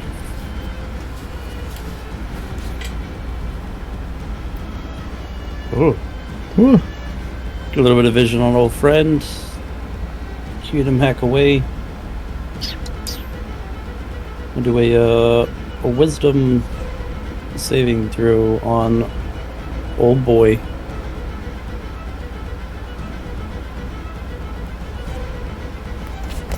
Wisdom save. That's a 6. Right. Call him Big 6 McGee. As Mchuli is gonna wave his hand out, and there's gonna be a toll of a bell ringing out. And he has taken damage, correct? Because the original fireball? Yep, he's taking damage from magic and physical sources. It's gonna be 14 points of necrotic damage ringing out. Ooh, 14 points of damage. Dig into this hobgoblin. Somewhere Slick is smiling.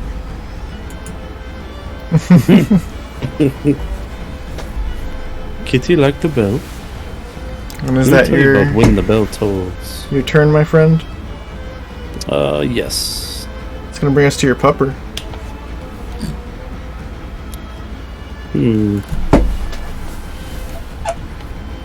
Pup will come out. Pupper's gonna take a bite.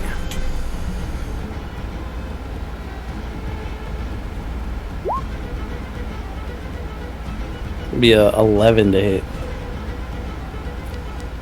An 11 is not gonna make contact. Ooh. Would orbs be considered the Hellhound's ally? Orbis? Yeah. I mean, everybody in the party is technically the Hellhound's ally, as long as they're not talking mad shit to it. Pack tactics. Gets advantage. Yes. 19. 19 does hit. Alright. Let's do another 4 points of piercing damage. And 9 points of fire. That roll must want to go the other way. Right? Dude, that's the exact roll he made earlier. 1 point of damage with 9 points of fire. Yup. They're preset rolls. And as the hound digs into Targor, you'll see his cloak begins to burn away, and just a massive ripped bod is underneath. He is brawly, just red. I thought you were about to say massive dog. No, that's his glaive. Bite his dick and twist it. 10-foot reach. Twist Bite his dick off! Bite his dick off! That'll be it for me. As that's the end of the pupper and McCooley's turn. Good job, Papa. It's gonna bring us to Checkers. Good job, Papa. Checkers, what are you thinking? So, how is old Redface looking? He's still looking pretty good.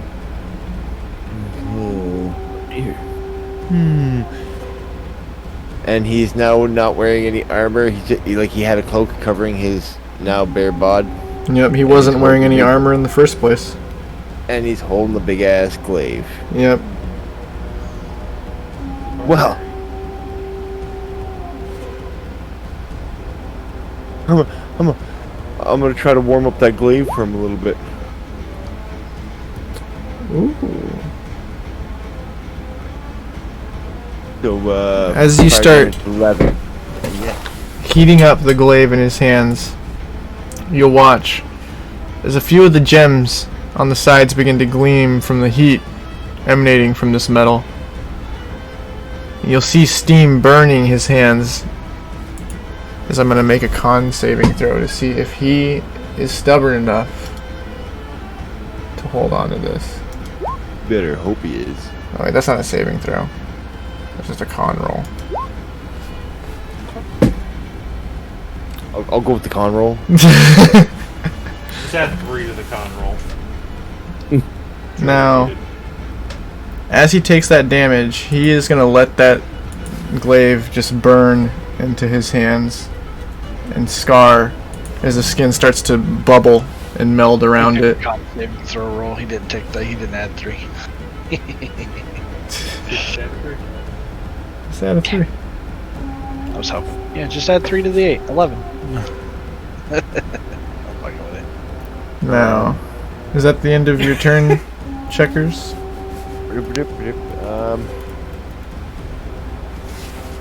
Oh, so that's gonna be hot for a whole minute too. Yep, he's going to take damage on his turns respectively from it. I think it's to make a saving throw each turn too,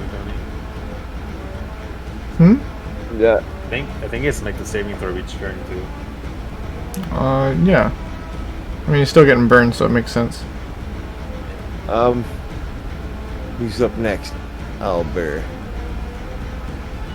I'm gonna, you know what? Can I hold the Bardic Inspiration? I mean, is that like a bonus action? No, like a bonus action, a creature other than yourself within 60 feet, give him the 1d8. Can I hold that? I mean, technically it's a spell that you can cast as a bonus action, so I'm not sure if that's really like in the rules, but I'll allow it. Okay. I might not even use it. I just don't want to use it and not need it. Alright. Well, if that's going to be your turn, it brings us to the owlbear with Oribus riding on the back. It's going to take a big bite, lunging at this hobgoblin. With a 13, it is not going to make contact, but it is going to also swipe at him with its claws. And with a 19, it's going to deal 16 points of damage as it digs deep into this hobgoblin's chest.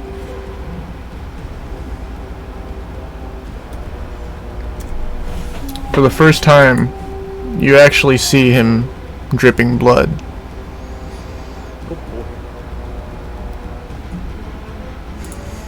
This brings us to Juro. He's the only one left who might know where the ale is. Juro will be utilizing his quicken spell again as he runs out holding a firebolt in each of his fingertips as he's running out. I'm gonna shoot them both at him. Pew pew. Pew pew. 17. 17. So Both of those are going to hit. Oh yeah. 9 and 10. 19 points of damage. As those firebolts burn into his flesh, you can see he's having a harder time holding that glaive up.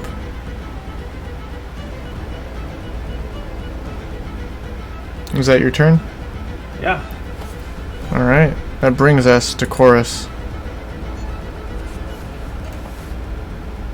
Koros. I'm thinking here. I have a decision to make.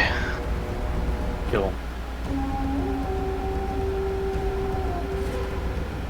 That's your decision.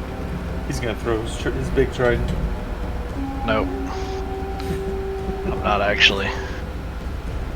Oh.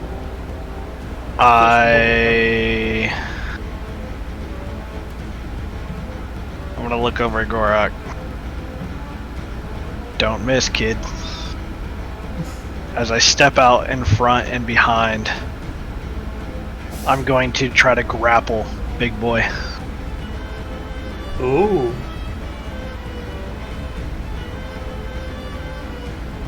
Athletics against his athletics. 19. Or his dexterity, your choice.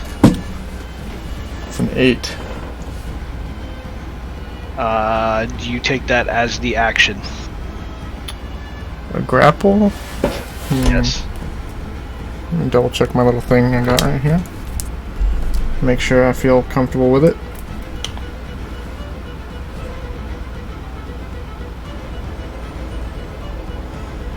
There is a reason to try to... Okay, yeah. Yeah, I do believe it is an action to grapple him. Okay.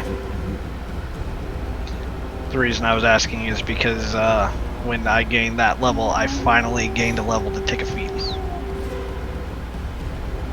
Take a wild guess what feat I took. Grappler. Grappler. Yep. He took alert. No, I took grappler. So if I can't, like, I'm gonna. I guess if that is my action, that is where I will have to leave it.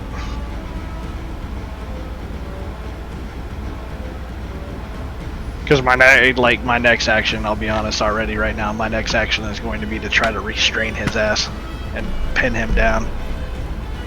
Alright.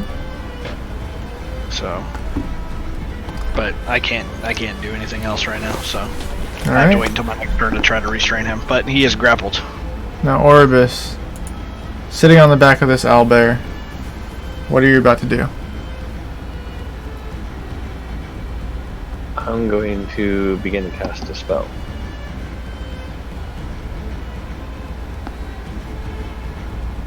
What spell, you may ask? We may never know. Alright. It's just a spell. It says the words and waves the fingers. In Hada. He's gonna cast a spell, and that's where we're gonna leave it tonight.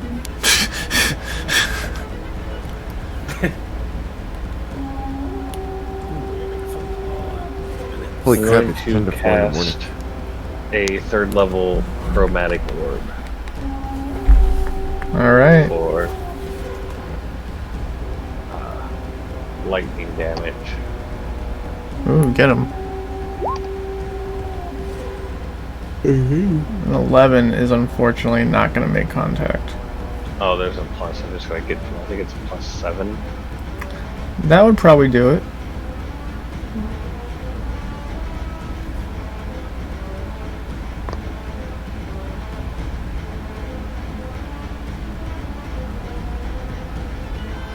Yeah, +7. Alright, well, with a +7 on an 11 roll, you are going to make contact.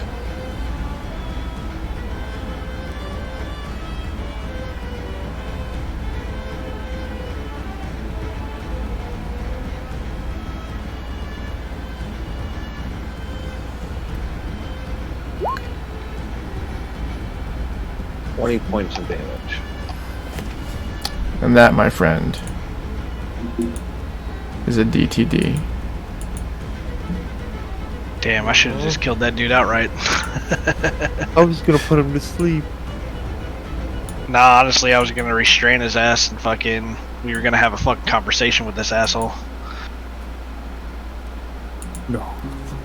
He Oh, yeah. tried to smack Ali. It's not going down like that. None touches Ali. Ali. Muhammad Ali. Nobody ever tries to get any information. They just go straight for the fucking kill. That's why I was trying to put people to sleep, man. Well, you told old kid not to miss. We got a necromancer. Like I thought we were cool talking to dead people. If he gets speak to dead, that's one thing. Ooh, Just I like can only goes bring in the back- spell sheet suddenly. Oh yeah, I got it. I picked that. Oh, well, look at it right there. What are you talking about, man? What It's do been you the know? whole time. No, see, I leveled up and I was dumb, and I picked a spell to help Skittles out. I'm the guy who doesn't need help. The guy who casts 3. Oh, he needs help right now. Trust me, he needs more help than you think.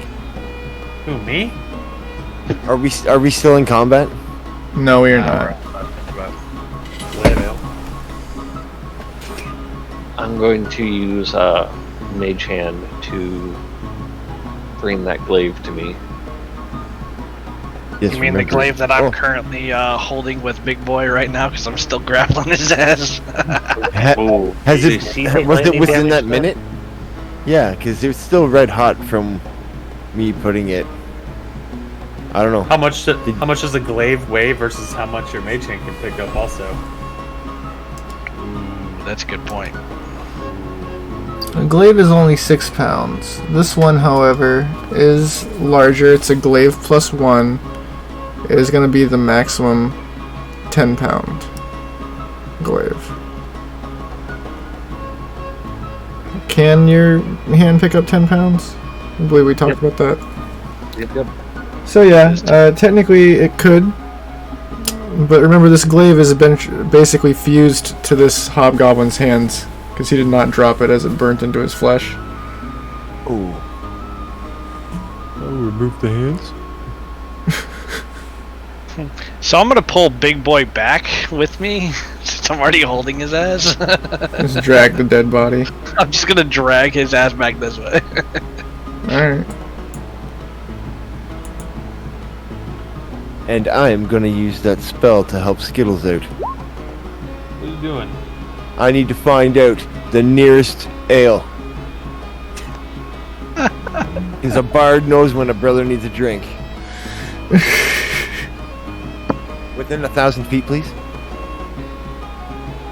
Like pulls out Alexa.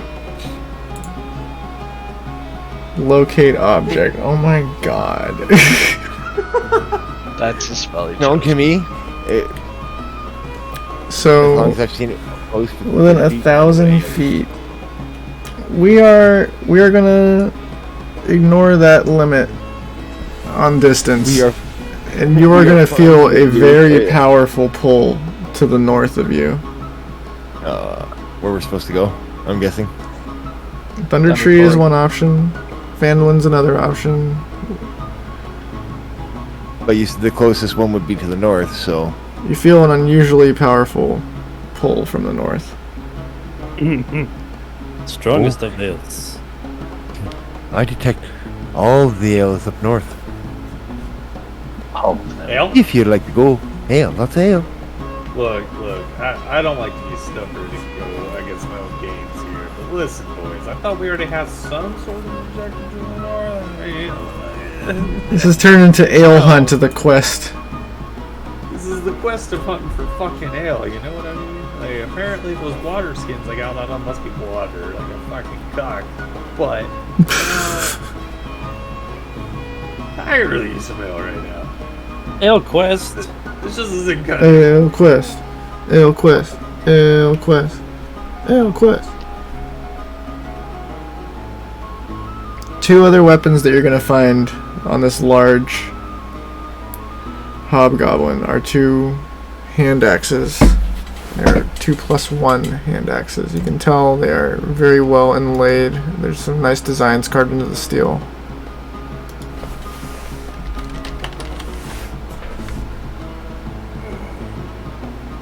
I'm gonna pick up one of those hand axes, and I'm gonna chop Homeboy's hands off. There you go. Okay. I'm not even gonna make you roll for it. You're not even gonna make me roll for his own. Nope. With my +9. And the +1 hand axe, you're set. Those things are nice because they're gonna cut smooth. So I wanna look at this. I wanna look at this this glaive there.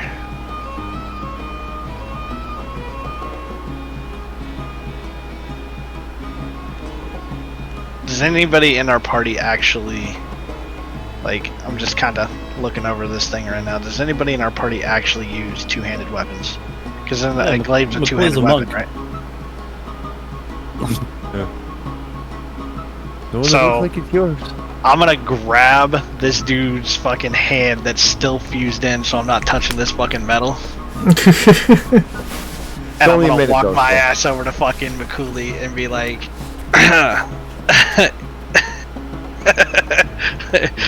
you may not want to touch the metal part. I recommend touching his hands for now, boss. While he's still holding it, totally kidding. McCoy's not a monk. I am. I don't know. Going- Who the fuck's got? I don't know. Who's got fucking two-handed fucking weaponry? Definitely the wild magic user over here. It's I'm guessing none of us. Yeah, I'm no- guessing none of us have it. Nobody here really uses two-handed weapons. You're gonna have to sell it with that armor. But while you are holding it near McCooley, I do want to try to inspect and see if there's some kind of magic about the gems that were glowing while he was holding it. I'm actually still going to give it to Mchuli because Mchuli gave us a fuck ton of money when we first got here. Oh god. He really did. True.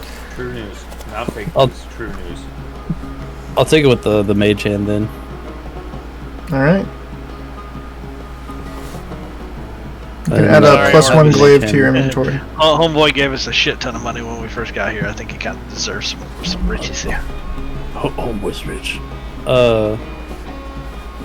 I will hand one of the hand axes to Orbis though. It was hand axe +1, right? Yeah, there's 2 hand axe +1s. Yeah, I'm gonna hand one of the hand axe +1s to Orbis, and I'm gonna hand the other one to my little orc friend here. Ooh. Wow, thank you. This is much nicer than my dagger. And he's gonna pull out his dagger, which nobody has really taken much of a look at it until he showed it off right now, but you can tell it's made of a large dragon tooth. I think he mentioned it. Well, I'm ignorant, so I probably might have. But yes, he has Grant, a just make dragon sure to tooth put the dagger. +1 hand axe into your inventory, boss. If he's still around. Yeah, I'm here. Sorry. Yeah, Fading put out a your- little. My bad, guys. Put You're your good, hand man. axe +1 into your inventory. You know, it's been a very long day. I'm tired. I'm sure a lot of you guys are tired. We have a long walk ahead of us. I saw some beds down there, like tiny, but enough for a pillow. A bed for a pillow.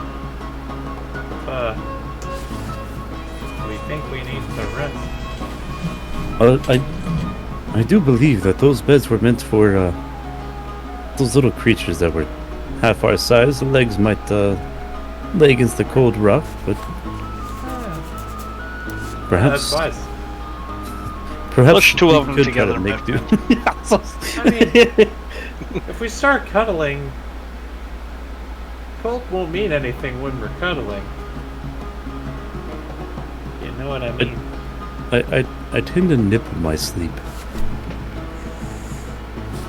I'm gonna cuddle. I'm a cuddle with Foa. do not mind me.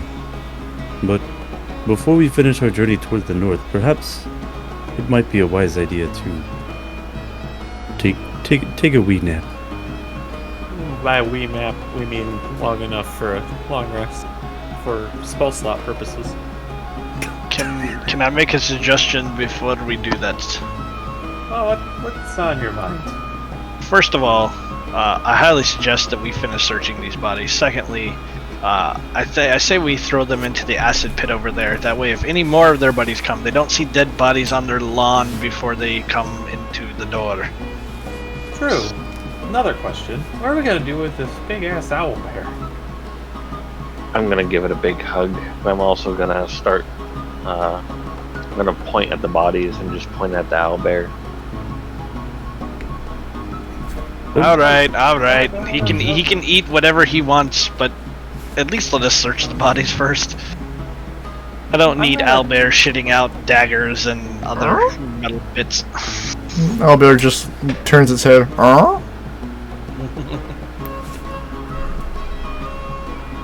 He cracked his beak though, right? Like he's broke Beak Mountain. Yeah, he has a Right chip now? beak. Can somebody with investigation get their ass over here and start fucking looting these bodies, please? Alright, I'll get down and I got a fucking -1 to investigation. I know that's what he's I'll gonna tell me. start. To You don't want me I'll start looking investigating through 'em. nothing. Yeah, +3. Oh, you know where I come from? For some reason, they keep checking the arseholes on these things. And he's gonna walk away. I have a +10, and then my passive is a 20.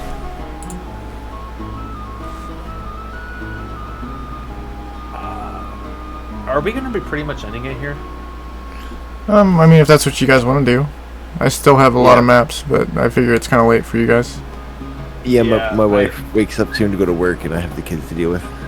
I Yeah. gotta make phone calls and fuck, I've been drinking. I have to go to scrapyards and go find shit. I mean, we don't really have any combat left on this map. I was gonna suggest either calling it here, or we can begin travel to Thunder Tree or Phandalin and camp on the way, as it's gonna be nightfall pretty soon.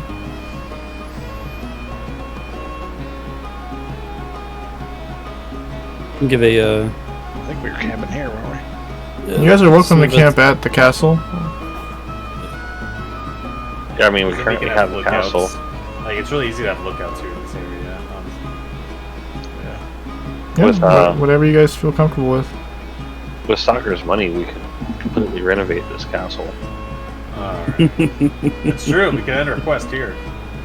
It's a little farther from town, but at the same time, it's probably. I think this is closer to Neverwinter considerably. Let's just see. I'll let you guys make the decision. I gotta make these phone calls, like, right now. Alright. no. Did you find anything on any of these bodies other than what we've kind of looted? Most of them just have chainmail, long swords, Morningstar, hide armor. That big boy, he was the one who had the fancy glaive and the hand axes. McCooley was focused on his notes. Hold off on taking a long rest until you guys decide, or until next time, pretty much. But Yeah. Unless you want us to take a long rest, I think we're camping here. If you guys want to set up in the castle, take your long rest. It's fine. Okay. that is best. If anything pops up, I'm just checking to see if something works here. Oh my god, I can cast spells again now. Ready for more wild magic, boys and girls. Let's go. Got all my stuff back. Alright. You guys take it easy. Yeah, thanks for playing tonight. I appreciate you hosting. It was good. I'm playing a mega charisma character, 6, and then my thing gets another +5 to that, so I actually get a +11 to charisma persuasion checks. Oh I lord. was hoping like to pin this dude down and be like, all right, like, tell me why you captured the dwarf, and tell me this or tell me that, like, and see what information I can get out of him. Yep. Yeah, no, that's Didn't really work out for me. he could have talked possibly. Didn't really work out for me. Whoops. We got Sometimes you real just get- people over the week. I mean, that on top of people like to roll to attack. McCooley's furthering his understanding of animating the dead. He's finally done it. Yeah, you got a You demon guys puppy. have a good one. Oh yeah, talk to you later.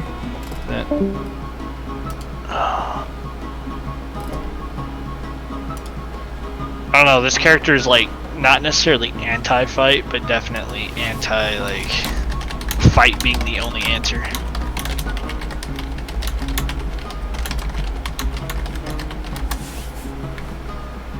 Yeah, no, I see that you're trying to like actually work with the enemies more. Like, hey, we can be friendly. We don't have to kill each other. That's how you got Gorok. What would you do without him? Who would launch arrows like no tomorrow? Gorok's my buddy, man. Yeah, you got yourself a little sidekick. He's like the future Fucking Batman Trunks and to Robin. Gohan with one arm. Anywho. Did Aquaman ever have a sidekick? Because that's basically what he is. Yeah, his orc sidekick. That makes sense. Garth. Apparently Garth was Aquaman's sidekick.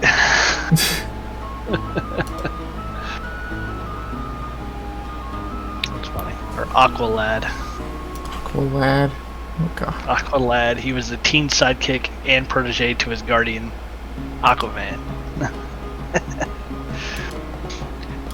Dude, I'll tell you what. You get me some water maps, I swear to God, I'm going to grapple and drown motherfuckers. Well, let me. I'm just gonna reach up and be like yank and just grapple them and be like, yeah, your movement speed 0 and we're just going to sink. While I'm breathing, you can't. Well, I mean, there's quite a few maps that are gonna have water on them. I'm looking at one right now. Drown a motherfucker. In like another session or two, we'll probably end up making it to a map where you will have the potential to do that to somebody. That's gonna be fucking epic. I'm just gonna like stand in the fucking water and be like, come on, come on. I'll make sure to set that up for you at least once or twice. There's, this is Lost Mines of Phandelver and Dragon of Icefire Peak, so with all the content, there's a lot of maps. I actually got the idea to do grappling when we were when I needed to stop people from actually attacking Gorok. You just need to learn how to like jump 50 that other feet. Room. I got in there and I was like, I need grappling. My long-term goal with my players is to essentially turn them into demigods anyway, so we'll figure something out. I'm kind of mad because I realized that Tormund's quest was Dragon of Icefire Peak, and I read through it and I was writing stuff, and then later I looked at Tormund's quest and I'm like, I was gonna do fuck. Oh man! I never actually watched Tormund's quest. So. That's how I started on Robert, but Yeah. he turned Tormund into like a mini Thor, and I was about to do that, and I was like, motherfucker! Like now I look like I'm copying Captain, but at the same time, like it was original up until I realized it was like just a super easy trope. It's just like probably one of the easiest things you could do with this campaign is turn somebody into Thor. Well, I'll figure something else out maybe. Or, if one of you wants to wield a warhammer, figure that out later.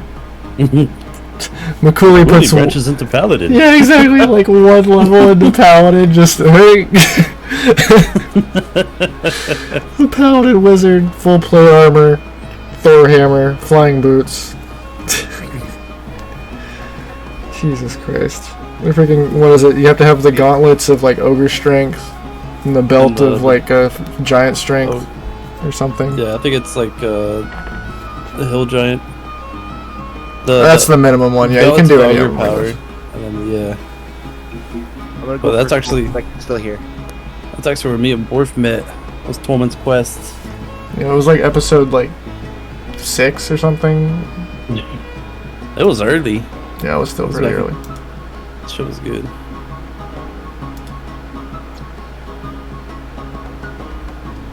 But yeah, thanks for coming through tonight, guys. It's always fun to play a little bit.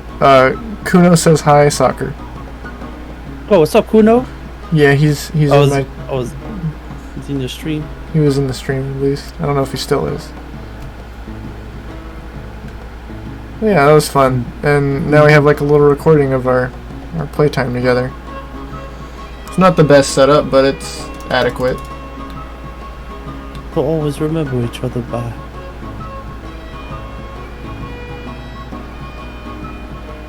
I guess I'm gonna call it then. Let's see. I'm probably gonna stream something else. I'm gonna be on for a bit still. I'm gonna make some food. I'm freaking starving.